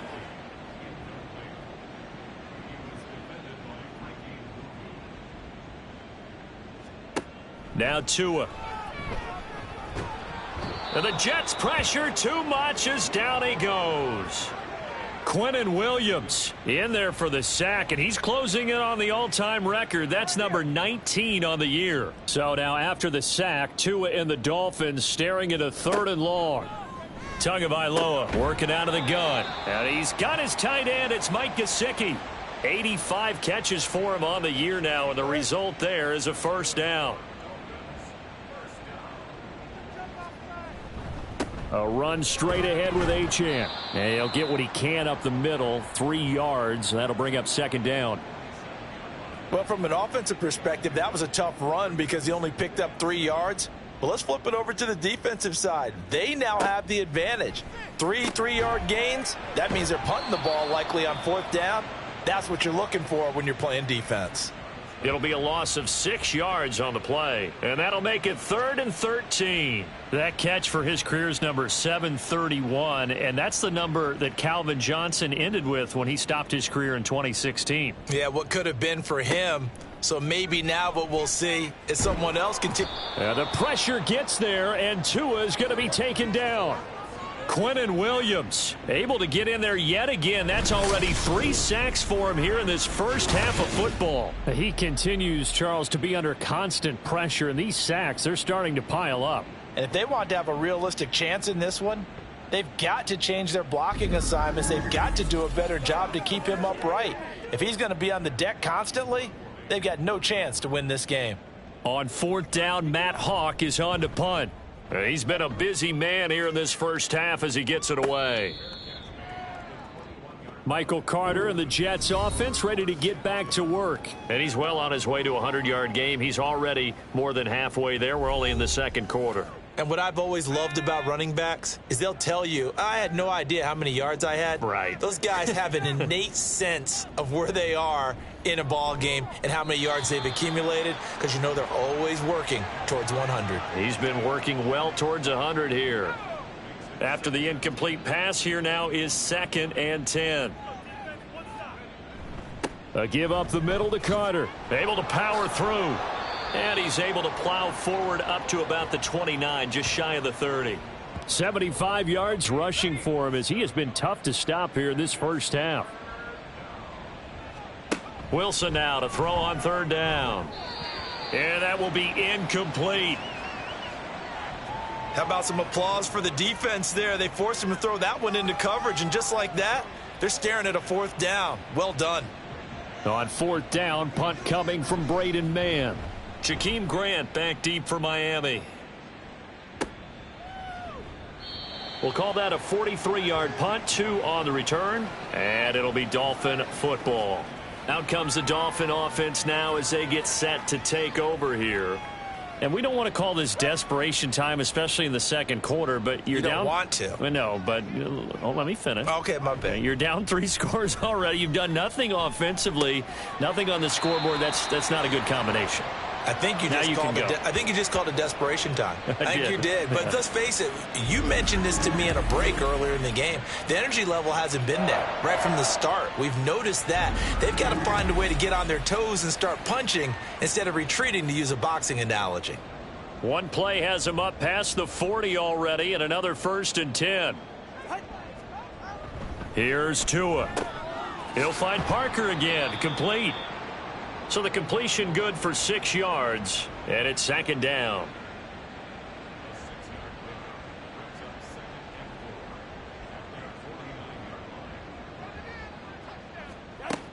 Achane gets it from the gun. And he'll take it down shy of the 45 at the 46. A gain of 5, good enough for the 1st down.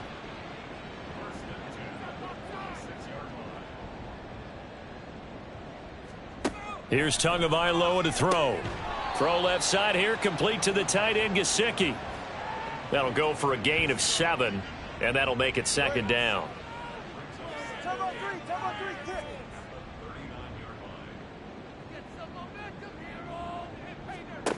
Going to the air, Tagovailoa. He'll be taken down. The Jets get in there for the sack. Multiple defenders getting to him there for a huge loss. These sacks now, they're starting to pile up, Charles. And that front 7 defensively, they've had their way with this offensive line. And I think at this stage, we have to start thinking about different play calls. We've got to start helping this quarterback out because the entire game he's been under siege. I don't care what the down and distance. They've got to get the ball out of his hands a lot quicker. Now on 3rd and long, they'll look to throw. He's got his target. That's complete. And he'll be out just a yard or 2 shy of the 30. 95 catches for him now on the year, and it's a 1st down.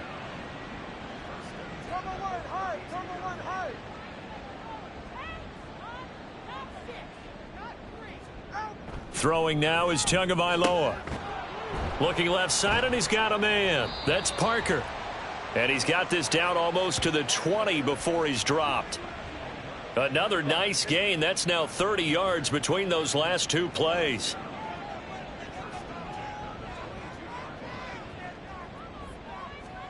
Setting to throw on 1st down is Tua. And that's to the left sideline and incomplete. It sort of looks like they still have some fight in them on this series because it seemed like things were headed for the red zone. But if this defense gets 2 more stops, they can keep them out of that area.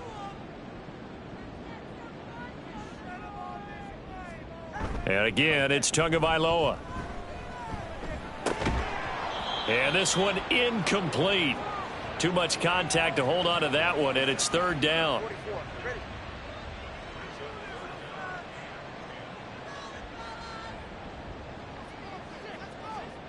Looking to pass. Tua.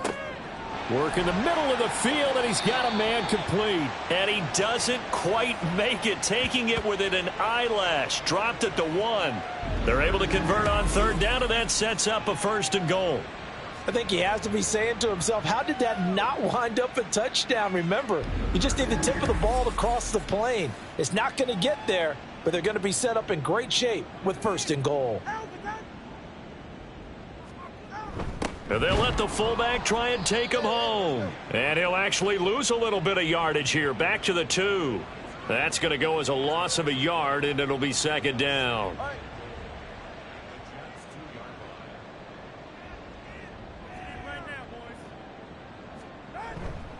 Achane. And they'll bring him down after just a short pickup. After getting stuffed on 1st down, not much better there. 2-yard gain. This Jet defense so far standing tall. They need another stop now, 3rd and goal. Achane once more. And this time he'll score. Touchdown, Miami. Well, this has not been the greatest of first halves to this point. They've been pretty well dominated in all phases of the game, so this was an important drive just to show they can move the football and finish. And now they're on the board here on the touchdown run. Jason Sanders now for the extra point.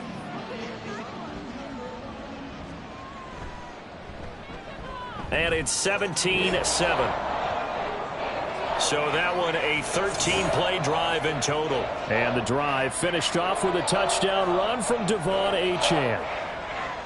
Now after the touchdown, ready to kick it away is Sanders.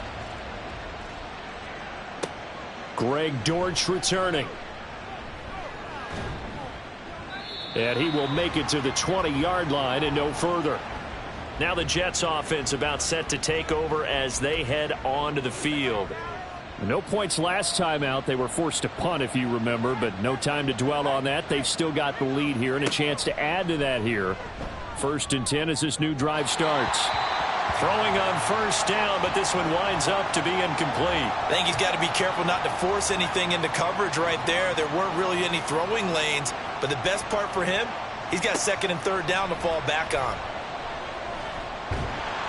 Pressure comes, and Wilson's going to go down. Jalen Phillips in there to take him down on what will take us to the 2-minute warning. And we'll remind you that coming up at halftime, we'll join Jonathan Coachman and the gang in Orlando. Coach will have stats and scores from the early games going on here around the NFL. On 3rd down, here's Carter. And they'll bring him down right around the 13. Now the Dolphins going to burn the first of their timeouts. So as they talk it over, we step aside. Returnable for Grant.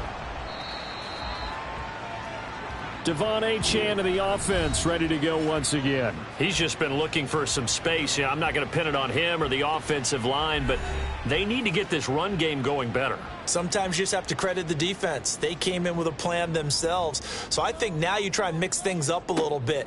Get the ball in the hands of some other people, find some other playmakers, but always let the defense believe that he's still a threat. I was going to say, don't forget about him. No, don't take him totally out of the game. On 1st down, Tagovailoa over the middle into traffic, and that's complete. And a 5-yard gain gets him to the 42. Here's a 2nd and 5.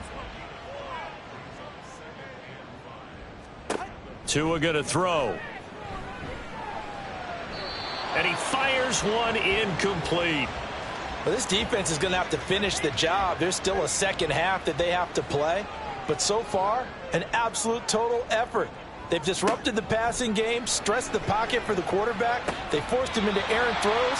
Everything they're doing has been executed well. A Miami 1st down, that one going for a gain of 11. Yeah, these are the types of plays they're going to need to hit on if they're going to get back into this game. It hasn't been the greatest of first halves, but this is a nice throw here on 3rd down, and they keep the drive going.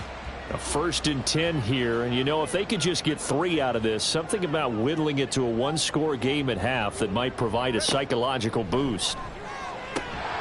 Throwing there, but this pass is going to wind up incomplete. Right up to that point, I was about to say he's had a pretty good half catching the football, but let's just be honest about it. He should have caught that one. And he knows that. That was one right in his breadbasket and one he normally catches. This one thrown underneath to Achane. They do get a couple, but they'll be left staring at a 3rd and 8 coming up. They'll be in search of 8 yards here as they hope to convert the 1st down.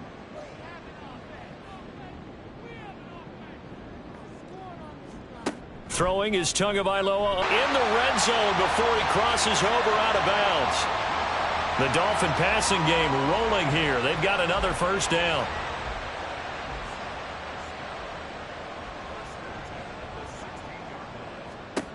Again, he'll drop to throw.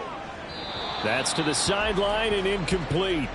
Well, this is a half where not just the coverage, but the entire defense is setting the tone in this game. Tua to try again on second down. That's to the right sideline, and it falls incomplete. They haven't been able to stop them so far this series, but getting a nice little stand from their defense now. Again, they will throw it with Tagovailoa. And incomplete on the deep ball. So 2 third-down conversions on this drive, but not able to get a third, and now they deal with 4th down. So they won't get a touchdown, but here's a chance to at least get 3 to end the first half. From the right hash, this from 33. Sanders' kick is good, and they're back within a touchdown. It's 17-10. So a late 3 there, and that'll help as they head into the break. Talk about situational football and something they've worked on since the OTAs and mini camps the previous summer. They take care of the ball, get 3 points, knowing they're going to get the ball to start the second half. That's the old 2-for-1 special to finish things off.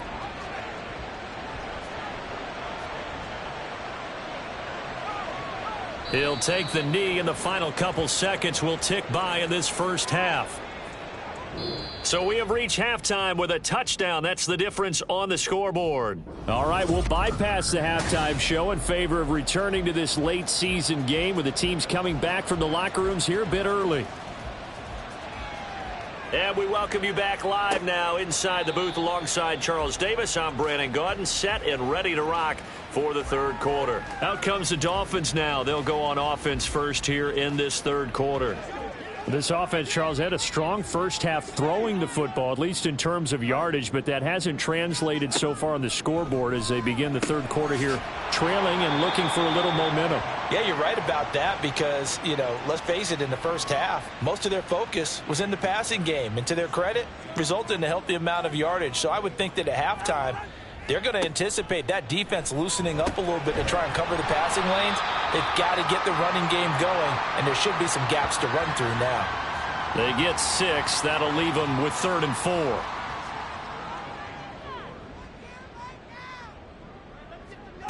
Now back to throw. And that is incomplete. The passing windows are just not there. That's just another example of how great this defense has been all game long. And that's exactly what a top 10 defense can do. They can really change the game tempo and frustrate you as you try to execute offensively. Fair catch called. It's taken in right at the 20-yard line. So possession goes over here on the punt. And the Jets will take over.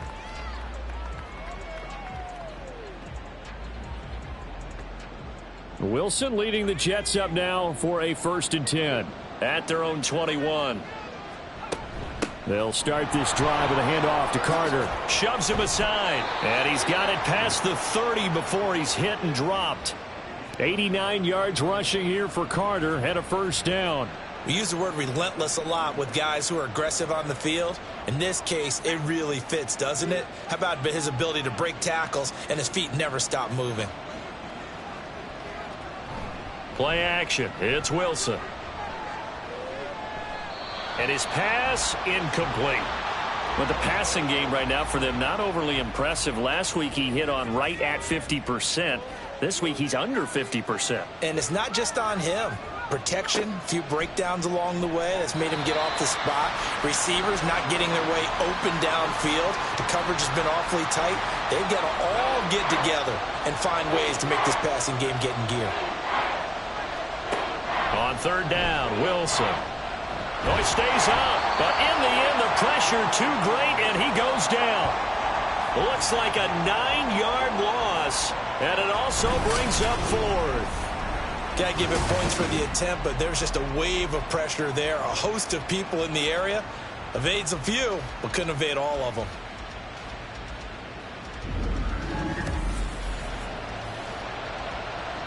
Here's the Jets punter now as he's on to kick it away.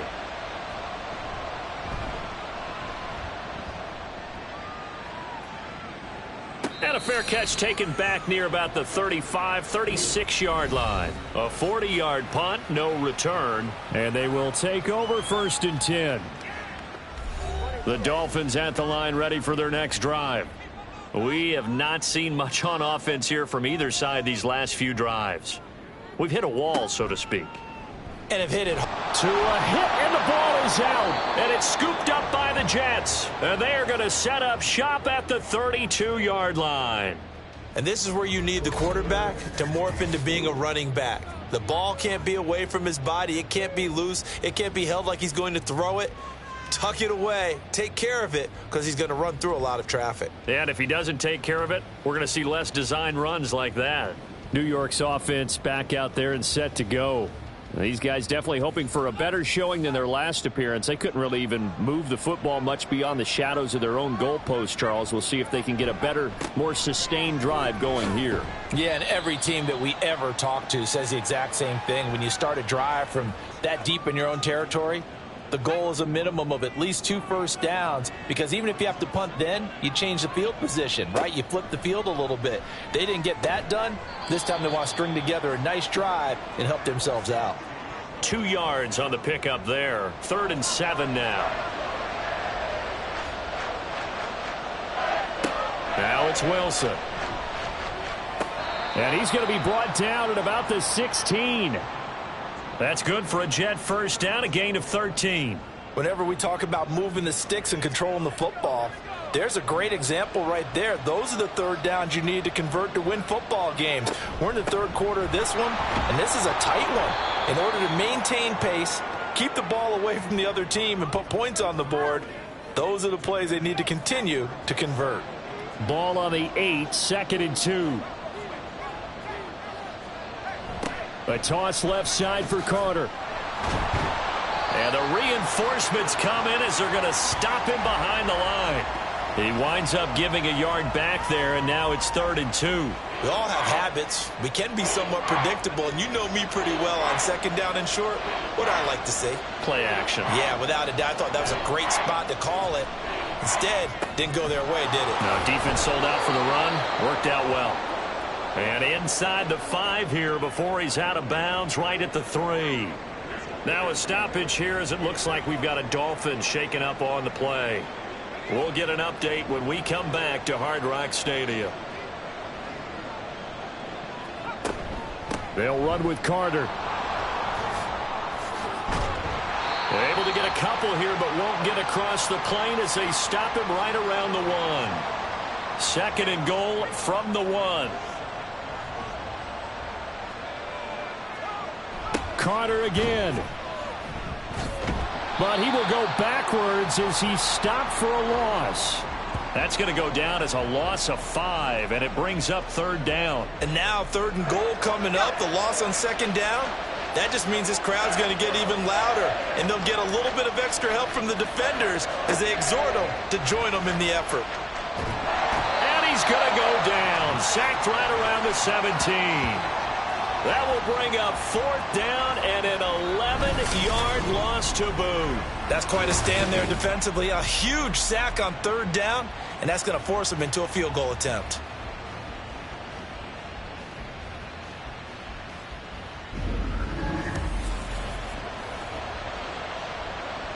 Now Brett Maher for the field goal try. From the left hash, this from 34.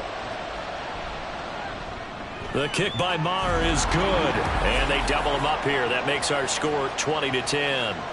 So they got the turnover started with great field position, but in the end, the defense able to hold firm, and they only get 3 out of it.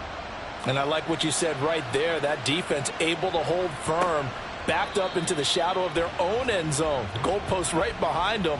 They had to make sure they didn't give up the 6. And, boy, they came through in a big way. To them, even though they gave up 3, that's a win for their side. Here's Achane to start the drive. And this has been a familiar sight all afternoon as they stop him behind the line. Quinnen Williams, so hard to block, and he shows it that time, making the tackle for loss.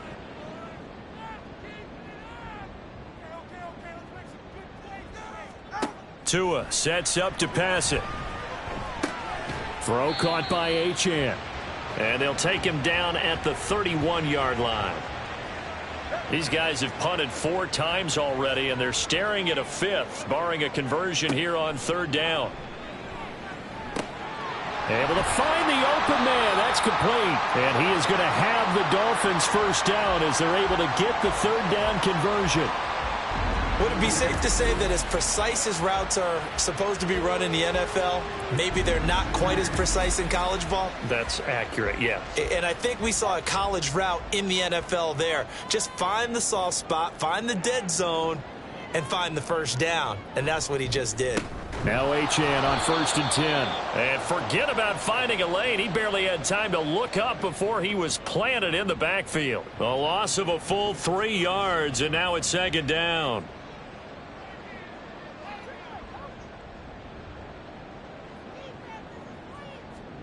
Now Tua.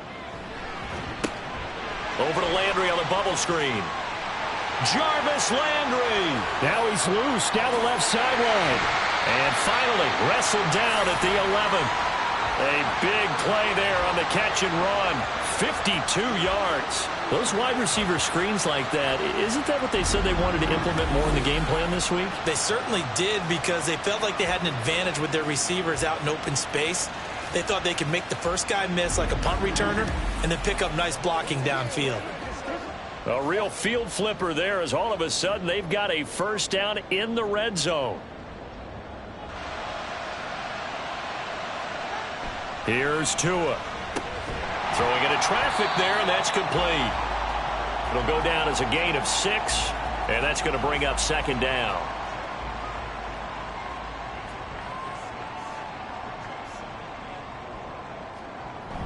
Play action. Now it's Tua. That's to the pylon and incomplete. But they certainly aren't letting up today, partner, because they've forced big turnovers already. And it's been incredibly tough for them to get yards against, let alone put points up on the board. Tua setting up shop to throw again. And he will take it in for a Dolphins touchdown. Tua Tagovailoa. A 5-yard touchdown run. And the Dolphins have cut it back within a score. Well, there's something that goes back to the early years of his career. Remember, he had 3 touchdowns in each of his first couple of seasons. None last year as they've tried to dial back his running, especially down close to the goal line. Extra point up and good by Sanders. And the lead is down to a field goal.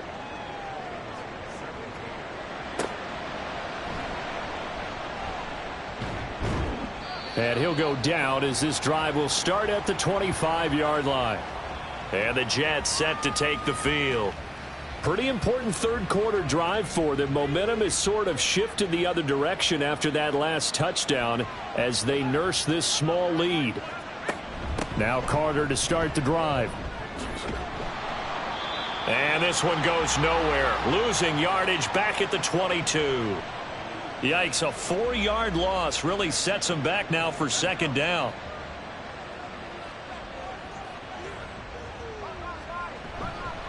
Carter once more. And once again, the Dolphin defense holds firm as they'll stop him behind the line of scrimmage.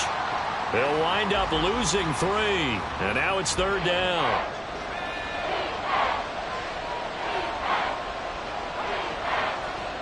Throwing is Wilson.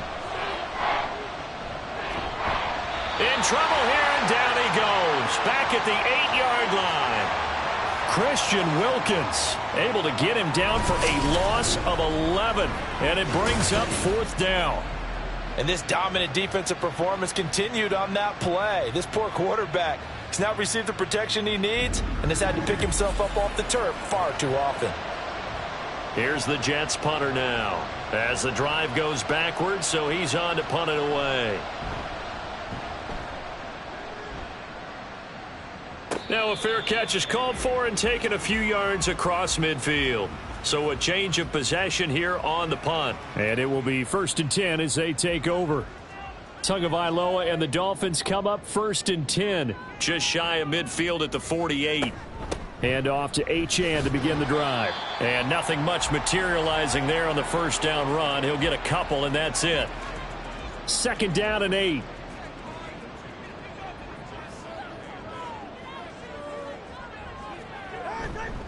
A give, running right, Achane. He'll be taken down at the 48 for a pickup of 2 yards. I have to think a major focus at the halftime means had to be figuring out how to create space for the running game to get operating. Well, what you pointed out to me at half seems accurate. That line. The Jets pressure too much as down he goes. Taken down for the 5th time this game. Multiple defenders there to get him. Before they can get the punt away, whistles as we've come to the end of the 3rd quarter of action. This is the National Football League on EA Sports. Back now in Miami. It's been a very hotly contested game to this point. Just a field goal separating these two teams as we get set for the 4th quarter. And a great job on special teams to down it, as this will be marked out inside the 5-yard line. So we take a look at the playoff picture in the AFC as the Jets come back out on offense. Their defense got the stop, forced the punt, and now you really start to monitor the clock as they nurse this slim lead. And that won't buy them much room. Just a 1-yard gain to the 5. 2nd and 9.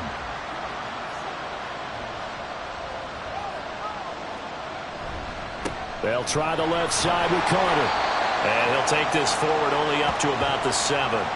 They follow up the first down 1-yard run with a minimal gain of 2. Here's 3rd and 7. Out of the gun, here's Wilson.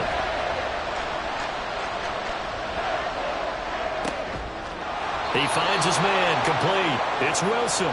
And he is out of bounds, able to get it across the 20-yard line. 5th catch of the afternoon, and that gives him a first down. And that certainly appears to be a critical conversion right there, because not only do they keep the drive going, they take valuable time off the clock as well. They have to feel really good about that last completion. On 1st and 10, it's Carter. And some strong running. And he'll have a Jets first down as he's got this up to about the 34-yard line. I think we're seeing the effect that runs like that are starting to have on this game. They're a little bit slower, that front 7, reacting to the football, almost like body blows in boxing, slowing them down, and they're really starting to take over in this game. They go play action with Wilson. Throw left side here into the hands of Wesco, the tight end. And he's going to be taken down right at the line. If nothing else, they've already taken a couple minutes off the clock here already as they come up 2nd down. Now it's Wilson. He finds his man, complete. It's Wilson. And able to get this one across the 45 before he's brought down.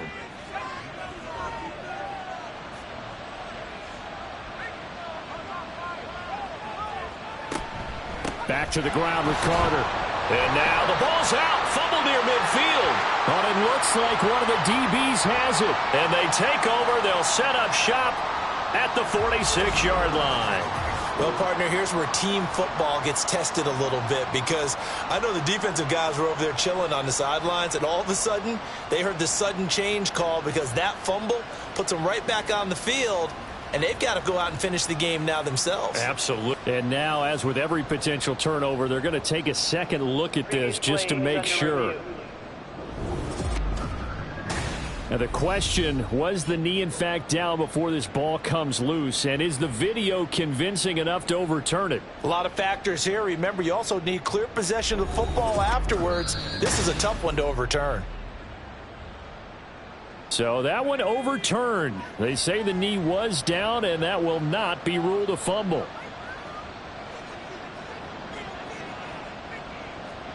To throw is Wilson. And that'll fall incomplete. He was hit just as he let that go. And now it's 3rd down.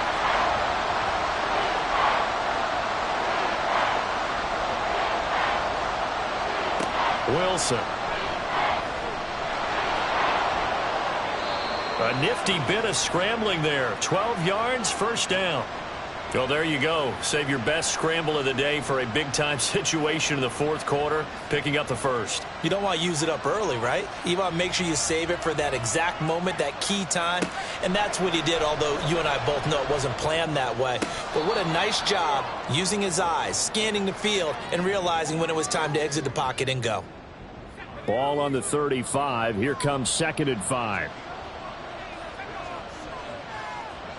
From the gun, it's Wilson. Powering forward.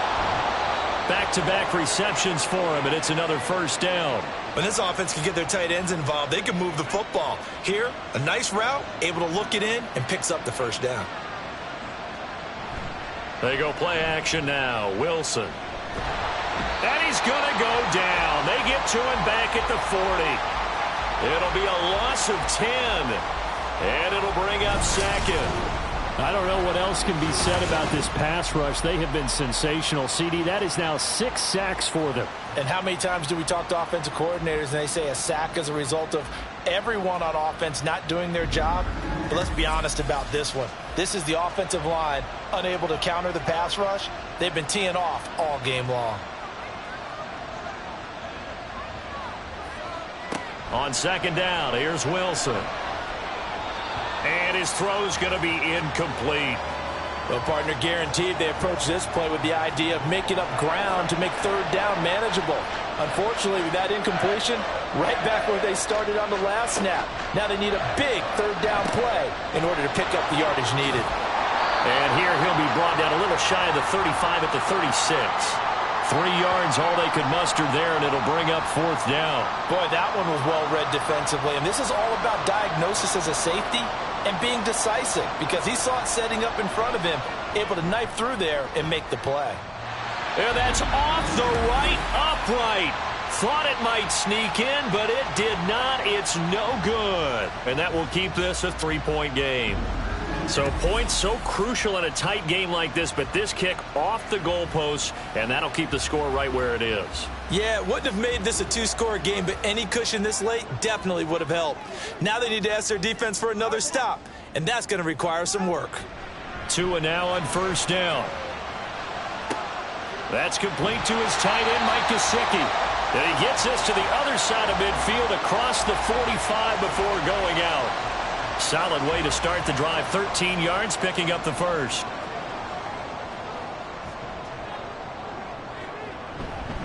Up the middle, Achane. And a good push up front, and he's able to navigate his way down inside the 30. Give him 15 yards on that one, and the Dolphins have a first down.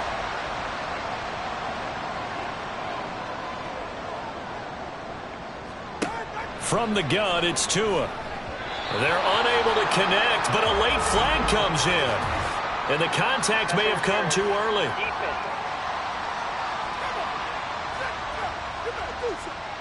So pass interference, the call there. Always, obviously, Charles, such a subjective call. You agree with the penalty? Well, from where we're standing right now, I think the officials are tightening things up here in the second half. Maybe a defender gets away with that in the first, but this time the flag comes out, and I think it's a good call. And they'll get him down after a pickup of 8, 2nd and 2. 2nd and a couple.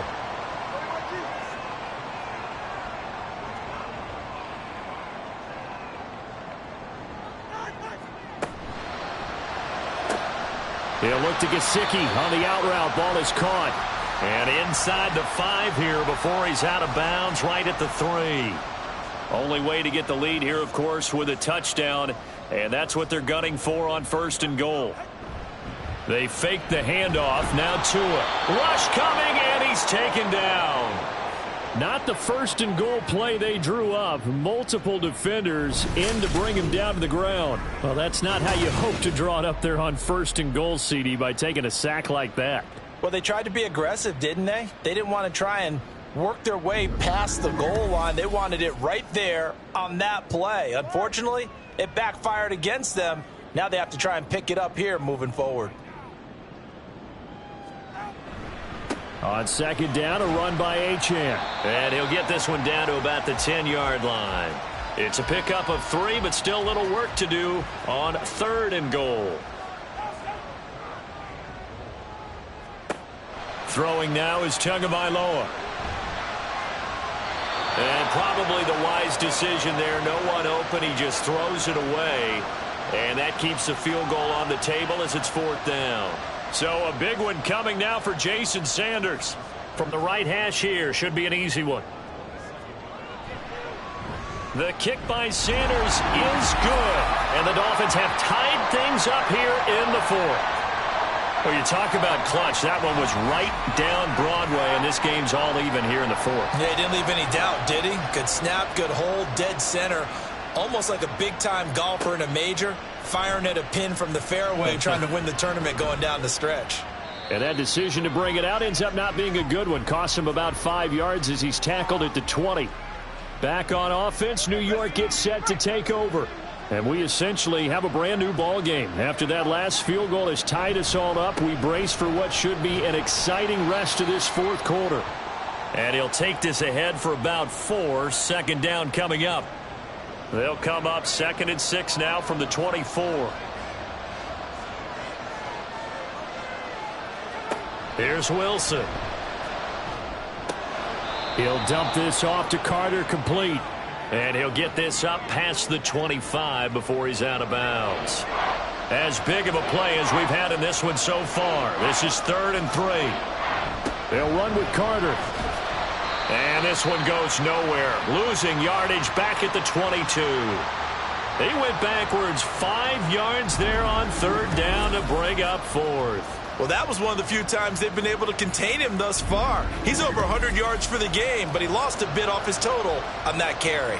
Here's the Jets punter now as he's on for the 5th time here today.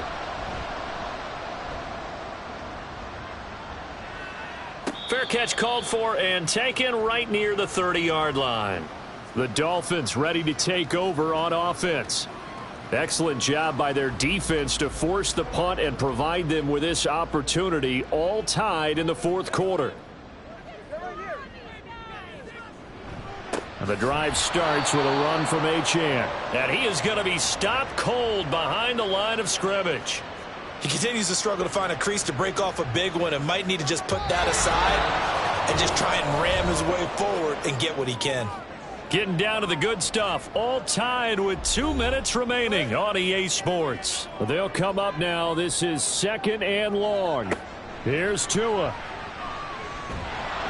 And he can't get a throw away. He's taken down. Jermaine Johnson in there with pressure yet again. That is the 7th time that they have dropped him here this afternoon. A big play looming on 3rd down. Now Tua on 3rd down, Achane. And he's going to get this to the 31, but that is still well short of what he needed. The Jets are going to use the first of their timeouts as they'll head to the sideline and talk over what to do next. New York set to take the field. Well, partner, here it is. They've got the chance to win the game. You'd have to think they need to get it near the opposite 40 to have a chance to kick a game-winning field goal. We'll see what they can do. And you're right about that, because if we look at it in macro, that's what it looks like. But I think in micro, the head coach has already asked the special teams coach, what is he feeling? What does he think? Where does he want the football? What's the yard line we have to get? And he's already relayed that to his quarterback and his offense. They know what the goal is. Now the key, can they get there? Here's Wilson. Firing quickly here, and that's complete.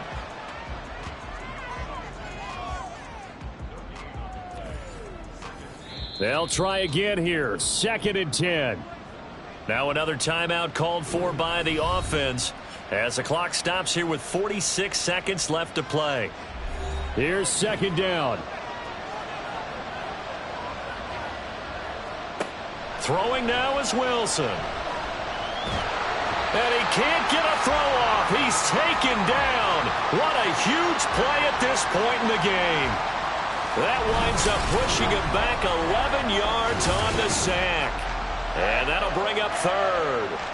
This offensive line flat out cannot handle this pass rush. We've seen it demonstrated time and time again to the tune of 7 sacks in this game thus far. This crowd turning up the decibel level. It's 3rd and long.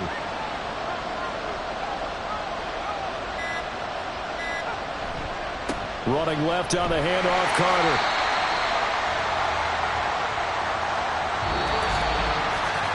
So 4 quarters wasn't enough, and we are off to overtime. Don't change that dial.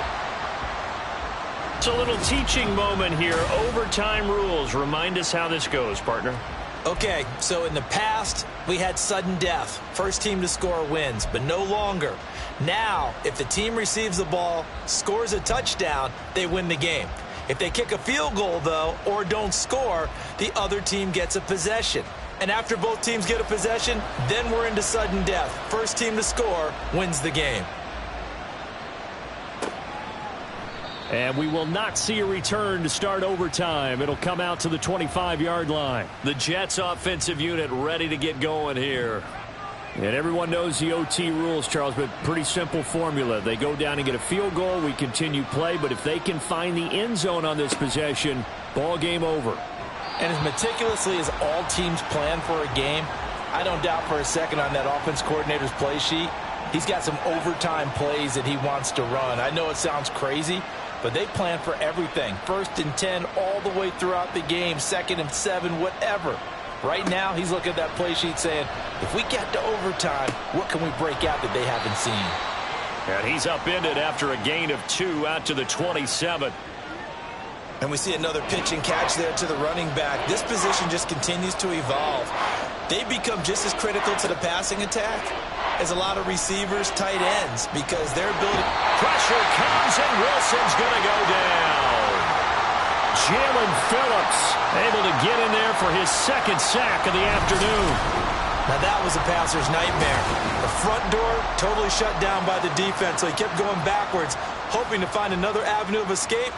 It didn't exist.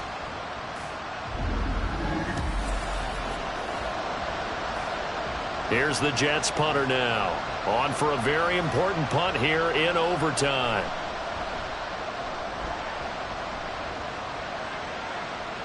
And a fair catch signaled for and taken successfully. Out comes the Miami offensive unit now. They get set to take over. Well, their defense did the job, got off the field without giving up any points, and now, Charles, all they need here is a field goal, and they get the victory. Yeah, and this is the way I love overtime. I'm one of those really, really old school guys that like sudden death right from the beginning. Well, we've got it now because any points wins the game. On defense, get a safety, a pick 6, fumble return, you can win it as well. So I'm really looking forward to this series and see how both sides play it. And he'll be taken down, but not before he gets into enemy territory. They picked up 5 yards last time. Now they double it and get 10 here.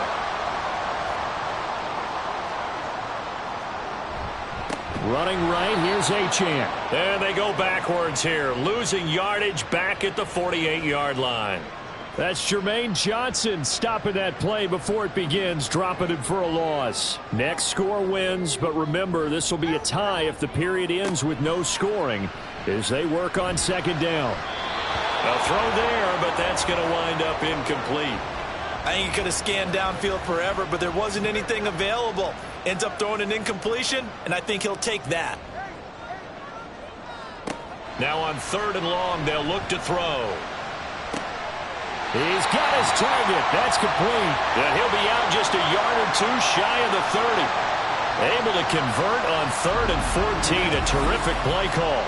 So he hooked up with a veteran there, and in overtime, that's not a bad idea. Go with the age and the experience. Yeah, because sometimes the young guys, they give you the fresh legs and give you all that bounce. But in this type of a situation, sometimes those legs slow down a little bit as the enormity of the moment overwhelms them. The veteran guys, they tend to come through. And he is met in his tracks behind the line of scrimmage. He'll lose a yard there, and it's 2nd and 11. Partner, one thing I was lousy at growing up, track and field, I could never anticipate the start before a race, but how about that backer? He figured it out, jumped the count, and turned it into a really nice play for his defense. That will go as a pickup of 7 on the 7th play of the drive. This will be the 8th play of the drive here. 3rd and 4. Here's Tagovailoa to throw.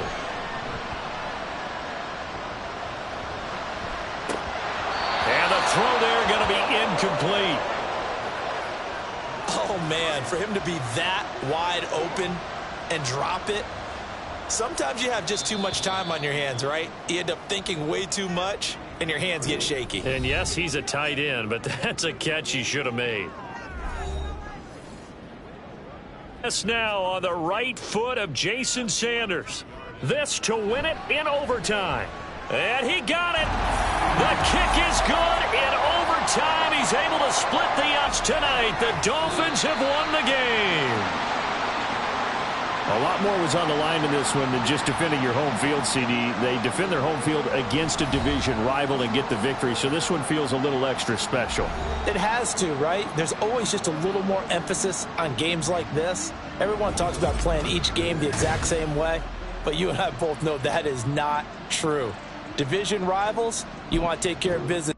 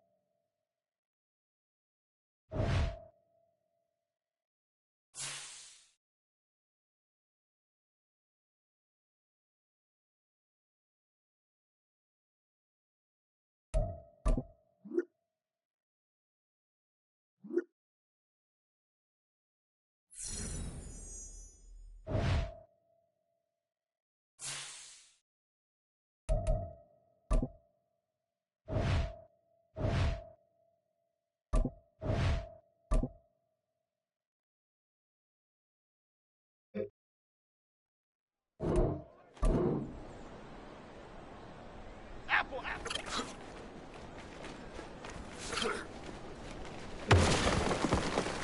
Chip. Out. Go.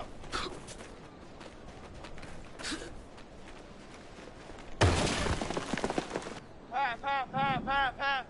Out. Go.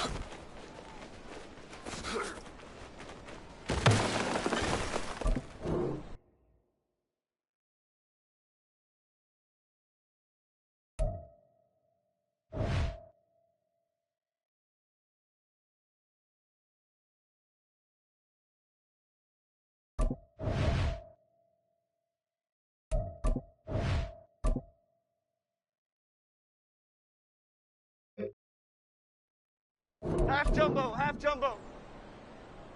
Up we go.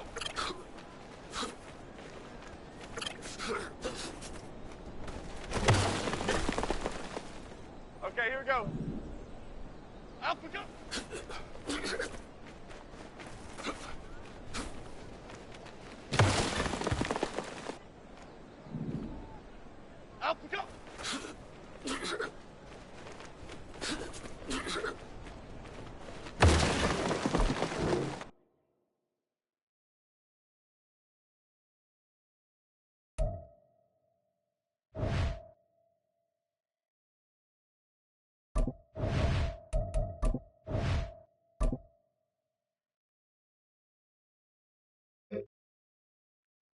Half 18, half 18. Yep. Cadence, lock in the cadence, lock in the cadence. Up and go.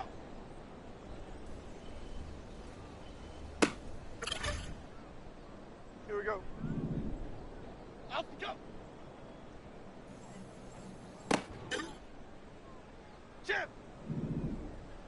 Up and go.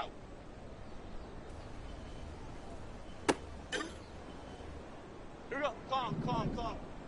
Up and go.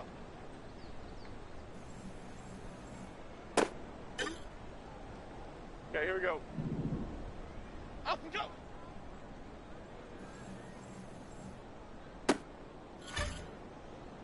56.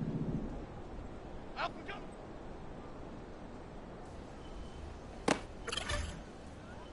Half 88, half 88, half 88. Up and go.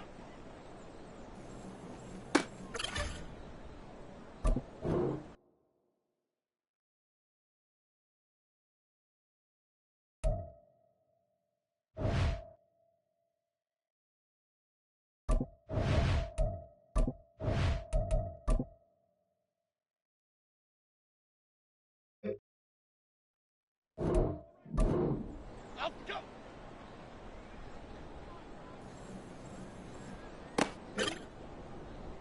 Here we go. Up and go.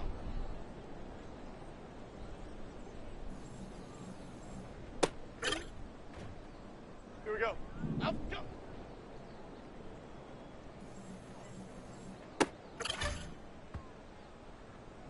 Up and go.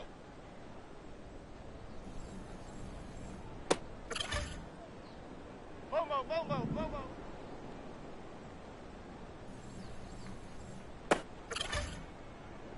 Half jumbo, half jumbo. Up and go.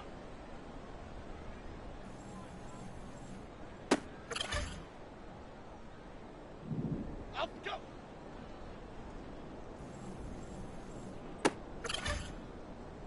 Here we go, hey.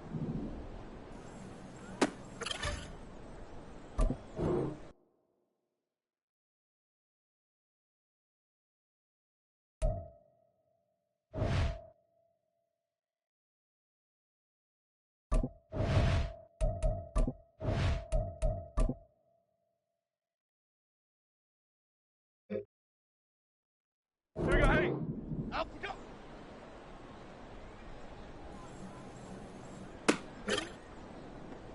Half, half, half, half, half.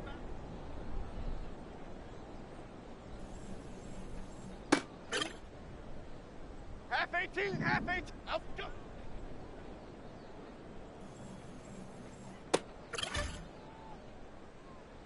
Up and go.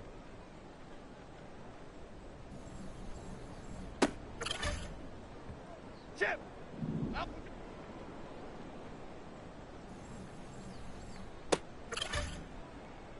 Half, half, half. Up and go.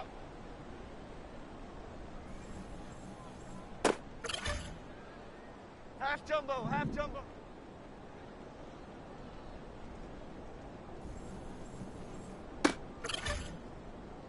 Okay, here we go.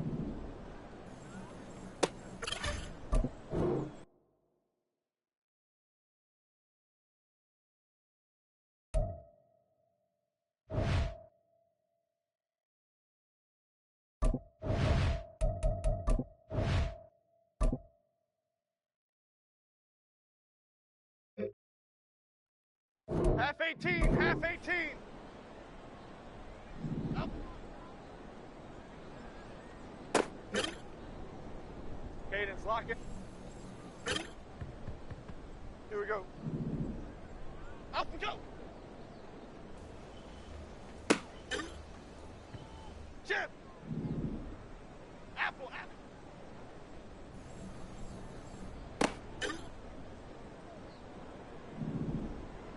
Up and go.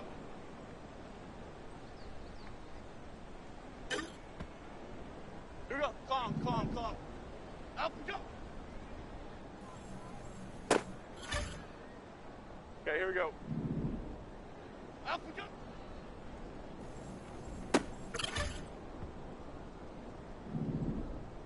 Up and go.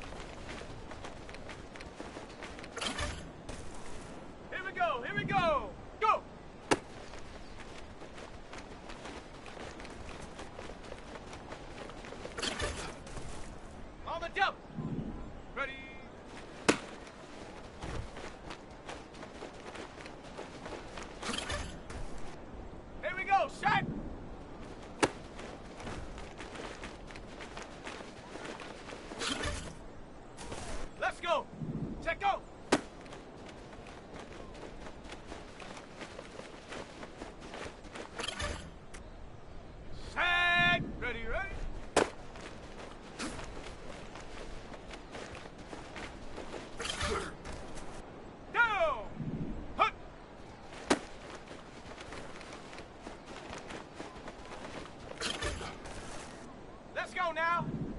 Get up.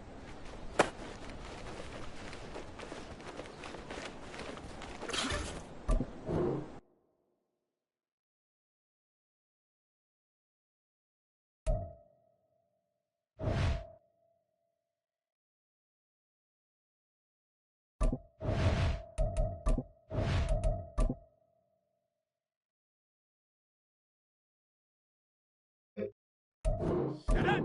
Ready.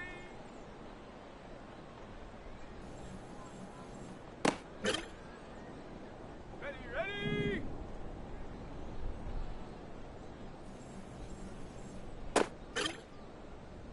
Ready.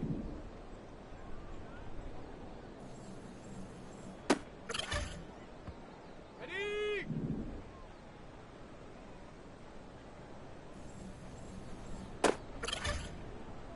Ready, ready.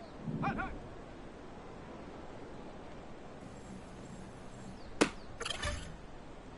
Ready, set, go.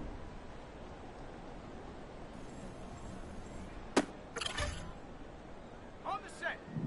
Ready.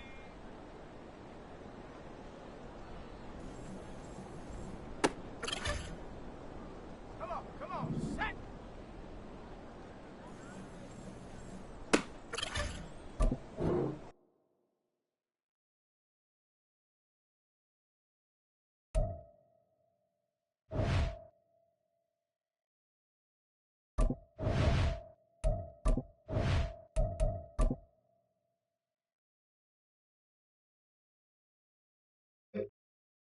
Set. Ready. Set, go.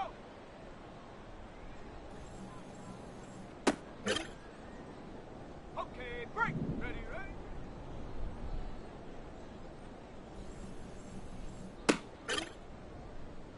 Set. Put.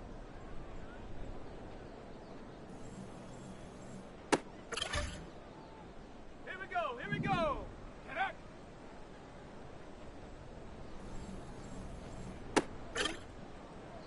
Ready, break.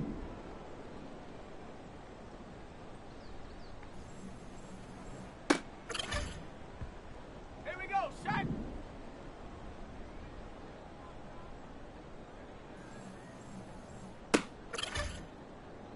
Let's go.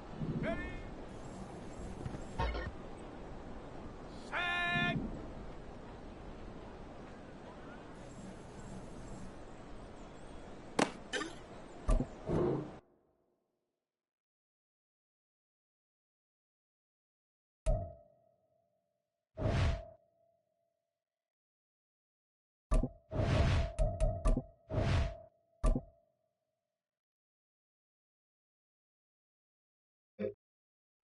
Down. Hot, go.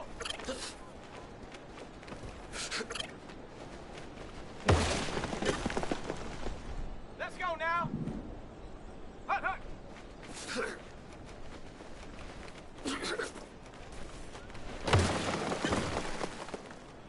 Set up. Ready.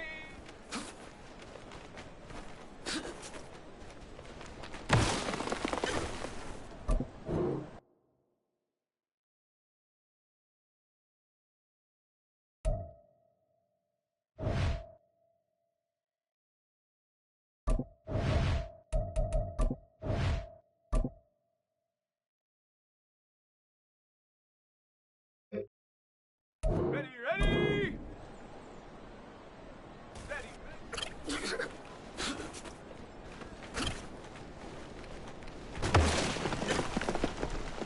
Okay, ready.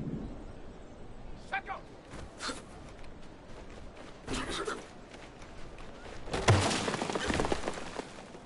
Ready. Hot, hot.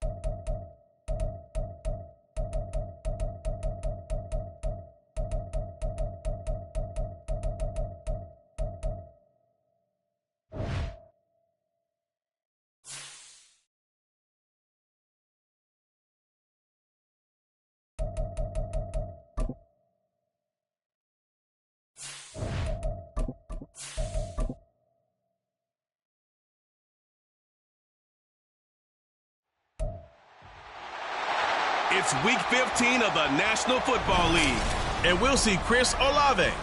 He's over 1,100 yards receiving so far and looking for more. It's the Saints and the Giants on EA Sports.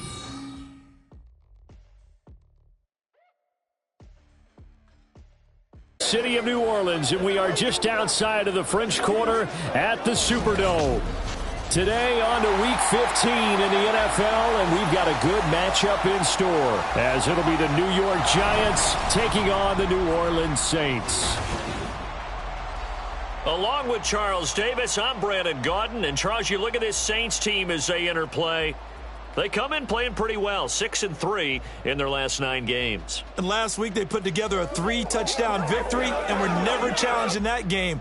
Let's see if they have a little bit of a letdown here. On the other side of the field for the visiting Giants, it's late in the year. We all know it. We've seen the calendar for these guys. Their bodies could probably use a break, but they have to push on. And they're really not as worried about that as maybe we think. They know they've got the entire offseason to rest. All they care about is the game in front of them and finishing strong.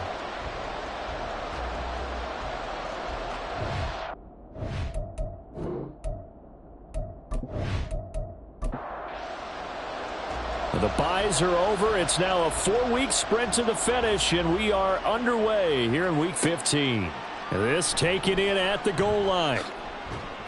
And he'll take it up past the 25 to the 26-yard line. The Giants ready to go now on offense, and under center is the man in possession of a new contract for 2023 and beyond. In his 5th season now, Daniel Jones. There's a lot of good to watch in the game last week, wasn't there? I mean, he did throw 2 touchdown passes. That was impressive. And he's so close, isn't he? The 3 interceptions killed him and his team. That was costly. But if he just cleans that up a little bit, there's a reason for optimism with this team and this passer. And he takes us up to the 40-yard line before being corralled. That's a gain of 13 and a very solid opening play for this offense.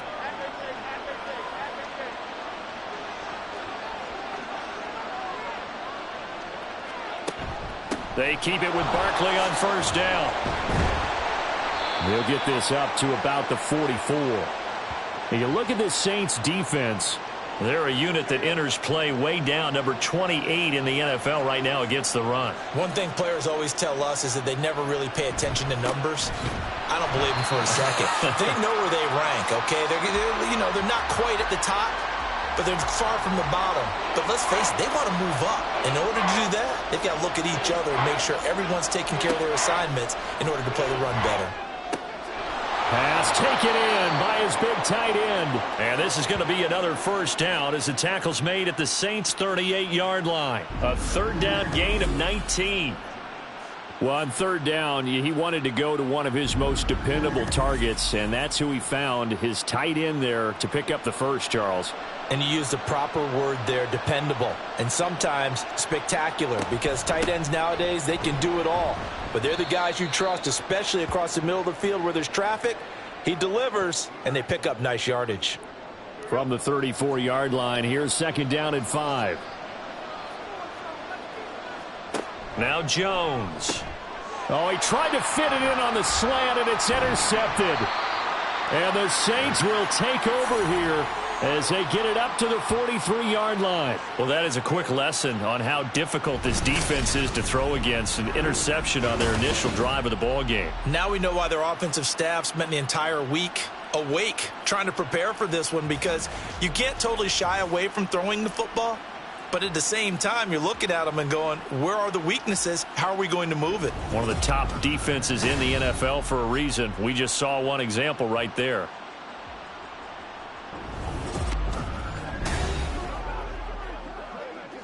A good starting spot for the Saints as they come up 1st and 10 at their own 43. They begin on the ground with Kamara. And able to work about 5 yards out of this as he's taken down up near the 47. Hang on a second here, because on that last play, it appears one of the Giants shaken up. While they come out and take a look at him, we will step aside for just a moment. From the 47, it's 2nd and 5. To throw is Hayner. Firing quickly, but it's incomplete. They were looking for Johnson that time, and it's 3rd and 5.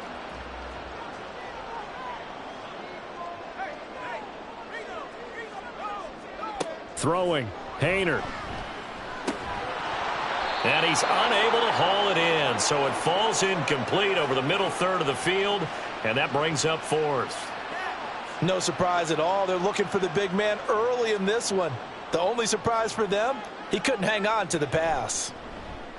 Here's Morstead now as he sends this one away. And this will be up to the ruling of the side judge here. He says it crossed out of bounds at the 16-yard line. So the Giants getting the football back here for their second drive. They had a good drive going their first time out, ended with the interception. The good news is they get kind of a mulligan because we're still at 0-0. They certainly do, and you notice he spent a lot of time on the phone. I know he wasn't talking to mom and dad on that when he was talking to the eyes upstairs, talking to the coaching staff. Guaranteed, what did you see? What was I doing? How do we make sure that doesn't happen again in this ball game? Throwing, Jones. Pass is caught by Wan'Dale Robinson. And down he goes, but he takes it up to the 40. 13 yards, good for a Giant first down.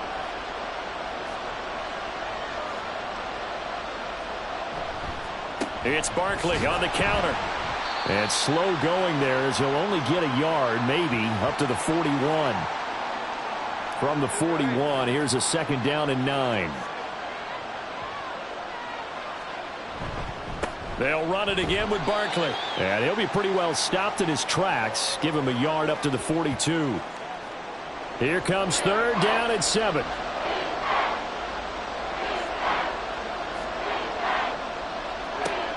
Now they'll throw here out of the gun. A short throw pulled in by Bellinger. And he'll be tackled after a gain of 4. Still 3 yards short. Fourth down. Excellent job there defensively. Gave up the underneath to the tight end on third down, and they made sure that they did their job. Got him on the ground and prevented him picking up a first down. Only 2 punts for him last week in the loss as he gets this one away. And they'll get to this and down it inside the 25 at the 24-yard line. Getting set for their next drive, the New Orleans offense. They currently sit 1 game over 500 thanks to their victory a week ago. Yeah, Charles. And now this is intercepted. My goodness. It's Deonte Banks with it. And the Giants are going to take possession here at their own 47-yard line. He's had a fantastic rookie season, made a lot of lovely throws, but that wasn't one of them. Well, we got to give him one, don't we? I mean, with the year he's having, a lot easier for he and his teammates to accept that throw. Because for the most part, what they've seen, it's been pretty sensational. The possession switching back to the New York Giants. They start near midfield following the interception as they begin 1st and 10. Jones now throwing to start the drive. And that is going to be incomplete as he led him a bit too much. Kadarius Toney, his intended target, but it's going to be second down. And you look at this Saints defense. They were very strong last week in the win over Carolina. And I'm eager to see the game plan and trying to attack them this week because when you take it away 4 times through interceptions, do you now decide that I can't throw the ball against this team and try and run it like crazy? Or do you challenge them? This is going to be fun. Jones from the gun on third down. The throw for Toney is intercepted. Picked off by Marshawn Lattimore. And the return this time will go out to the 42-yard line. Week after week, we're seeing plays like this from him. And I think he's in line. We've discussed it before for NFL Defensive Player of the Year. And a big reason why, I think, is because of his ball skills. And that's something that, for guys of his position, they've talked about it for years. They've done the drills. But they've really increased it in recent seasons because of the offense have gotten so good. He knows how to take the ball away. That is huge for a defender. Now a first down carry. It's Kamara. Down inside the 40. The numbers there for Kamara from a week ago. Very, very strong. Well over 100 yards. He should get the ball early and often here, too. I mean, when you're riding the performance of last week into this game, his confidence level has to be off the charts. Go ahead and keep feeding him. Hayner here to throw it. They'll set up the screen now to Kamara. Nothing on the screen that time. Now it's third down. So nothing there on the screen that time. That means all that great acting they tried on offense went for naught, didn't it? Because you have to try and influence them. Make them think that you're doing something else. Make them think that they can get to the passer by letting them by and then setting up the screen and getting downfield. Didn't happen at all. Give a lot of credit to the defense for not tumbling to that one.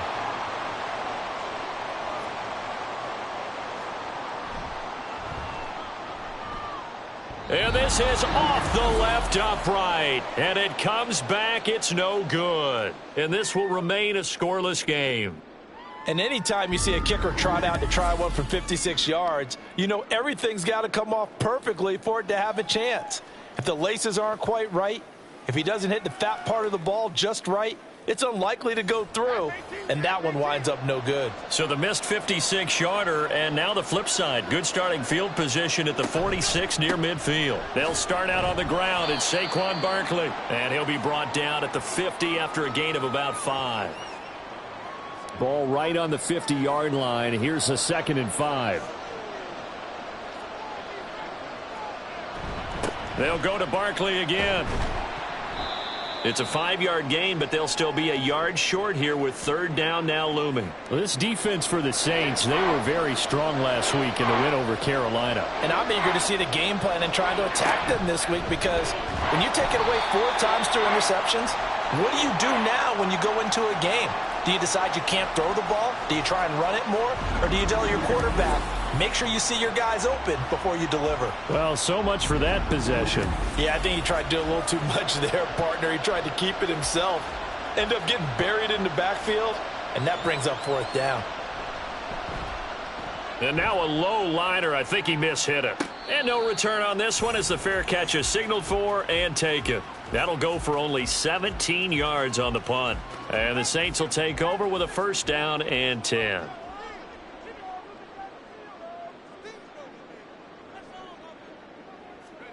On 1st down, Hayner. That'll be taken in by Shaheed. So the completion good for just 3. And it'll be 2nd down. Hayner sets to throw it. Throwing quickly there, but it's incomplete. That was not a real confident throw right there, and he's just 2 of 7 to start the game. Now he's going to have to find a groove with a big 3rd down coming up. Let's see if his confidence can increase. Work in the middle of the field, and he's got a man complete. And he is going to have a Saints 1st down as they're able to get the 3rd down conversion.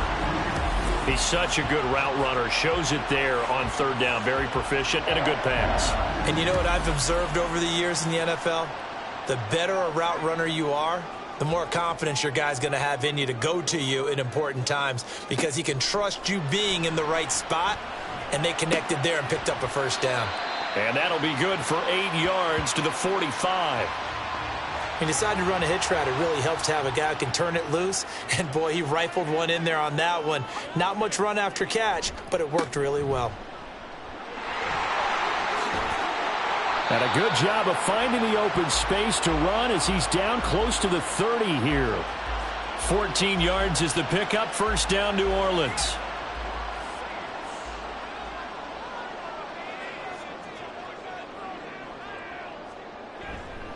Coming left is Kamara. And a hard-working run here as he's got it inside the 20, down to the 17. Call it a gain of 14 for the 2nd play in a row.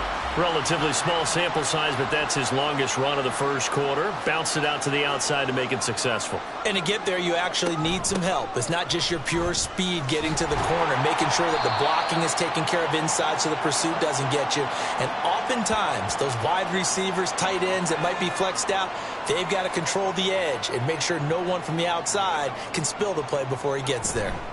On 2nd down, Kamara. And he's going to be brought down just shy of the 5 at the 6. 4 yards on the play. That's going to lead to 1st and goal.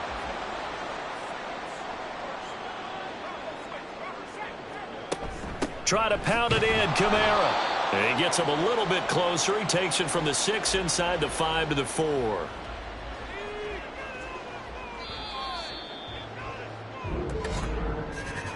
No score after 1 on EA Sports. Ready for the second quarter from New Orleans. It's the Saints in possession. Line of scrimmage, again the 4-yard line. Second and goal. Kamara. Oh, he's going absolutely nowhere as he is hit behind the line. This will be a loss of 3, and now a much tougher third down looming.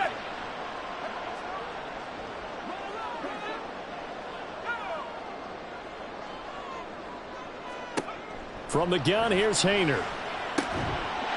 And he's got it. Touchdown, Saints. Juwan Johnson, his 5th touchdown now on the year. And the Saints post the first points of the ball game as they take the lead here in this second quarter. That pass also evens the ledger for the rookie quarterback. Had the interception earlier, and now he gets the touchdown throw. The ideal touchdown-interception ratio is, what, 3-to-1 for the best quarterbacks? But he's a rookie. Just getting back to even is a big deal. Increases the confidence his teammates have in him as he tries to become their leader. A point after, good by Groupie. And that makes the score 7-0. Morstead out now following the touchdown to kick. From his end zone, it's Corey Ballantyne. And it's a pretty good return here as he'll get this up to the 29. Now out come the Giants. As the season winds down and you look at them in totality, you know, the offense has struggled. The defense has been pretty good, so I would imagine the changes this offseason may be more on the offensive side of the ball. And this is where we always hear the term complementary football, because as you noted, the defense has played well enough for them to win games, and the offense has held them back. So they've got to reward that defense by improving on offense. I don't know if you make a change at quarterback, running back, tight end. It doesn't matter. Get better players, better system, so they can play to the standards of the defense, and the win column will result. And this will be a Giants first down as he's got this up to the 40-yard line. Exactly what they needed right there, because they needed to use the ground game to take some pressure off, because the quarterback's been struggling a little bit.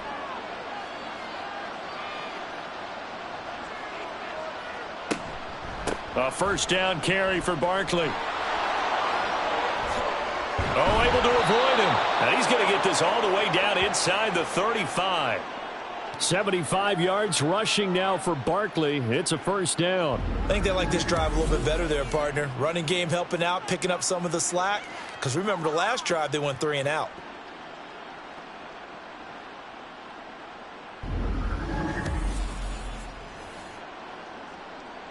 This offense finding its legs now. Here's another 1st and 10. Again, it's Barkley. This will be a gain of about 8 to the 27-yard line. You know what really fires up offensive linemen? When the guy that is carrying the ball behind them can create his own space and break a tackle along the way. From the 27, Jones, and that is incomplete. A lot of force bearing down on him there. He could not hang on. It's 3rd down.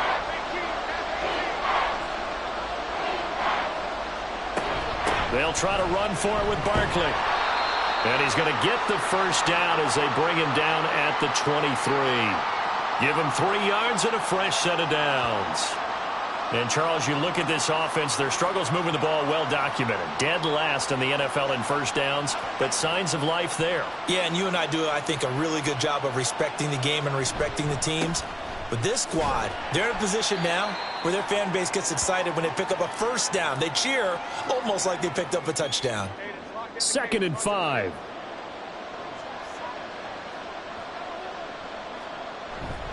Jones with a handoff to Barkley.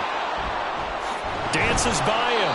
And the Giants are going to have a 1st and goal forthcoming as he takes this down to about the 5-yard line.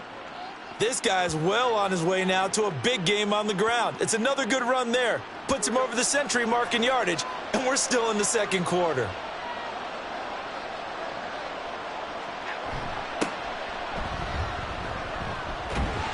And he'll fight forward maybe to the line of scrimmage, but that's all. They'll say no gain on the play, and it'll be 2nd and goal.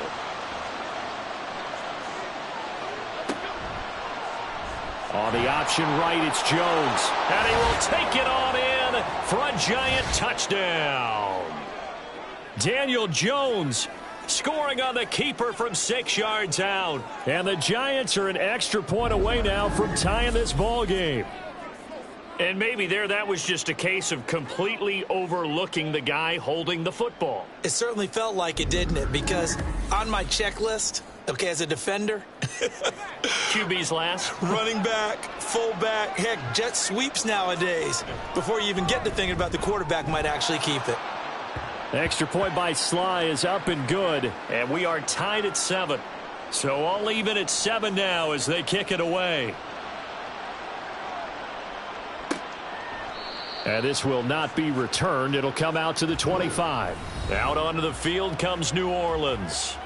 So both of these teams, Charles, coming off touchdowns now, but this offense, they just had to stand on the sideline, watch their opponent author a really impressive drive to reach the end zone.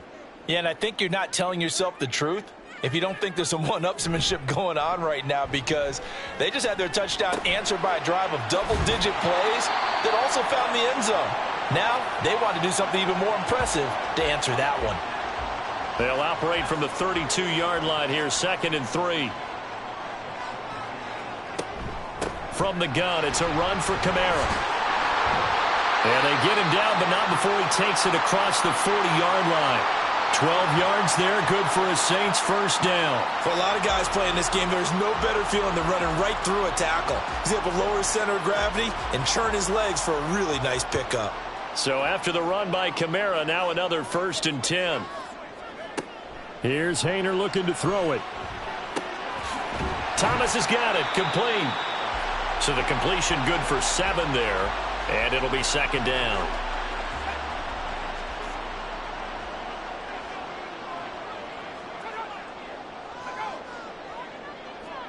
From the midfield stripe, they'll look to throw. And he slings one that's incomplete. I like the call. It looked like the right time to dial up a running back screen. But this one got disrupted right from the start and ends up falling incomplete.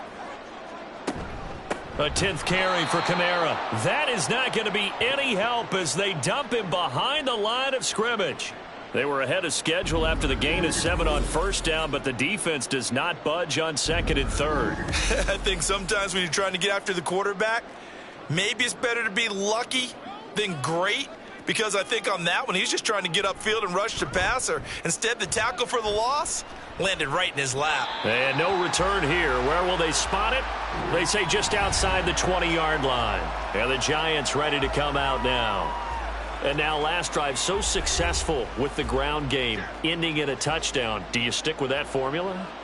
That would be the #1 thing you would think of, but so many guys now would look at it and say, we've got them set up so well for play action, now's the time to take a shot. Yeah. But, you know, there was a big-time coach in the state of Ohio who once said, if you throw the ball, if you put it in the air, 3 things can happen, and 2 of them are bad. Is that Woody he would have Hayes? kept it on the ground.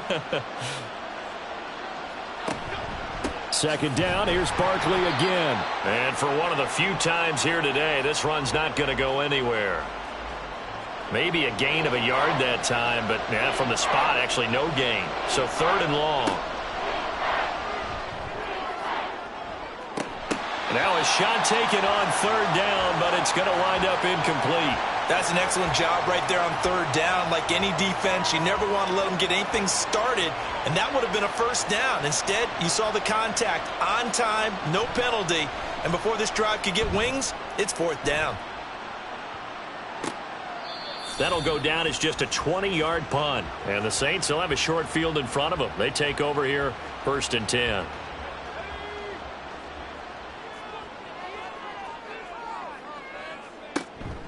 Here's Kamara out of the pistol. And he'll manage to pick up about 4. It's 2nd down.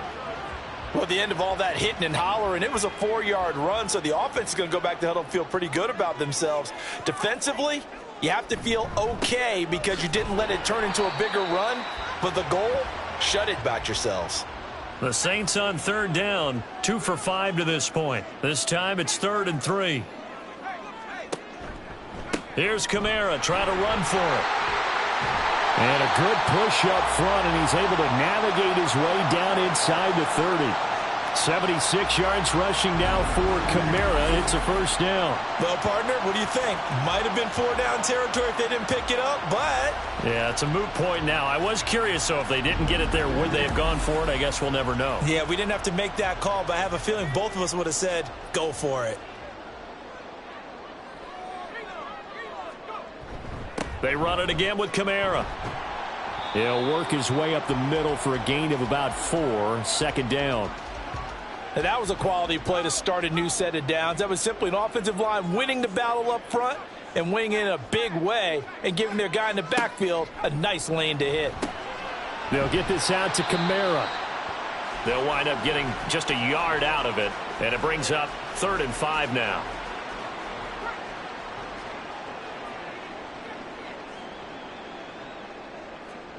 Hayner looking to throw.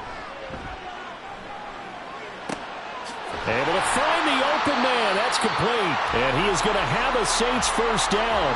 They needed 5 there on 3rd down. He winds up getting 7. When an offense reads blitz, doesn't matter where it's coming from, tight ends know that they become a big part of the passing game because they should be an easy outlet when all those extra bodies are trying to get to the quarterback. A hot route, so to speak. And now a throw on first down there, but it's incomplete. Have to give some credit to the defender on that when he read all of his keys perfectly and got a great break on the ball and able to force that incompletion. Now this will be a jet sweep. Here's Thomas with it. Oh, and this one may need to go back to the drawing board. He's going to be swallowed up right away. It'll go as a loss of a yard, so now they deal with 3rd and 11. Second quarter, 2 minutes to go. Tie ball game. 9th play of the drive coming up, and certainly not an easy one on 3rd and long. Hayner. Drops this off to Kamara out of the backfield. The Giants going to go ahead and use the first of their timeouts. So as they talk it over, we step aside. And his kick here is good. And they take the lead here now at 10-7. So they're able to end that drive with 3 points in this one-possession ball game. And ideally, you want to end every drive with points. Most quarterbacks would tell you, let's end it with a kick, right? A PAT, that's number 1. Field goal you'll take. Punts, you really don't want to do that. In this case, they'll take the field goal and get prepared for the rest of the game. The offense takes the field, and we turn our attention to Saquon Barkley. And, Charles, you can't really fault him. He's over 100 yards already. He's not the reason they're losing. And that is really unusual because ordinarily when you've set the tone this way and have run it this effectively, usually your team's in control. So it's a very strange situation. And you're right, you can't fault him. He's done a great job for his team thus far. I'm guessing he's saying, feed me on the sidelines. Now will they continue to do it? And he's taken down right away at the 39-yard line. Here's Jones on 1st and 10. And he's taken down here by the Saints. Jones signaling, let's go, trying to get his guys up to the line. Now Jones looking to throw on 2nd down. He finds Robinson. So give him 5 yards there on the pitch and catch. And that'll force upon him a 3rd and 14. Now the Giants will use the second of their 3 timeouts as they stop it here with just under 40 ticks to go in this first half. So here's a 3rd and 14. Back to throw. Jones. A throw left sideline falls incomplete. That's well done defensively. They get the pressure they needed on 3rd down. All the receivers are locked up tight, and they force that quarterback to just throw it away. Oh, it's a wobbler here. That'll go in the books as just a 16-yard punt. And out will come the offense as they take over. And the Saints going to go on offense one final time in this first half. And with good starting field position and 3 timeouts as well in their pocket, no reason not to try and put a late scoring drive together. Hayner will throw on 1st down. Eluding the pressure right. And he'll protect himself at the end here as he winds up getting pretty decent yardage. The Saints going to call the first of their timeouts as the clock will stop with 20 seconds to go in the first half. On 2nd down, here's Hayner. Oh, the turnover fest continues. Here's another interception. And the Giants will have solid field position here as they take over at their 45-yard line. A tough adjustment to the NFL throughout his rookie season, and his problem with turnovers is only exacerbated by his early showing today.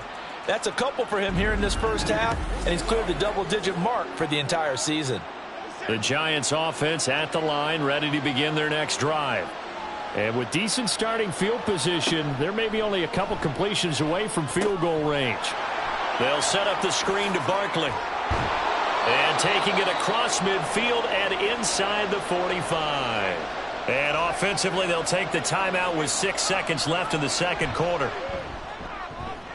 Sly able to put this one through. Well, Charles, the NFL record is 66 yards. That was 5 shy of that, but only a handful of guys have ever connected from 61 or deeper, and he can add his name to the list. Yeah, more and more guys are trying it. That doesn't mean the success rate has gone up. That is a long kick. Guaranteed, when he turns on his phone after the game, a ton of congratulatory texts will be awaiting him.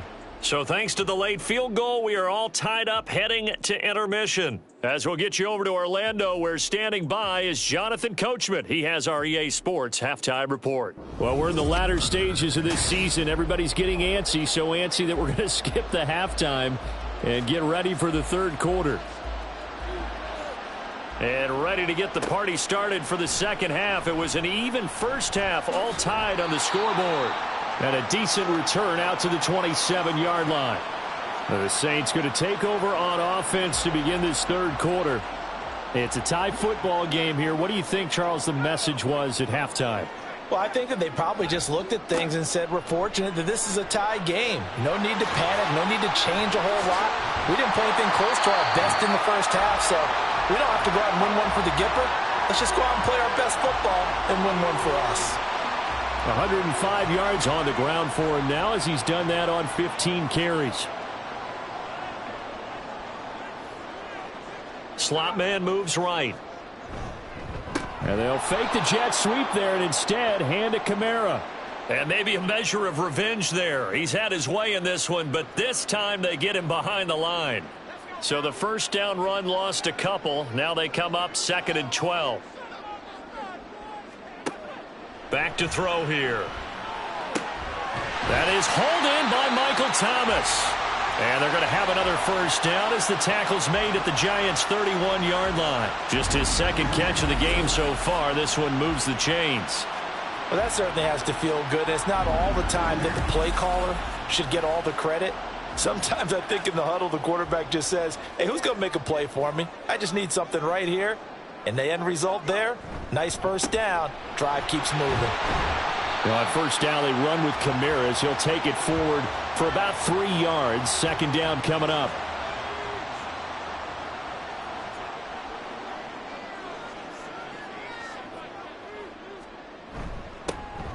And they'll give him another shot here on the ground. Down right around the 25. Some of the most unselfish players on any football team, defensive tackles, because we ask them to just eat up blocks and allow other people to make tackles.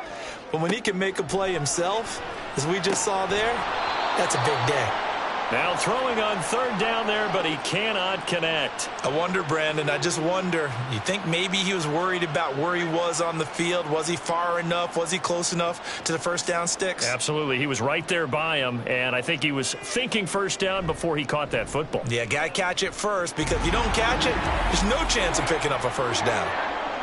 Well, they don't get a touchdown here on the opening drive of the third quarter, but I think maybe you still say mission accomplished as they come away with the lead. No, absolutely. You keep the pressure on, right? You go downfield, get some points up on the board, and hope that you've motivated your defense to take the field and hold that lead.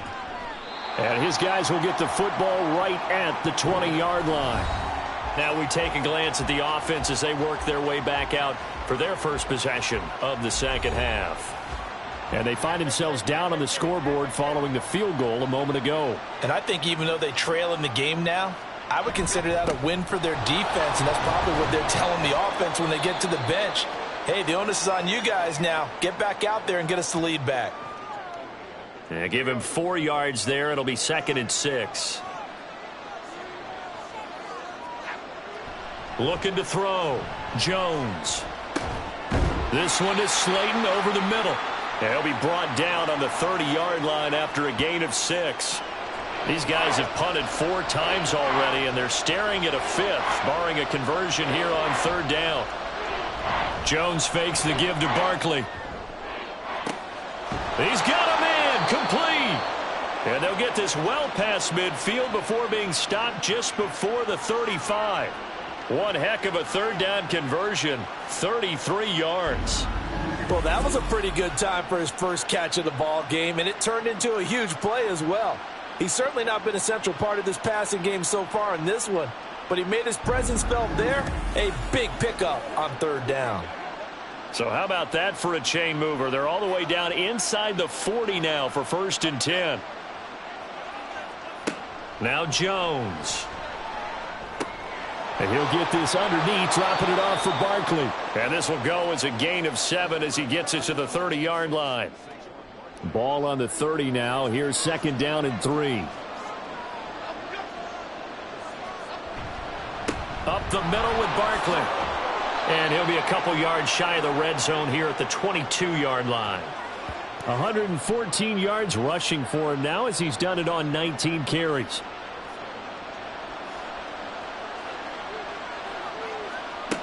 Throwing Jones. Incomplete. Well, a momentary speed bump there with that throw, partner. The defense had other ideas, and they're trying to mount a small stand before this drive reaches the end zone. On 2nd down, here's Barkley. They do get a couple, but they'll be left staring at a 3rd and 8 coming up. Pretty good little 2-play sequence there. You foresee incompletion, then a very short pickup. Yeah, now maybe you bring in an extra defensive back or 2 because you want to try and defend on 3rd down. They like to play those nickel or sub packages, don't they?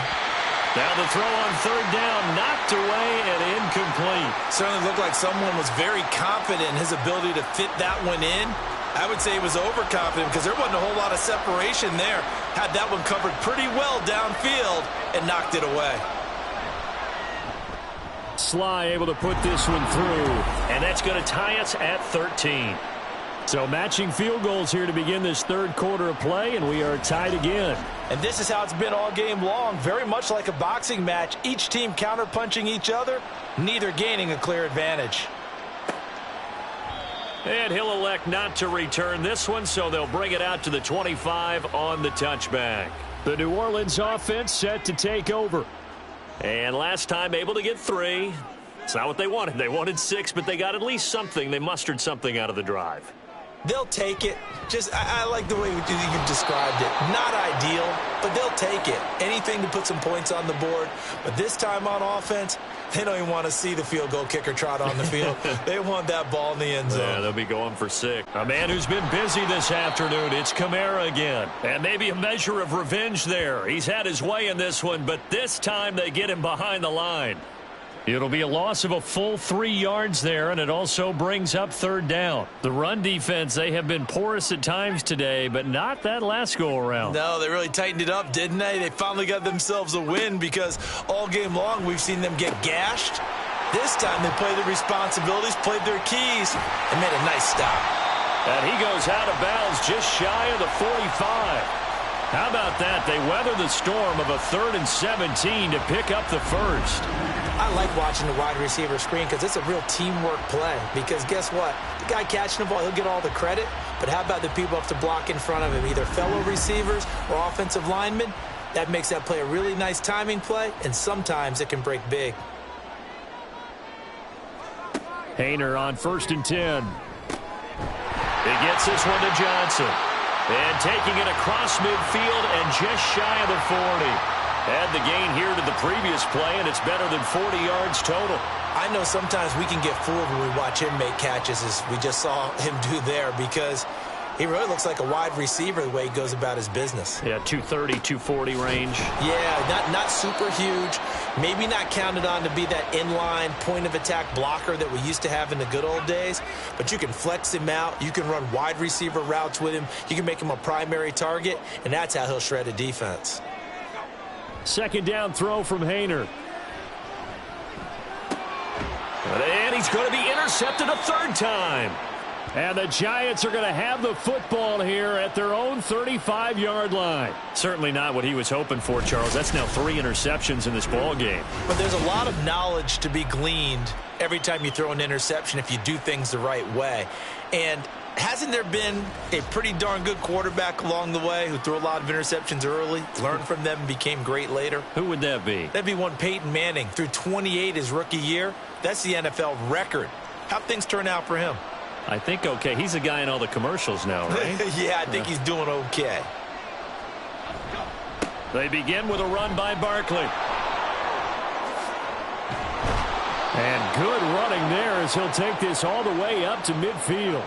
They may want to go back to that one. First play of the drive, good for 15 and a first down. Well, as we've learned over the years, just because a guy plays left tackle doesn't mean he doesn't have run-blocking abilities, and we just saw it there. Controlled the line of scrimmage, created a big gain. That's kind of a bonus. He's there to protect that high value that you have back under center, but he creates space in the run game. Yeah, not only can he dance, he can mash, too. Inside 4 minutes to go, third quarter.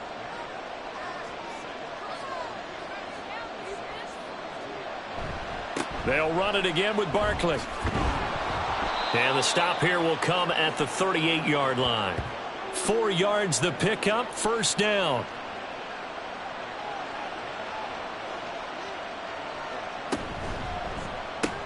A short throw pulled in by Bellinger. This will be stopped about 2 yards shy of the marker. 8-yard gain, 2nd and 2. Now a 2nd and 2. Back to throw. Jones. Another pass complete to Bellinger. And he will lose yardage here to the 31-yard line.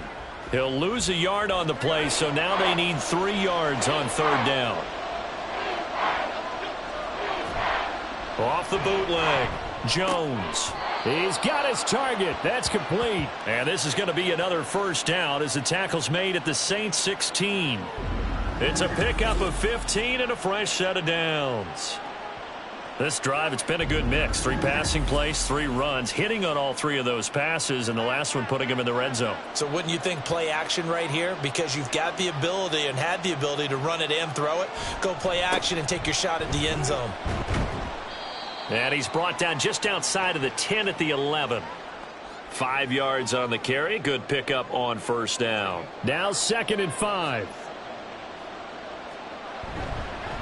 Barkley, inside handoff.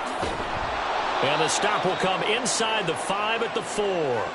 7 yards on the pickup there, and now they've got it 1st and goal. And he continues to pile up the yardage. That puts him over $150 now. And this defense has really had its problems trying to keep him contained. They'll try and run for it on 1st and goal. And he gets halfway there from the 4 to the 2 on a gain of 2. We're off to the 4th quarter here in Week 15. Happy holidays to all. You're watching the NFL on EA Sports. Back now here live in New Orleans. From the 2 now, 2nd and goal. All even as we get ready to start the 4th.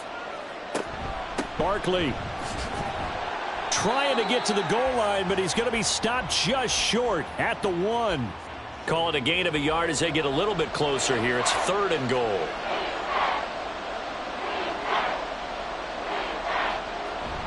And they'll let the fullback try and take him home. And he will take it on in for a giant touchdown.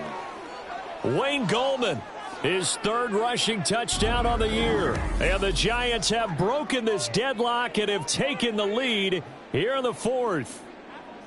And when the smaller guy can't power it across the goal line, Charles, sometimes you need to go with a fullback. They did. It worked.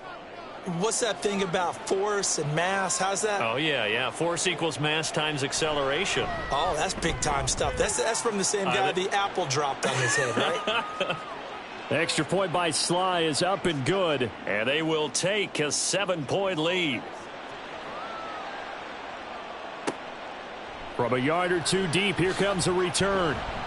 And in hindsight, probably should have taken a knee as he only gets this out to the 16-yard line. Out comes the Saints offensive unit and the NFC playoff race. Let's have a look at it. And now, after the touchdown a moment ago, they work from behind in a 7-point game in this fourth quarter. Plenty of time on the clock. Throwing on first down, but this one winds up to be incomplete. And a smart play there. He's probably saying, I wish I would have done that on the last drive instead of throwing the interception. On 2nd and 10, Haener again. There's a short one to the tight end, Johnson. He'll get only 3 there, so it leaves him with a 3rd and 7 ahead.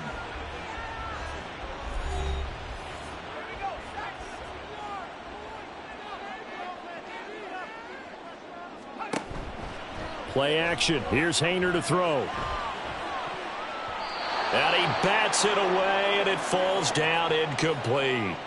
Just because you've got the lead in the fourth, it doesn't mean you have to play it safe. I like the aggressive play call there to push it downfield. That time, it didn't work out. So they're forced to punt on 4th as this one's away. So possession goes over here on the punt. And it'll be Giant football 1st and 10. Another drive coming up for New York's offense. They have the lead, obviously, late in the game. I guess the good news for them is if for some reason they would make a mistake, a field goal does the opposition no good. Everyone loves to have a little bit of a cushion, and that helps you immeasurably. But the bottom line is, do all the things that you're taught in order to close out the game. Don't even let that become an issue. Yeah, but still a one-possession game. This one not fully over yet. Here's a give to Barkley. And the big boys up front, they're going to stop him right at the line. No gain on the play there, so that doesn't help. Now they're looking up at a 3rd and 9 situation. Looking to throw. Jones. And the Saints pressure gets him. Brought down for a sack. Dropped for a loss of 7 by multiple defenders. I thought there at the end he may have had a chance to release that, but that pocket closed a little too quickly and down he went. Yeah, he was certainly trying to do everything he could to extend the life of the play, probably counting in his head 1, 2, and then he ran out of time. Out is the Saints offense now as they get ready to take over here.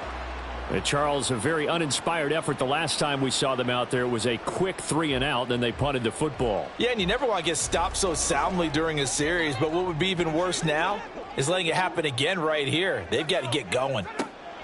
First down, here's Haener. And his throw's going to be incomplete. Oh, I like the calmness of how he played the ball here. No panic in his eyes as that throw arrived. Tracked it from the moment it left the quarterback's hand, and that's just where he needed to be to knock it away. Haener throwing again on 2nd down. Oh, he'll want that one back. Incomplete. He doesn't drop too many in that department. 3rd down.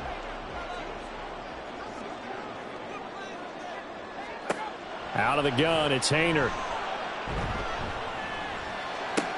To the right side and complete to Thomas. And he will get this to the midfield stripe, but that's not going to be enough. He's a few yards short. They'll wind up getting 7 on the play, and it'll be 4th down. Here's Thomas Morstead now. He'll boot it away from about his 35.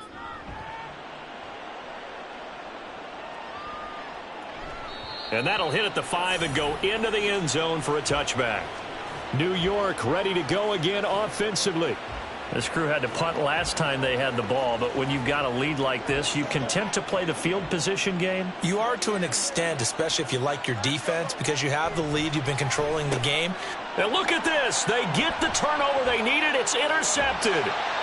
It's the linebacker, Alex Anzalone. And nearly a touchdown as they finally stop him down at about the 3-yard line. But such a costly interception, nearly a pick 6, but now they're so close they are knocking on the door for a touchdown. And I never want to get on any team for being aggressive because that's part of what their makeup is, and oftentimes it's successful.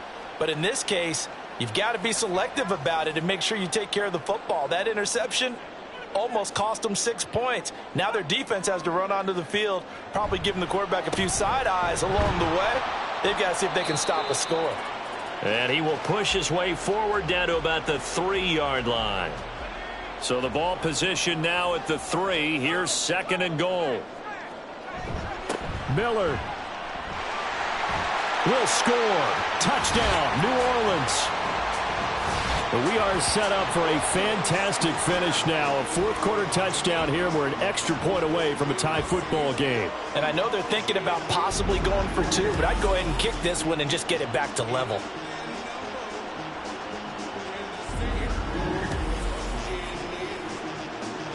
Groupie for the extra point.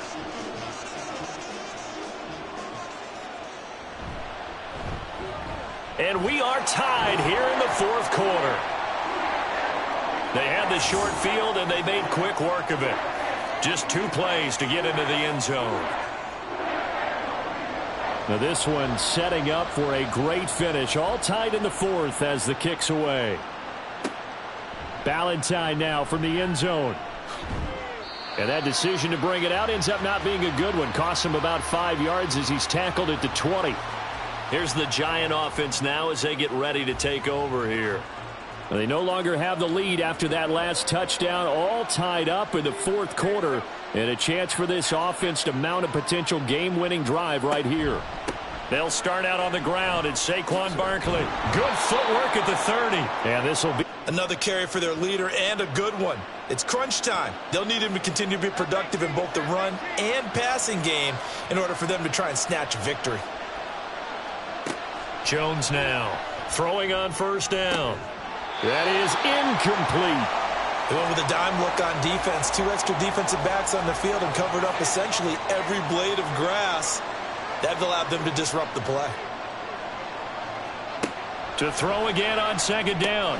Jones. Here's Tony on the quick slant. 5 yards. Now it's 3rd and 5.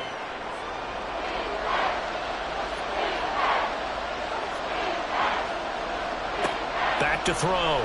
Jones. He'll get this out to Barkley, complete. And he gets this one to midfield before he's brought down. 13 yards, good for a Giant first down. And partner, in a tie game in the fourth quarter, you and I both know in the NFL, that's when you lean on your stars, and he came through with a nice catch right there.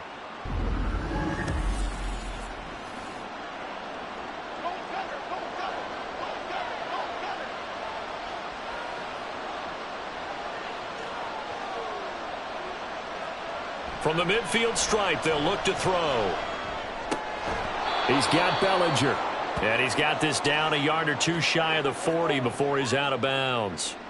Now 2nd and 3.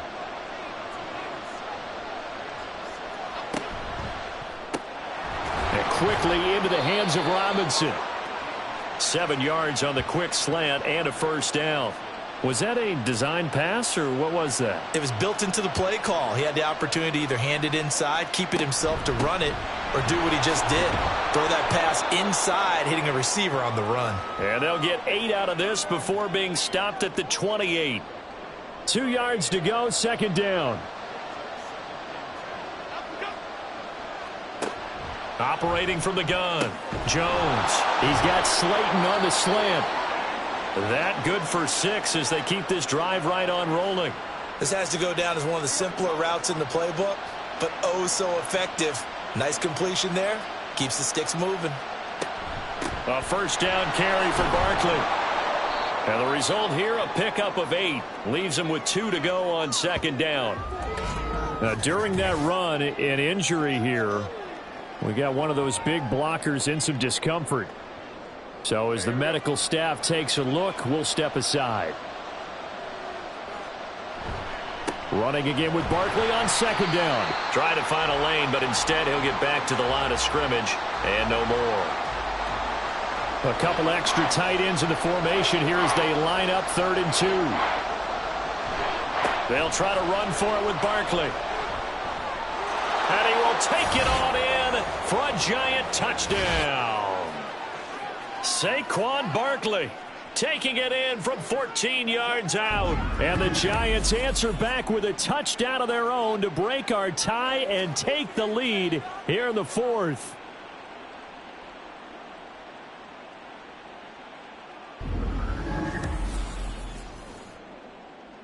Now Joey Sly for the point after.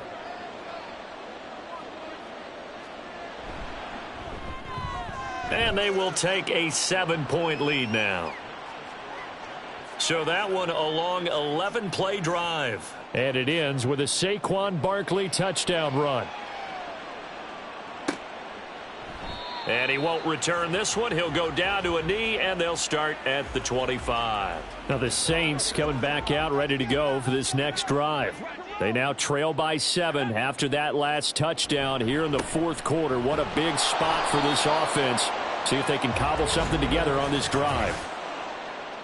Holding. Offense.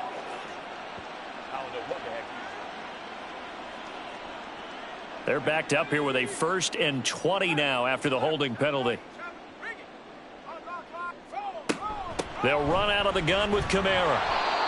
And the tackle there by Micah McFadden. Well done to sniff that out defensively. He had it diagnosed pretty quickly. I love that description because diagnosed is perfect on that one. Read his keys, made the play, and he couldn't even get going moving the football. And down he'll go at the 25. So the completion results there in 9 yards. And that brings up 3rd and a full 10 yards. Throwing. Haener. And he'll just toss it away. So he throws it away, and that brings up 4th down. There's a quarterback who's learned his lesson. He's thrown a few interceptions so far. That time he said, I'm making sure nobody catches this one. On 4th down, the punt team is on as this is sent away. Fair catch called for and made right at the 25-yard line. So a change of possession here on the punt. And it will be 1st and 10 as they take over. Jones and the Giants now with a 1st and 10 at their own 26. He'll drop it off with Saquon Barkley. And they're able to get this one across the 35. A gain of 11 to kick off the drive, and it's a quick 1st down. No doubt those are the types of carries they're looking for here, Charles. The lead in the fourth quarter. This is when coaches that have a reliable running game, they breathe a little easier on the sideline. Yeah, they love the idea that they can take the air out of the football at this point of the game. That means they're really counting on that offensive line, counting on the runners, taking care of the football. Because you're going to tell your quarterback, hey, no time to be a hero. We're not going to throw it here. Just eat up that clock. And if you have the ball, they can't score. An ideal spot here to get a 1st down and try to run some more clock. And this is 2nd and less than a yard. Read option. This is great. And he'll be brought down just shy of midfield at the 49-yard line. 2 yards, good enough for a 1st.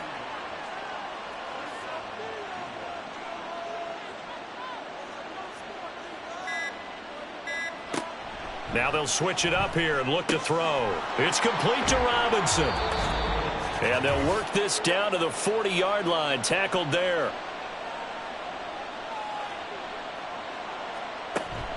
Five points of contact necessary at this stage as they'll run on 1st down. And quickly we're going to get another stop here with 1:54 left as they call the timeout defensively. Now they show jet sweep, but instead a run up the middle here. Now we'll get a quick timeout called by New Orleans, number 2, as they'll head to the sideline and talk over what to do next. Throwing there, but this pass is going to wind up incomplete. That is certainly one way to frustrate a quarterback. Run those extra defenders on the field. Dime package, lots of speed, no space to fit into football. And he missed it. It's no good. And this will remain a 1-touchdown game. Now, things just got interesting. They tried for the long field goal there to salt this one away. They don't get it, and now a little time for the other guys to mount a late drive. Well, they thought their kicker would put it through the post and finish this one off. I'm sure they discussed pooch punting it and letting their defense take over. Well, the defense now has to make it stand up, but they didn't get the best field position because the ball comes back to the line of scrimmage. Here's Haener. He's got Johnson. Not in a position where they absolutely have to rush right now, but they definitely have to pick up the tempo a bit. Haener looking to throw. And it's knocked away and incomplete. So many times when we talk about coverage, we're just about a defender running with a receiver, but a big part of it is understanding where the football is, finding it. In this case, when it arrived, it wasn't a surprise, and he was able to bat it away. And now the third down throw incomplete as well. Partner, they've got one chance left to keep this one going, and I think for you and me, let's think along with their offensive coordinator now. Has to think back, cycle through every play of this contest, and remember what's worked and what hasn't. Because right here, he needs the best play of the game in order to keep this one alive. Able to find the open man. That's complete. And he is tackled inside the 40, not quite to the 35. They'll look to throw. Forced out to his left. And he slides and covers up at the end as he's going to be able to pick up decent yardage. Now 2nd and 4. He's back to throw. Throwing left sideline there, but it's incomplete. Couple extra defensive backs out there in the dime, and because of that, really not many places to throw the football, if any. And typically, what would you want to do against that dime? Run the football. You want to run the ball, but you can't do it in this situation. Not nearly enough time on the clock. You're having to really navigate against a tough defense presented against you. Now throwing on 3rd down there, but he cannot connect. With that incompletion, reality is staring them right in the face. This entire game is down to the next snap. They'll go for it. Here's Hayner. Work in the middle of the field, and he's got a man complete. Now the Saints will use their 3rd and final timeout as they get it with 16 seconds remaining on the clock. And now a throw on 1st down there, but it's incomplete. This could be the start of a nice stand from this defense now after getting walked backwards on this drive. Come through with another one here, and you have them staring at a 3rd and long, and that puts the defense in a position to dictate to the offense.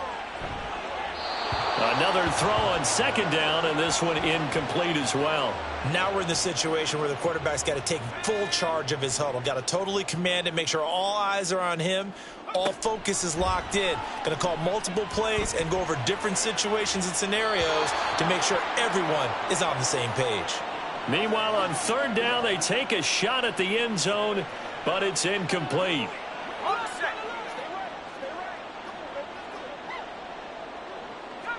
One final shot. They'll look to throw. And this is incomplete. So no miracles here on the final play. And this ball game is over. So a victory here for the men in blue, the New York Giants. And they were really helped by their defense, forcing 3 turnovers.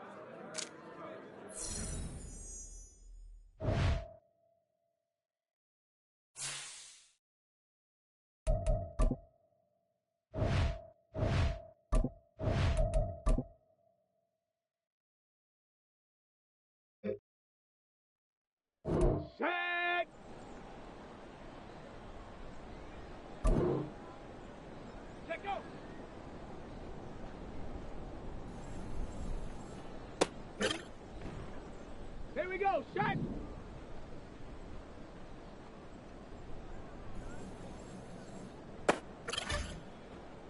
Ready, ready.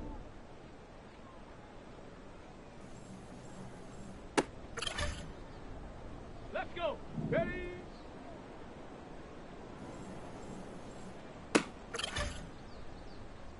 Come on, set.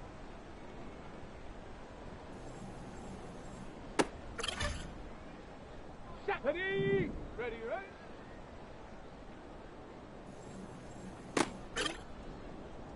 Let's go now.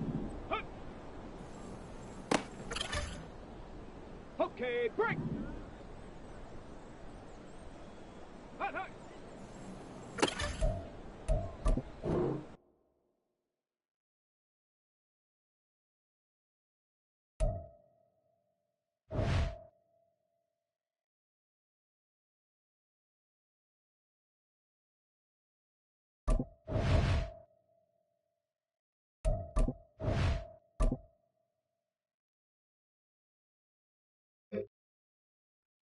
Ready!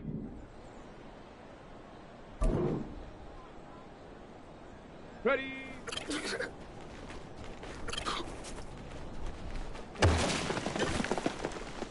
On the ready! Hot, hot!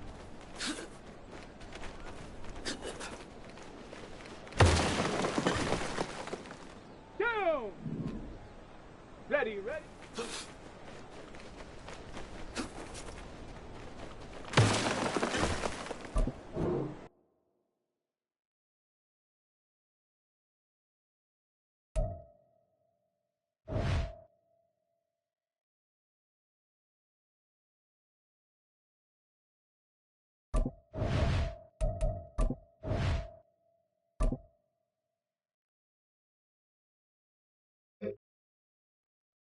Set!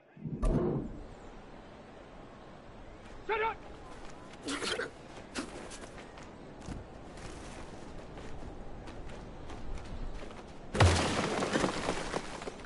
Here we go, here we go! Ha!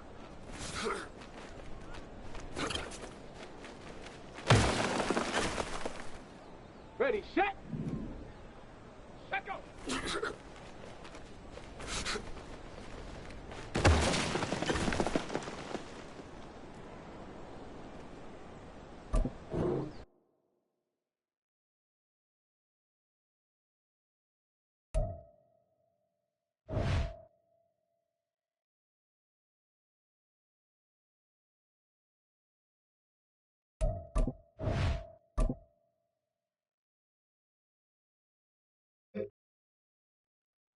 Shut up!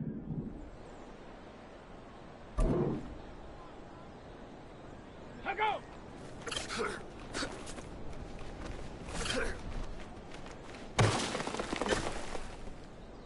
Set! Shut up!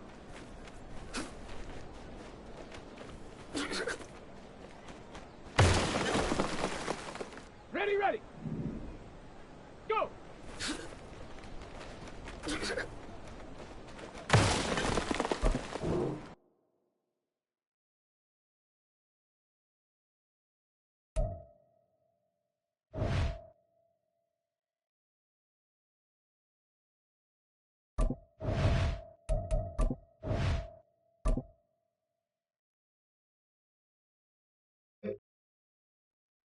Here we go, shot!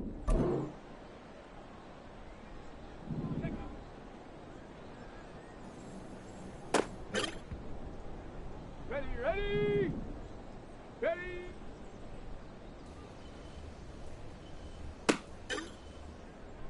Let's go! Ready!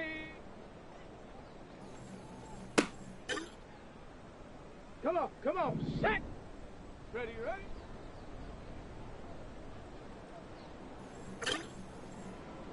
Set, ready! Let's go!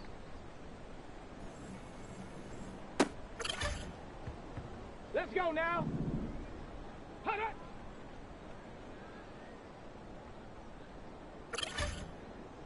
Okay, ready?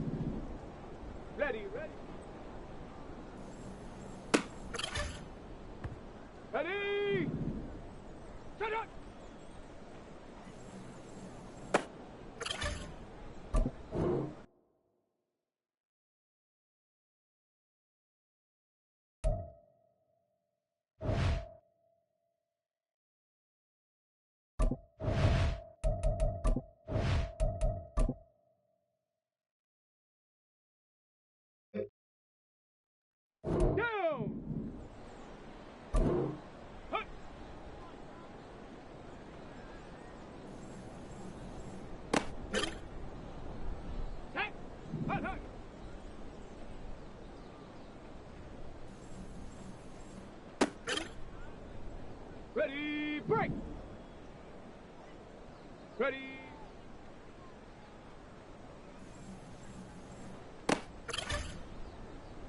go. Here we go.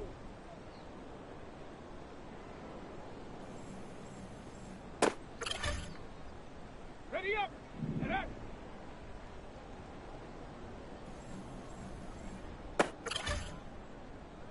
Set up. Go.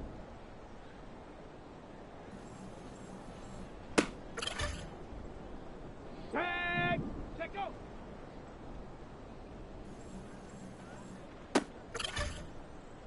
Ready. Ready.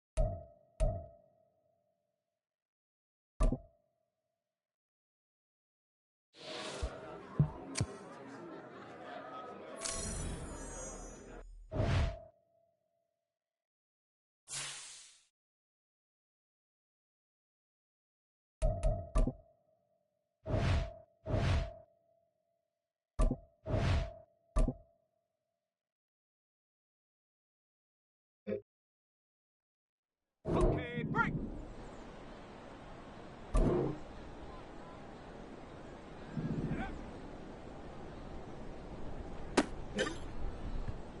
Let's go now. Ready?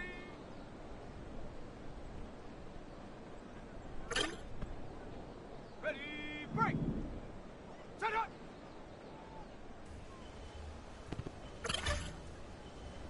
Set up. Let go.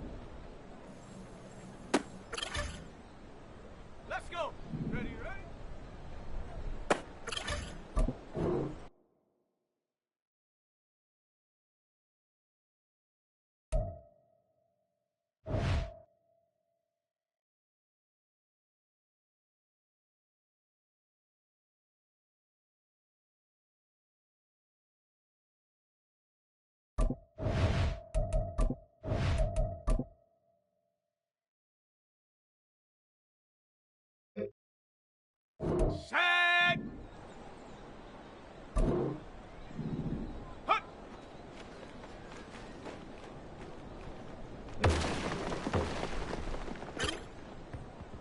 Go. Get up.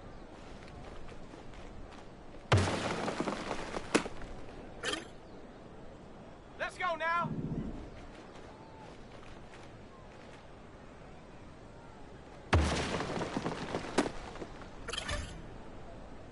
Set up. Ready.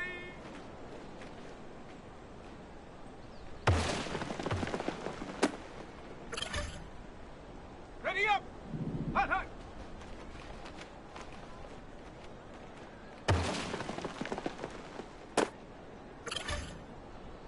Ready, ready, go.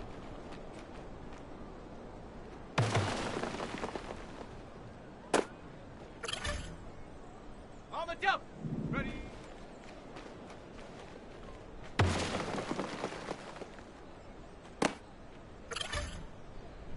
Ready. Check, go.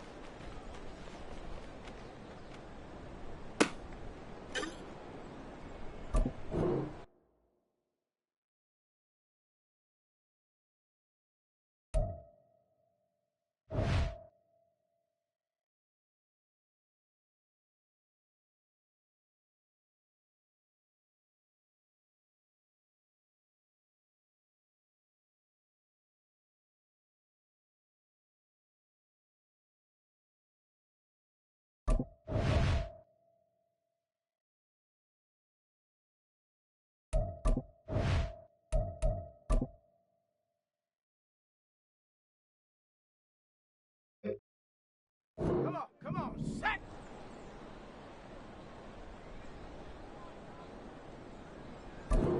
Ready, ready.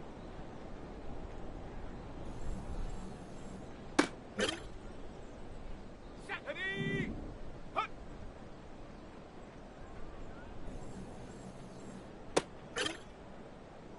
Set.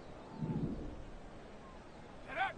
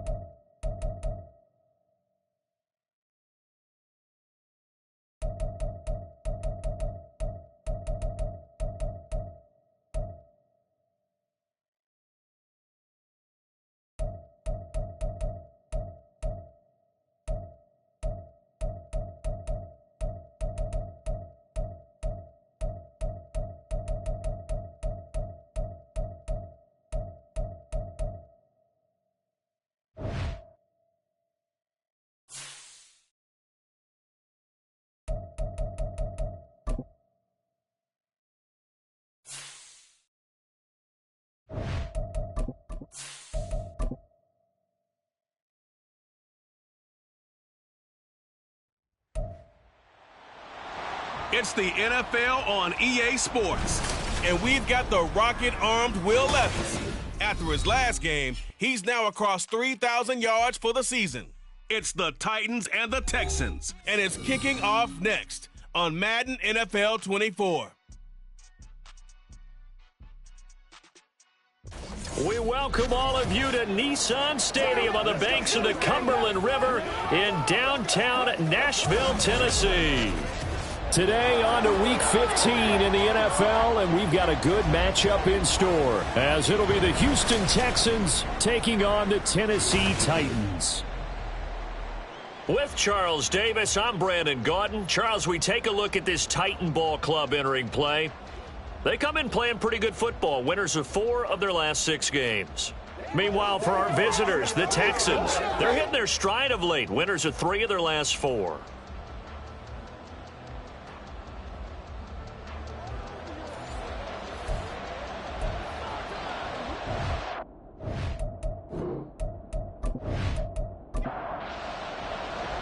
The byes are over. It's now a 4-week sprint to the finish, and we are underway here in Week 15.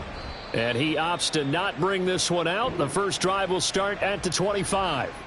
So here are the Texans now with a fresh face at quarterback, the 2nd overall pick from Ohio State, C.J. Stroud. It's a pretty bland game he had last time out. Ended up throwing 1 interception. Didn't have a touchdown to offset it. But the team found a way to win. He found a way to lean on other parts of the offense that carried them through. On the ground, it's Pierce to begin the drive. And past the 40 before he's out of bounds. Successful start to the drive, 17 yards. It moves the sticks. He was solid last week, over 100 yards in their victory on the ground. They want to get that going again. Absolutely. What they also understand is that from week to week, it's not necessarily the same, but they want it to be, right? What they saw last week on the ground, they want to see in this game as well.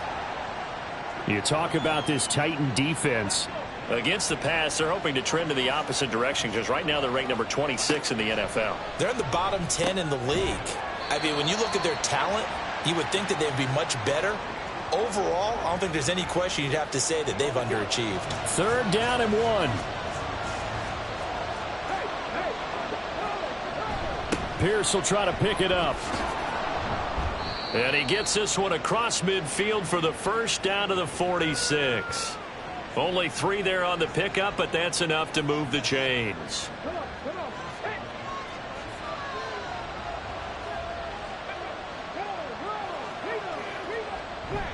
They'll go play action here with Stroud. He'll let this go deep for Collins.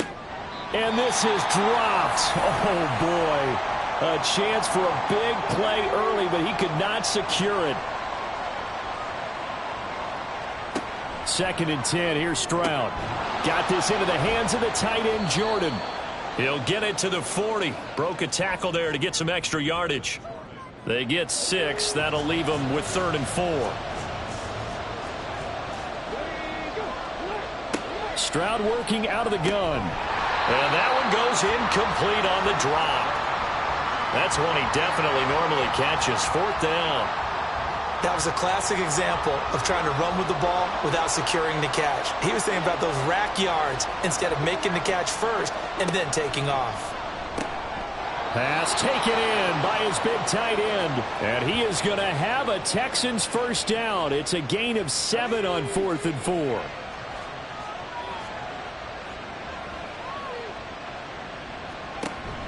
Stroud off the play fake. The throw out wide going to be incomplete. Well, they've been back on their heels a little bit here in this drive, but a chance to exhale just a little bit there with incompletion on 1st down. Now they have to gear up, try and get 2 more stops, and escape this drive. Stroud will look to throw once more. Short throw into the hands of Jordan. And he's going to have another first down as the tackle's made at the Titans' 22-yard line. 11 more yards there, and this methodical drive continues.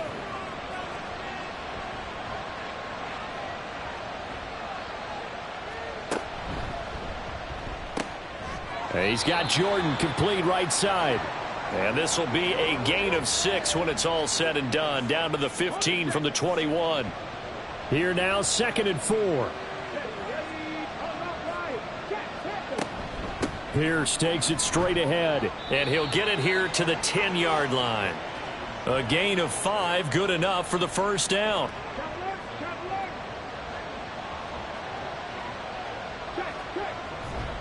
They go again with Pierce.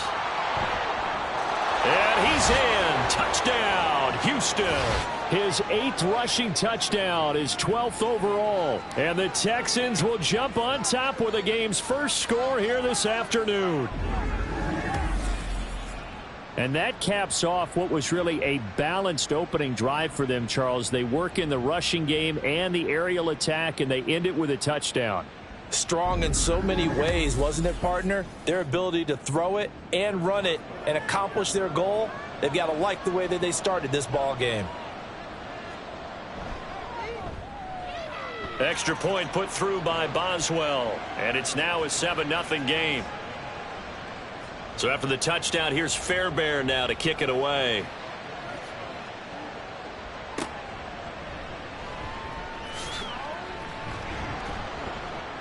And he'll be brought down right on the chalk of the 20. So a new face at quarterback for the Titans in 2023. It's the 24-year-old rookie out of Kentucky, Charles, Will Levis. I guess we have to nickname him the thrower, aren't we, or something like that. After last week? I mean, man, you're talking about over 400 yards throwing the ball. The running backs and everyone else may be looking at him like, hey, don't forget us. And he'd probably just tell him, listen, you want to get involved? Go out. Go out and catch some passes. I'll make sure you touch it. Here's a throw to his running back. It's complete. And he'll be out of bounds at the 25-yard line. From the 25, here's 2nd and 6. Levis. And his throw here is going to be incomplete. You look at the defense for these Texans. They enter play here 24th in the league against the run. And stopping the run, that's been an issue for them all season long. Aren't you glad that you're not coaching the defense right now? I'm very glad. They said that they've seen it in doses, but very, very small doses. Yeah, you've got to be consistent. It's down in and down out, being able to play it, understand what you have to get done, and finally stop some people, put them on the ground. Short completion, just 4 yards, and that's going to make it 4th down. Here's Ryan Stonehouse now, as he's on to punt for the first time this afternoon. And the win last week punted 4 times as this one's away. And a fair catch signaled for and taken at about the 18-yard line. Offense back out there along with Damian Pierce. Last week, a strong showing, up over 100, also 2 trips to the end zone. It's the kind of week that if you said, listen, I'll let you have this type of a game each and every week, you'd sign up for it. You wouldn't try and get too greedy. But let's face it, good runners always want to be a little bit more greedy at the end, try and squeeze out every last yard. He's going to try and duplicate that and exceed it in this game. Well, they're making a real first-quarter statement with a run game, no doubt. For those who remember old-school football, running it, establishing things, seeing backs find holes, get through them, they've got to like what they're seeing from this unit so far. Right now, they've decided to, as you've said, establish the run game, and they've been successful doing it. Throwing on first down, but this one winds up to be incomplete. No sense risking anything there on first down, even though he's still in the pocket. He had a receiver out to his side, so just put that in a spot where the only people who could make a play on it are the trainers and the coaches. Well done. And now they're going to get him down right at the line of scrimmage. No gain on that one as it brings up a 3rd and 10.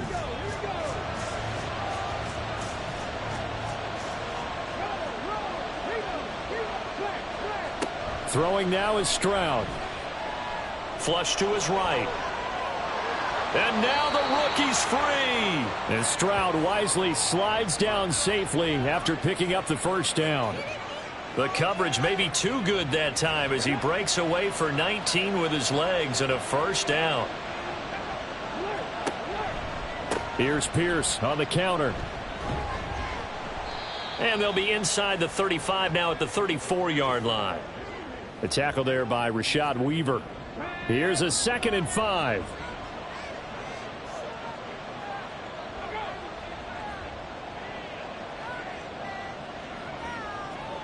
Stroud to throw it. Swings this one out wide for Pierce.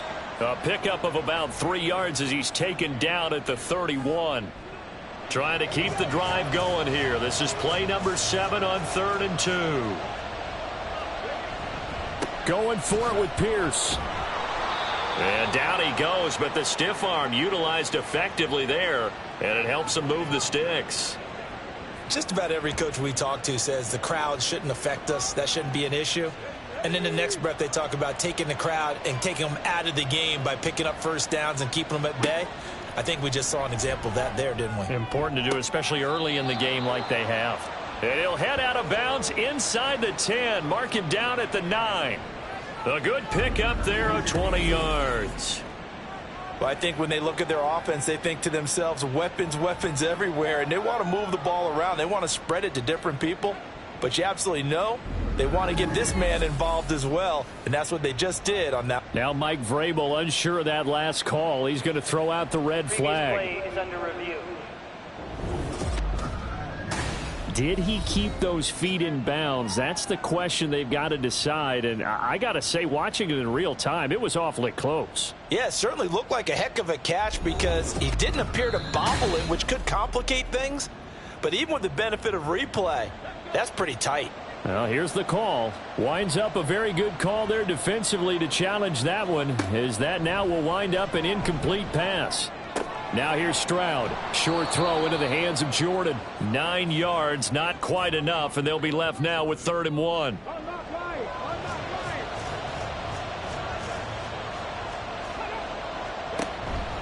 Back to the ground with Pierce. And he will be very close to a first down, but I see the closed fist of the referee, and that means 4th down.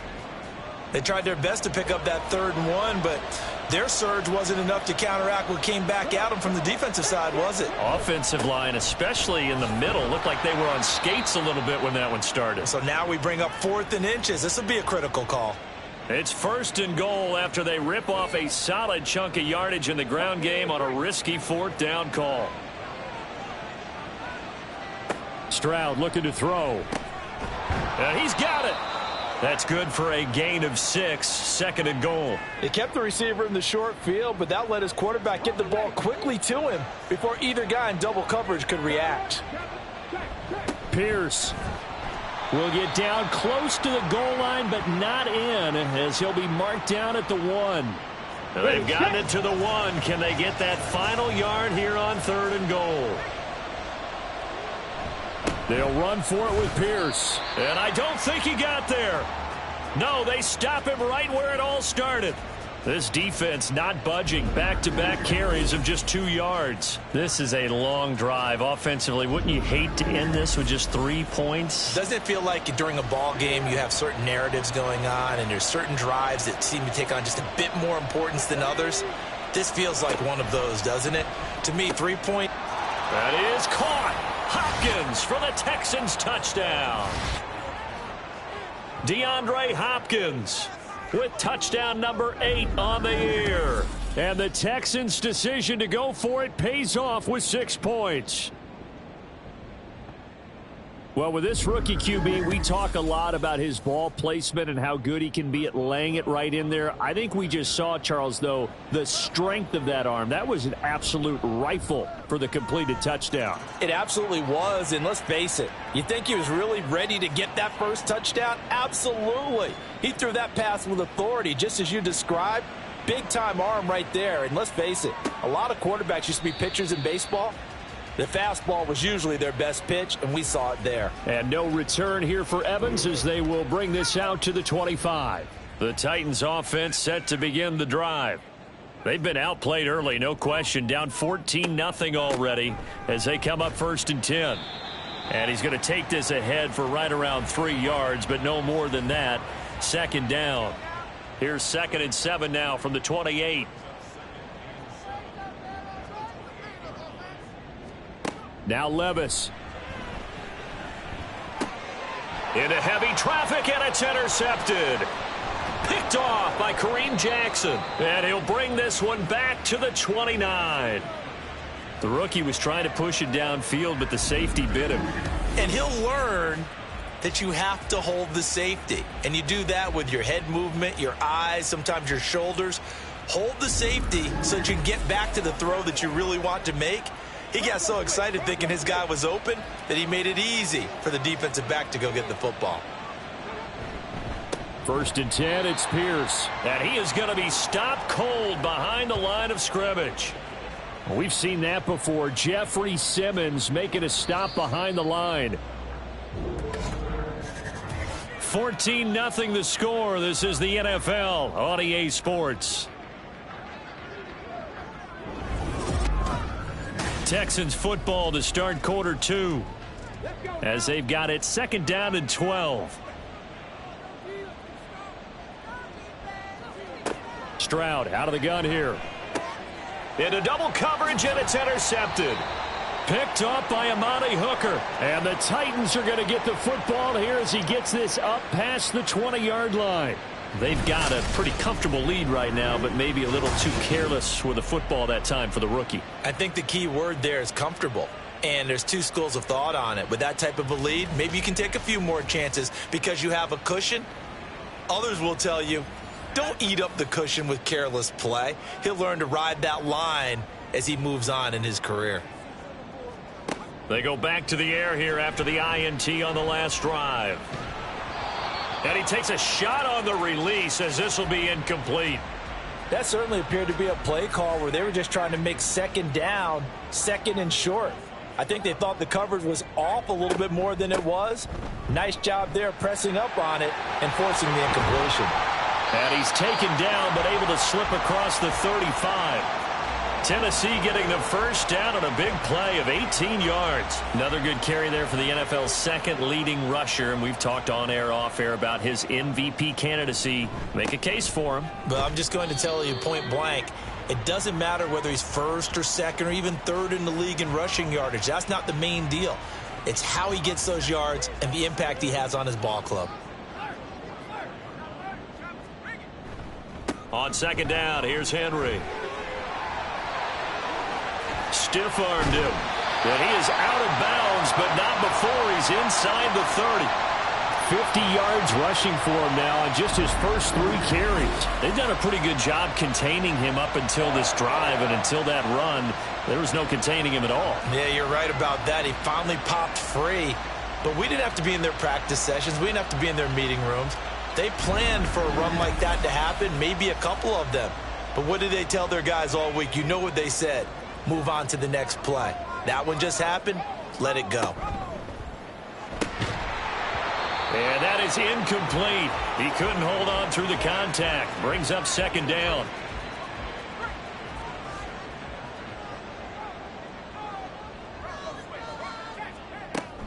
Off the option, here's Henry.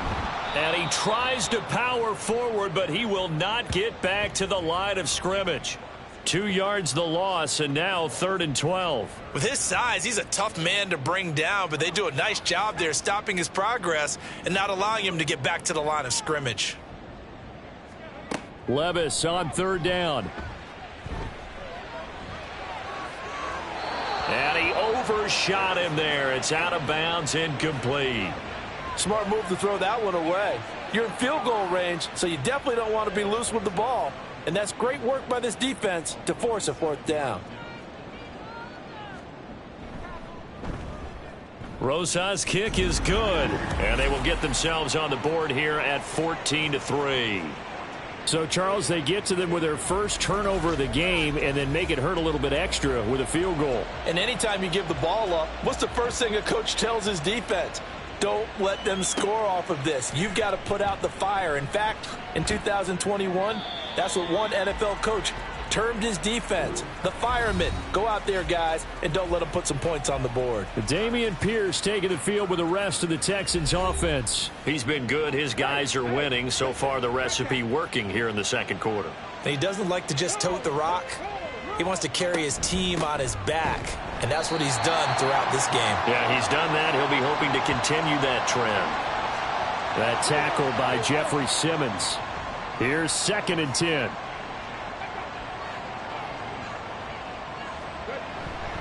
Another carry for Pierce. A little juke. And he'll get only a couple up to the 22.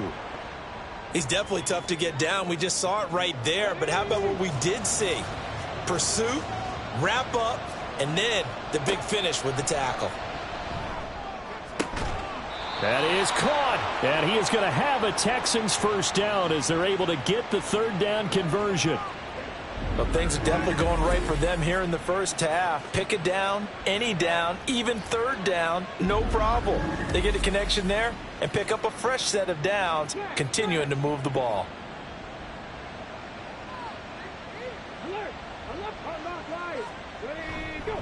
Pierce now up the middle. And he is met at the line of scrimmage, and he goes down right there.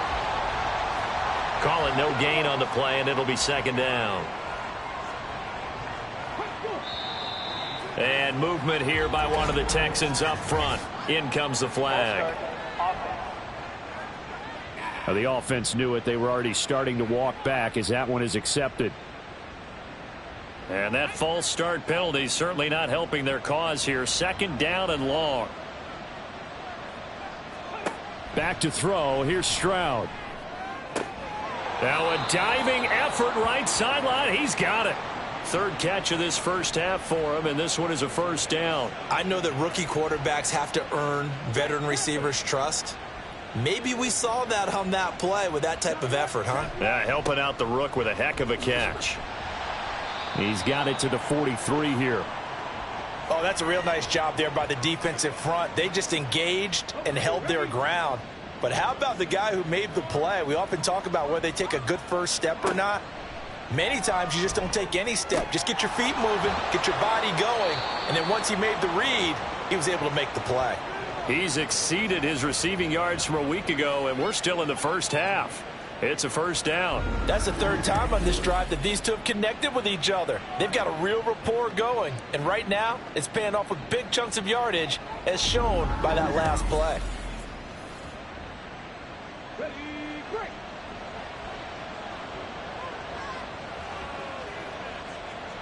First and 10, it's Stroud.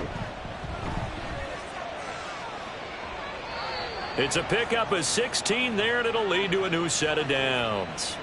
As we both know, there was a lot that went into why they made him their first-round pick this year, and part of it was what they saw in college, his playmaking ability when things break down. As soon as he saw he wasn't getting a lane to throw, he pivoted and found an alternate way to the marker. And he's brought down right at the 5-yard line. Give him 2 on the play. And the ball smack dab on the 5-yard line. Here's second and goal. Give to Pierce. And he gets halfway there from the 6 to the 3 on a gain of 3. Holding offense. I don't know what the heck he was. A crucial penalty there as the hold backs him up for another second and goal. Pierce gets this one running right. He'll get this down inside the 10 for a pickup of about 3. Partner, I know we're in a goal-to-go situation, but my goodness, think about running the ball here. Not even a thought, is it? Defensively, they're in a prime spot. And I think the defensive guys are probably expressing themselves to... And that is caught. Touchdown, Texans. Tank Dell. A 9-yard touchdown grab.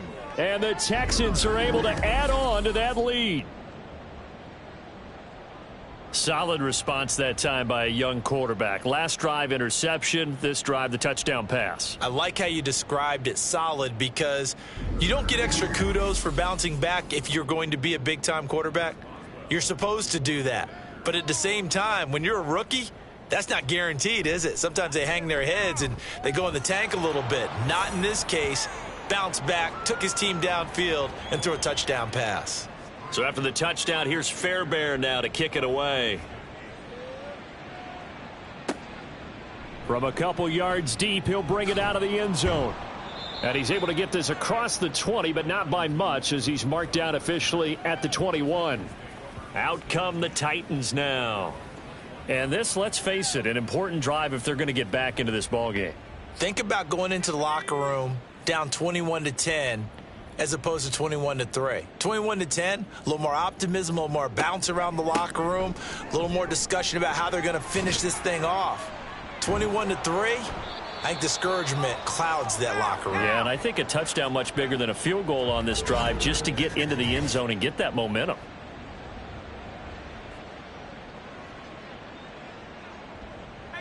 Just need a yard here. 2nd and 1. Levis back to throw. Short throw to Smith. And past the 40 before he's out of bounds. 13 yards on his first catch. It's a first down as well. Levis looking to throw. And this turns into a nice gain with a slide at the end. The escapability in evidence there as that one good for 15 and a first.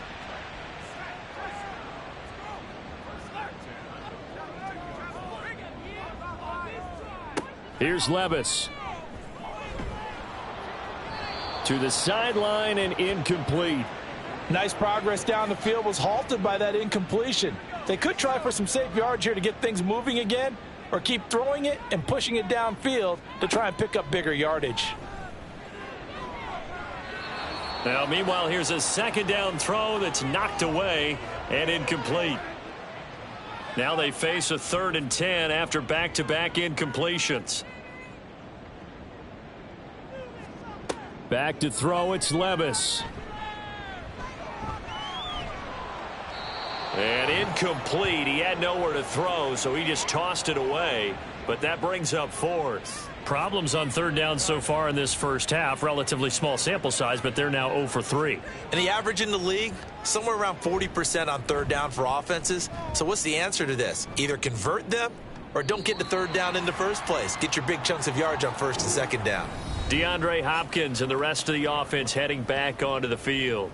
Creeping up on 1,000, could get there on this drive. So a challenge for him to do that, but also defensively, maybe a challenge for them to not allow that. And that means probably kicking even more coverages to his side. And what that really means is wherever he lines up, you will have a cornerback over in his area. Now, instead of blitzing your linebacker, drop him into coverage. Instead of the safety dropping into regular coverage, that safety moves into that area to try and discourage a quarterback from going to him.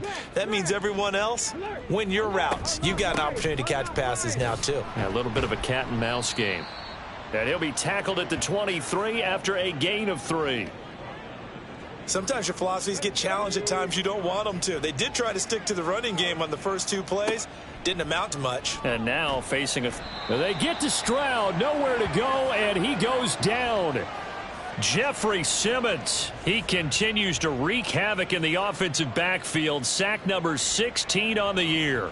The Texans send the punter out, standing just outside his own goal line.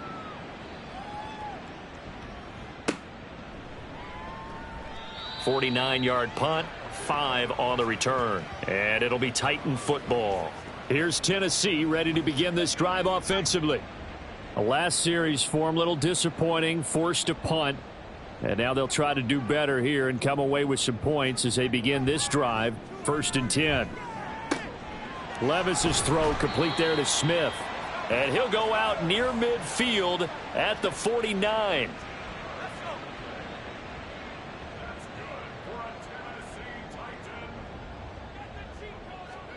Levis now on 1st and 10. He'll get this one complete. That's A.J. Brown.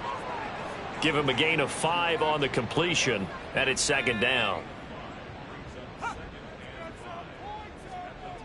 Levis sets up to throw here. Oh, everything falling apart now. Another one intercepted. Jalen Petrie picks it off, and the Texans are going to take over at their own 41. They have been struggling to put points on the board so far. While you don't want to lump it all on the rookie quarterback, he's definitely the root cause. And all rookies, they have those learning experiences in their first year. What they're hoping for is that he can learn on the fly, work through his struggles against his defense, and at the same time, still find a way to put them in a position to win. They've got good starting field position as they come up here 1st and 10 at the 41-yard line. Stroud sets up the play action. He's got it to Collins, complete. And he will be out of bounds. A good yardage there, and he'll get a second to catch his breath as it leads us right into the 2-minute warning. And Stroud wisely slides down safely after picking up the first down. That one a broken play, but it ends up being a good play. The scramble goes for 20. Back-to-back good plays have them on the move on first down.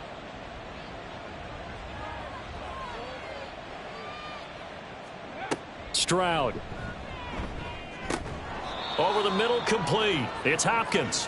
And down inside the 15 he goes. Another strong gain on the last 2 plays. They've moved it a combined 33 yards.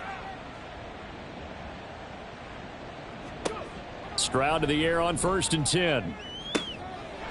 And got his man. It's caught. Touchdown, Houston. Brevin Jordan. A 14-yard touchdown. And the Texans are able to widen their lead here in this first half. Well, to put it mildly, he's been able to dice up this secondary all game long, and this time that was a missile that he threw into the end zone and adding another touchdown to his ledger. And I think we see these youngsters develop a lot quicker than we ever have, because when they get started in this game, they're not just throwing passes around. They're reading coverages early. So now they're like seasoned pros earlier in their career. How about this one here? If they win this ball game, a game ball definitely coming from his head coach. And no return here for Evans as they will bring this out to the 25. The Titans going to go back on offense here late in this first half. Things for them, just to put it bluntly, man, it has been tough sledding here in the first half, facing that big deficit. The clock is dwindling now. Maybe if they can get something on the board here before intermission, they'll have at least a little momentum heading into the second half. The Titans going to use the first of their timeouts as they stop it here with just under 40 ticks to go in this first half. A second down pass play there, but it's incomplete. And this drive is almost over before it began, thanks to a great defensive effort. Sack on first down, followed by an incompletion. One more good rep, and they get off the field. This time they stay on the ground. And they'll indeed stop him on 3rd down. And now what do you want to do with your timeouts? He's been a busy man here in this first half as he gets it away. That's pulled in at the 32. And the Texans going to get the football one final time here in this first half. And with time quickly fading here in the second quarter, not sure how aggressively, offensively they want to play this. I think we'll find out just how much they trust their guys in this situation if they decide to take a shot. And now a throw on first down there, but it's incomplete. I tell you what, that's a veteran play from a guy in his first season in the NFL. A lot of rookies will try and force something there. He thought better of it, and that was the right decision. Stroud now on 2nd down. And that is incomplete. Down to 15 seconds now. I know we're just in the second quarter and there's a ways to go in this game, but that's a second drop. I'm wondering if that's a little bit of an alarm bell for them when they start calling plays on the offensive side of the ball. His eyes already looking upfield on that last one before he brought it in. Now yet another incompletion here as they fail to connect on 3rd. Yeah, it's still early in the football game, and you hate to give away possessions, but instead of forcing something downfield on 3rd down, that was a wise move to just get it to the sideline. And on 4th down, on is the punt team sending this one away.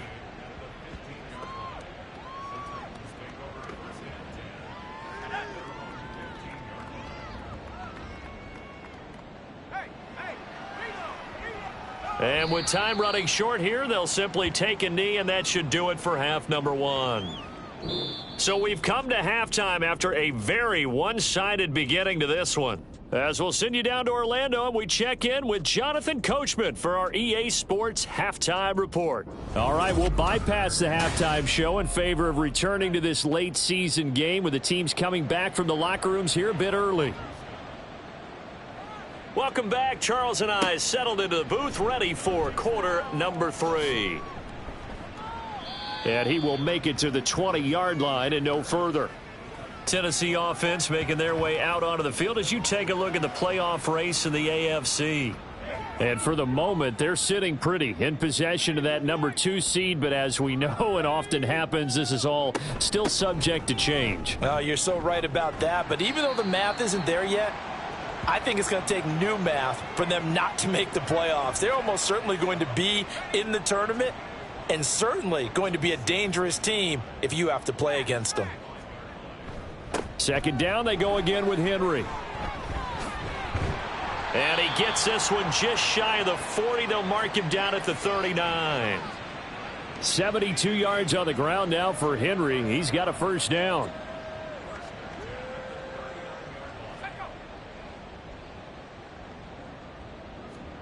Levis. Oh, he dropped it. And that's pretty indicative of the way this one's gone. Now a 2nd and 10.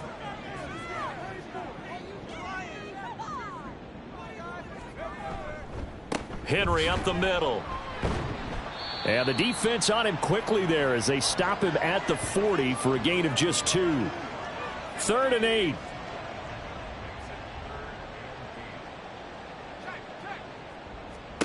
Levis to throw it. Able to find the open man. That's complete. And he's going to be taken down with another first down as the stop's made at the Texans' 44-yard line. Inside handoff, Henry. Oh, some strong running. And they're able to get this one past the 30 to the 25-yard line. And hold on here, because on that last run, it looks like we have a player who was shaken up. Hopefully, obviously nothing serious here. Medical staff, though, going to take a peek, and we'll take a break. They keep it with Henry on first down. Down to about the 23. With that last effort, he has reached now 10,000 career rushing yards. Congratulations. Big-time congratulations. That also means that his publicist can make sure all the information gets to every voter out there who has a say in the Hall of Fame. Fashioning together a heck of a resume. Still in search of their first touchdown of the game, but they're on the move. 1st and 10. They'll run it again with Henry. It showed some tough running, but they'll drop him at the 5-yard line. It's a 6-yard pickup, and it gets him to 2nd and 4.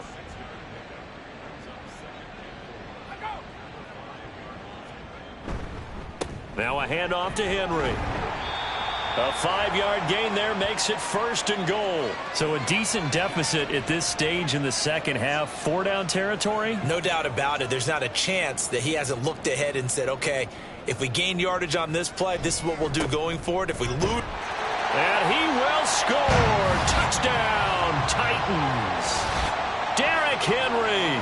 His 16th rushing touchdown on the year. And the Titans are able to cut into this lead as they score on the opening drive of the second half.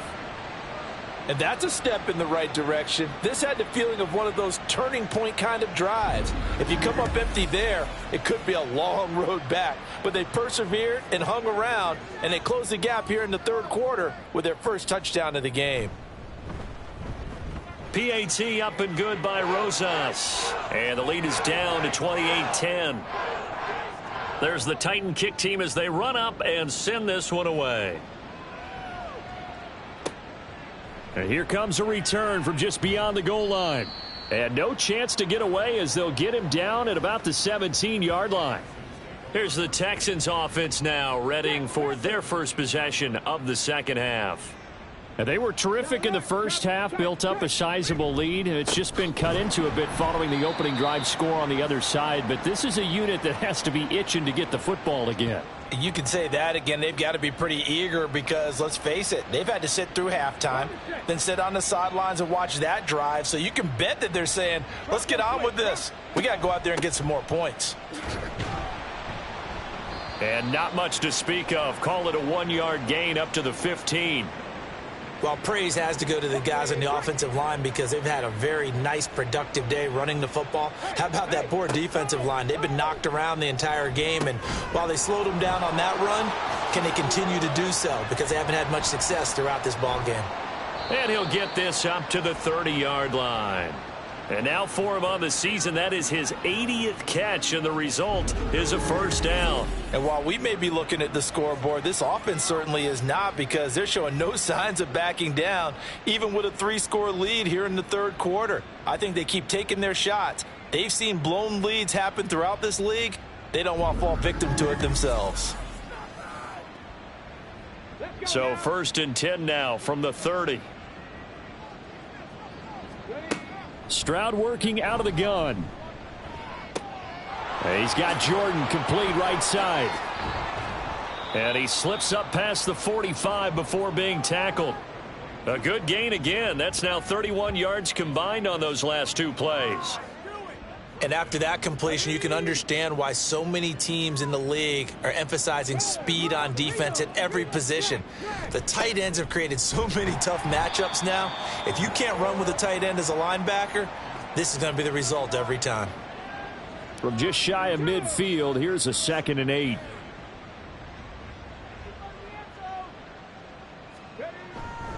And they'll go right back to Pierce. And he's up over midfield and down into Tennessee territory. They're in a pretty good spot right now with a convincing lead. I think this is where they put on the boxing gloves, start to try and pound them into submission. And the offensive line, they've controlled this game. I don't see why that trend would change. Pressure comes, and the Titans able to bring him down. It'll be a loss of 8 on the sack, and it's going to lead him to 4th down. We've seen him escape similar situations earlier in the game and get away from pretty good yardage. At that time, they get him down. Yeah, they've had enough evidence that he can get away and run for good yardage, haven't they?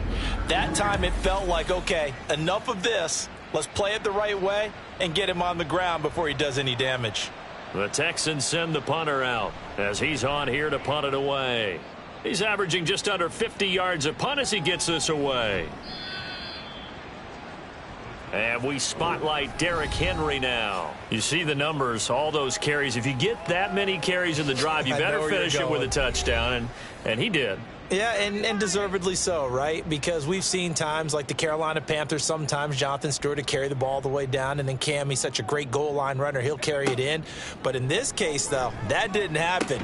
The fellow lugging the load, he's the one who got to reap the reward. Yeah, there was no touchdown vulture here. 16 yards right off the bat and a first down.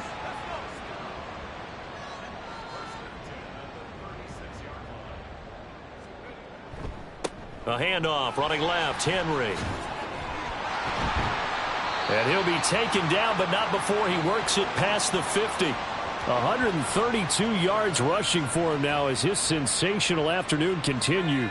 So a 1st and 10 now in Houston territory at the 49-yard line. He'll look to throw. Incomplete. And there's another stop. One of the league's best defenses is certainly bringing it again this week. 2nd and 10.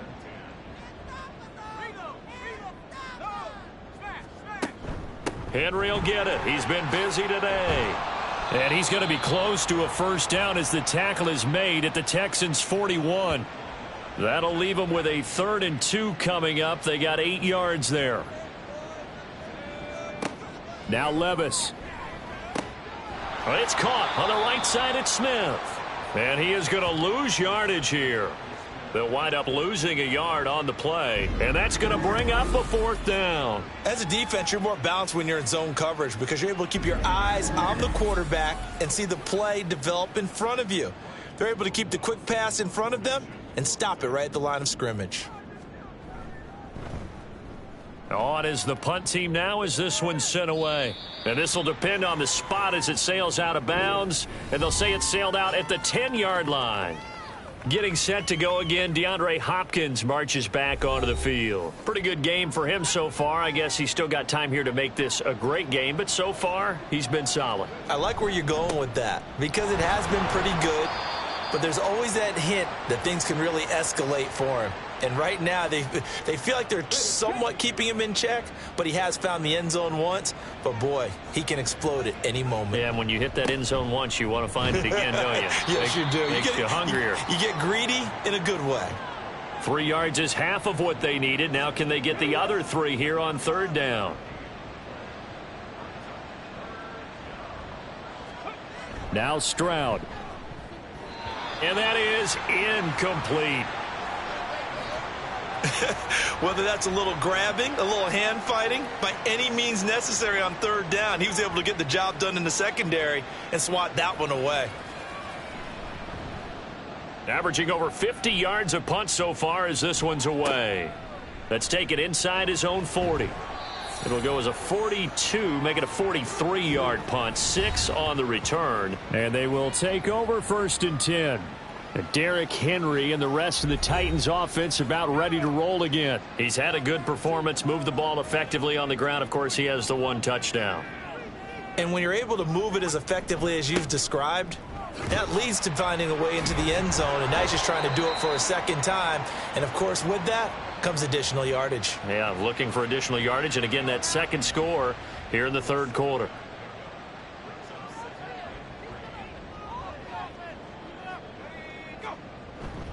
Henry again on 2nd down. And maybe a measure of revenge there. He's had his way in this one, but this time they get him behind the line. This offense in desperate need of a conversion as they come up on 3rd down. He'll drop to throw. That is caught. And past the 35, he'll be dropped a yard or 2 shy of the 30. Second catch for him today, and it'll wind up a 1st down.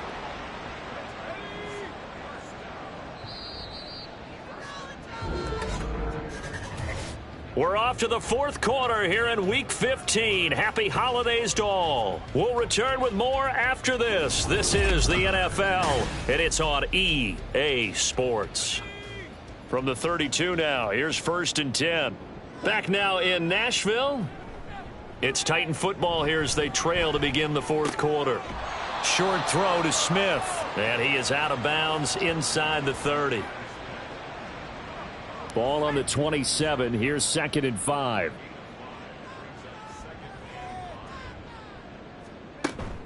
Out of the gun, a give to Spears. And he'll be a couple yards shy of the red zone here at the 22-yard line. A gain of 5, good enough for the 1st down.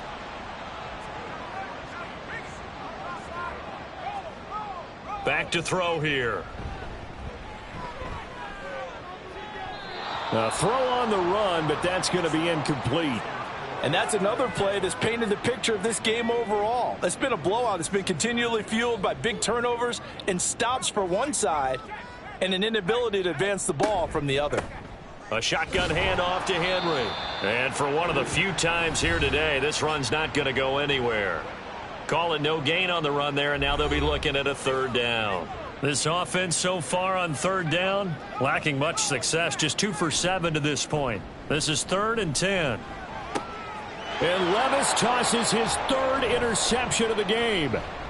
Derek Stingley picks it, and the Texans are going to take over here at their own 22-yard line.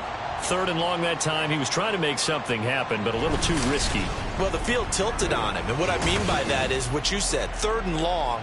Got to push it downfield to try and pick up the 1st down. Defensive backs live for this situation, and they took advantage of the young man right there. And now out comes Houston. And after the interception, they are sitting in an even better spot with the ball and a comfortable 4th quarter lead. Here we go.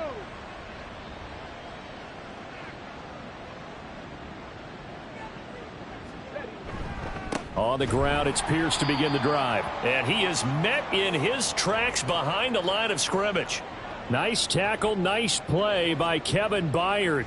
So 4th quarter, a nice run there to start this drive. Charles, what do you think the split will be here between run and pass? Well, partner, I think it'll lean towards the run, but this is also not a time where you just totally do that. You still have to possess the ball, move the sticks, and keep the clock moving as well. So they'll run their offense, but yeah, when they have a chance to run it, they'll do that a little bit more. Going for it with Pierce. A loss of a yard, and it brings up 4th. Yeah, that was a safety that came through and made the play, but there's no doubt in my mind, he hits like a linebacker, and we see a lot of that in today's NFL, don't we? And that time we do indeed. A big hit for a loss.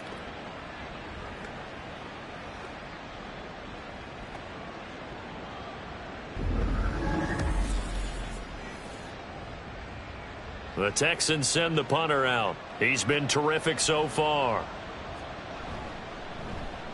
Averaging 50 yards a boot so far as this one's away.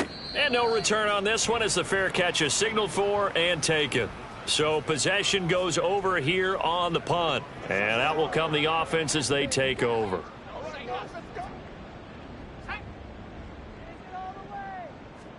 Trying to shake off the interception. He'll look to throw. Escaping the pressure right. And Levis with a smart move, sliding down after picking up the first. That one good for a pickup of 15 for Tennessee. It hasn't been the cleanest game for him, but there was a sign of improvement as he looks towards the next one. Nice bit of scrambling to move the sticks, and even more importantly, he didn't risk adding another interception to his ledger. I call it no gain there on the first down play. Obviously, this has not been a banner game throwing the football. So what you got to do, you got to kind of down focus, don't you think? Find the tight end, take some easier completions. Okay, interception last drive. There he hits the reliable target. And he'll be out of bounds just shy of the 40. Give him 16 yards there, a Tennessee first down. A 3-score game here late. You can probably rule out the comeback, but certainly some kind of a moral victory to be had if they can get a few more points to close things out. And to that end, a nice pass play there to push things downfield. Yeah, and we know in this league, a loss is a loss, and no one wants anything to count as a moral victory or, boy, something that feels a little bit cheap. But if they trim that lead down to just 2 scores, that's still a benefit to this squad. And this is caught. It's Brown. And he's taken down, but not before reaching the 10-yard line. A gain of 32 that time. When they've needed a play this year, he's certainly been the guy to deliver it. As this season has gone on, he's been awfully consistent and sometimes spectacular. So now following the big play, they've got a 1st and goal all the way down at the 10. A 20th carry now for Derrick Henry. And he'll fight his way down inside the 10 to the 9-yard line. 2 yards on the pickup there. It'll be 2nd and 8.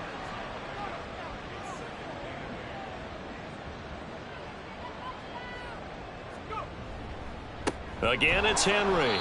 And he'll take this from the 9 down to about the 7. Not too many offenses want to turn down long drives, but when you're down what they are, they've got to pay it off with some points. Levis on 3rd down. And probably the wise decision there. No one open. He just throws it away. And that keeps the field goal on the table as it's 4th down. Now Aldrick Rosas for the field goal attempt. This just a 24-yard attempt. Rosas' kick is good. And that'll get the deficit down to 15.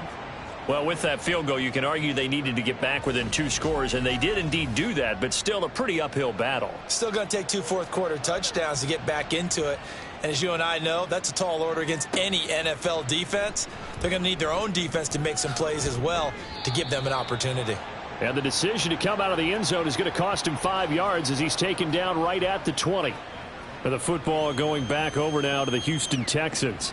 Now, there are 2 scores on the plus side. Still time here in this 4th quarter, but maybe you start thinking about playing keep away? Yeah, I think here's the situation. You're not thinking touchdowns anymore. You're just thinking first downs. To keep up with your theme there, playing keep away, first downs, they can't touch the ball.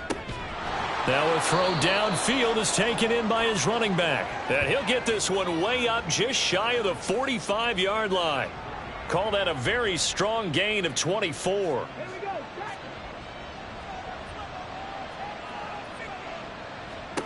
And Stroud now to throw. Yes, sir. How about an attaboy there on first down? Got his hand in and knocked it away.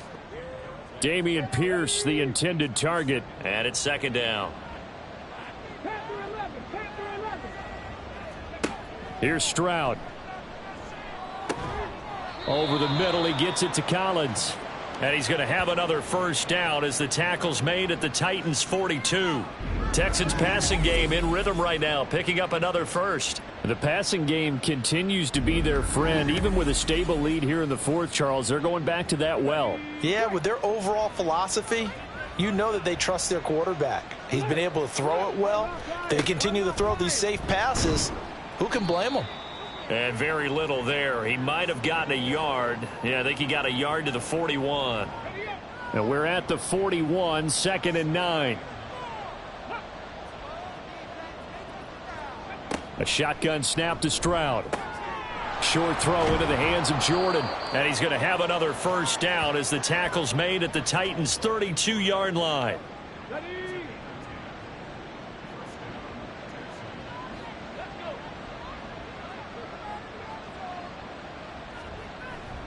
And they'll go play action here with Stroud. Nowhere to turn here, and he's going to go down. Back at about the 37-yard line. Harold Landry, the outside linebacker, dropping him for a loss of 6. If nothing else, they've already taken a couple minutes off the clock here already as they come up 2nd down. Stroud looking to throw. What a sequence there defensively. You get the sack to move him to 3rd and long. Then here, just nothing available. And he's got to throw it away. A long way to go here on 3rd down for the 8th play of the drive. Stroud to throw it. And the Titan defense steps up here, and down he goes. Jeffrey Simmons picks up his 2nd sack of the afternoon. He saw the pressure and he got out, but he never got upfield. And the defense, they took full advantage of a rookie mistake there. They were able to add a big loss on the sack.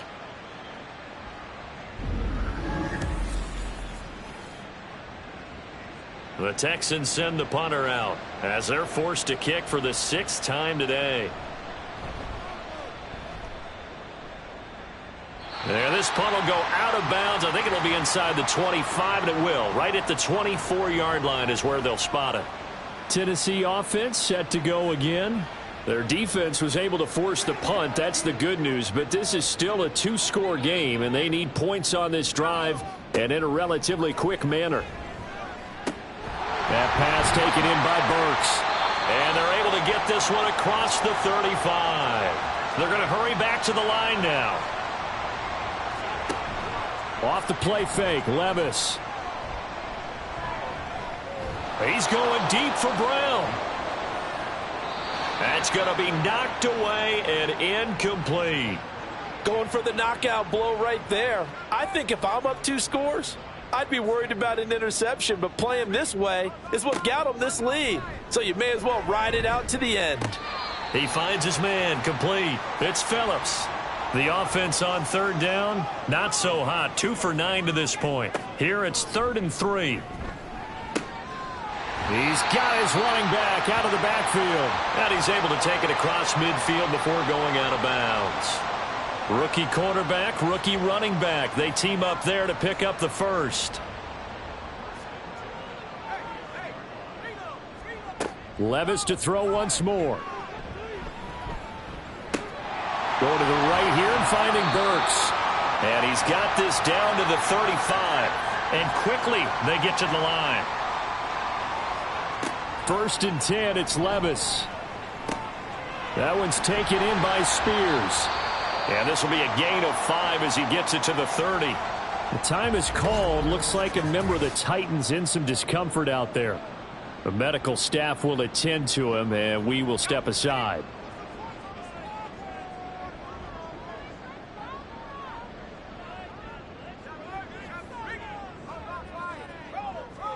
Levis now on 2nd down. He finds his man, complete. It's Phillips. And he's going to be out down inside the 20 at the 15. 15 yards down to the 15 and a first down. They'll throw it again with Levis. Throw right side, going to be taken in by Henry. And this play gets blown up. They'll lose yardage. Back at the 17. 2nd down, here's Levis. That's to Burks, and he's got it. Touchdown, Tennessee.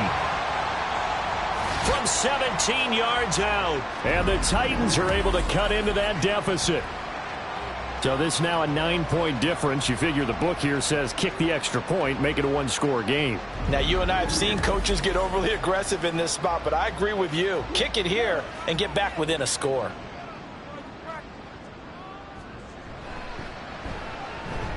Rosas good with the extra point as this gets him back within a touchdown and a 2-point conversion. There's the Titan kick team as they run up and send this one away. Ogunbowale elects to not bring it out. Houston set to take over. And with that last touchdown, I mean, we're set up for a good finish here. Some things to consider, Charles. Obviously, it's a very close game. You're in the fourth quarter. Defensively, they've got all 3 timeouts in their back pocket. So the chess match really ramps up, doesn't it? Because in these situations, what do? Do you run the ball and kill the clock here? Or do you try and bury them with another score? And how about defensively? Do you use your timeouts at earliest opportunity? Or wait till you hit the 2-minute warning? So there's a lot going into this one. Let's see how each side goes about their strategy. He's going to get it again. Just looking to get forward and protect the ball. So fresh out of the 2-minute warning, and here's another timeout taken with 1:55 remaining. On third down, here's Pierce. Now Tennessee going to use the second of their timeouts. That'll leave them with just 1 remaining in this fourth quarter of play. So they're forced to punt on fourth as this one's away. So Levis and the Titans now Down 28-20, a minute 46 to go. They need a touchdown and, of course, the 2-point conversion as well.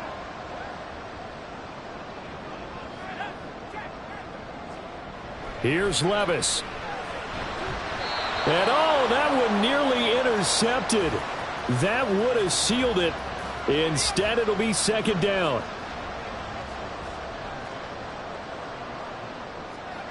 Levis. Short throw to Smith.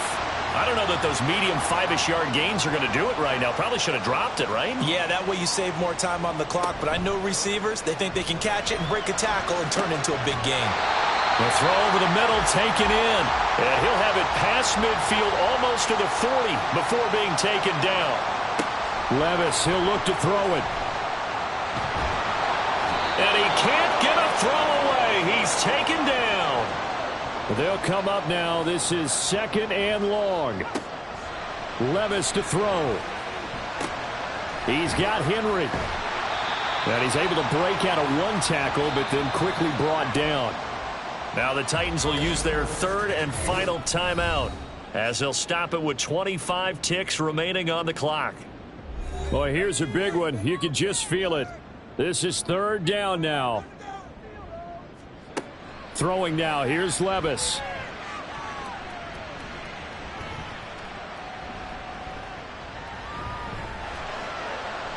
The throw here right sideline falls incomplete.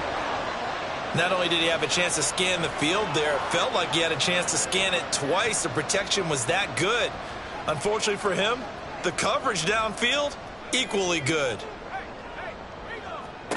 Desperation time now. Here's Levis. And this is caught, but they say out of bounds. It would have been a first down, but he couldn't stay in, and as a result, they're going to have to give up the football. To a knee goes Stroud, and that is going to be all she wrote.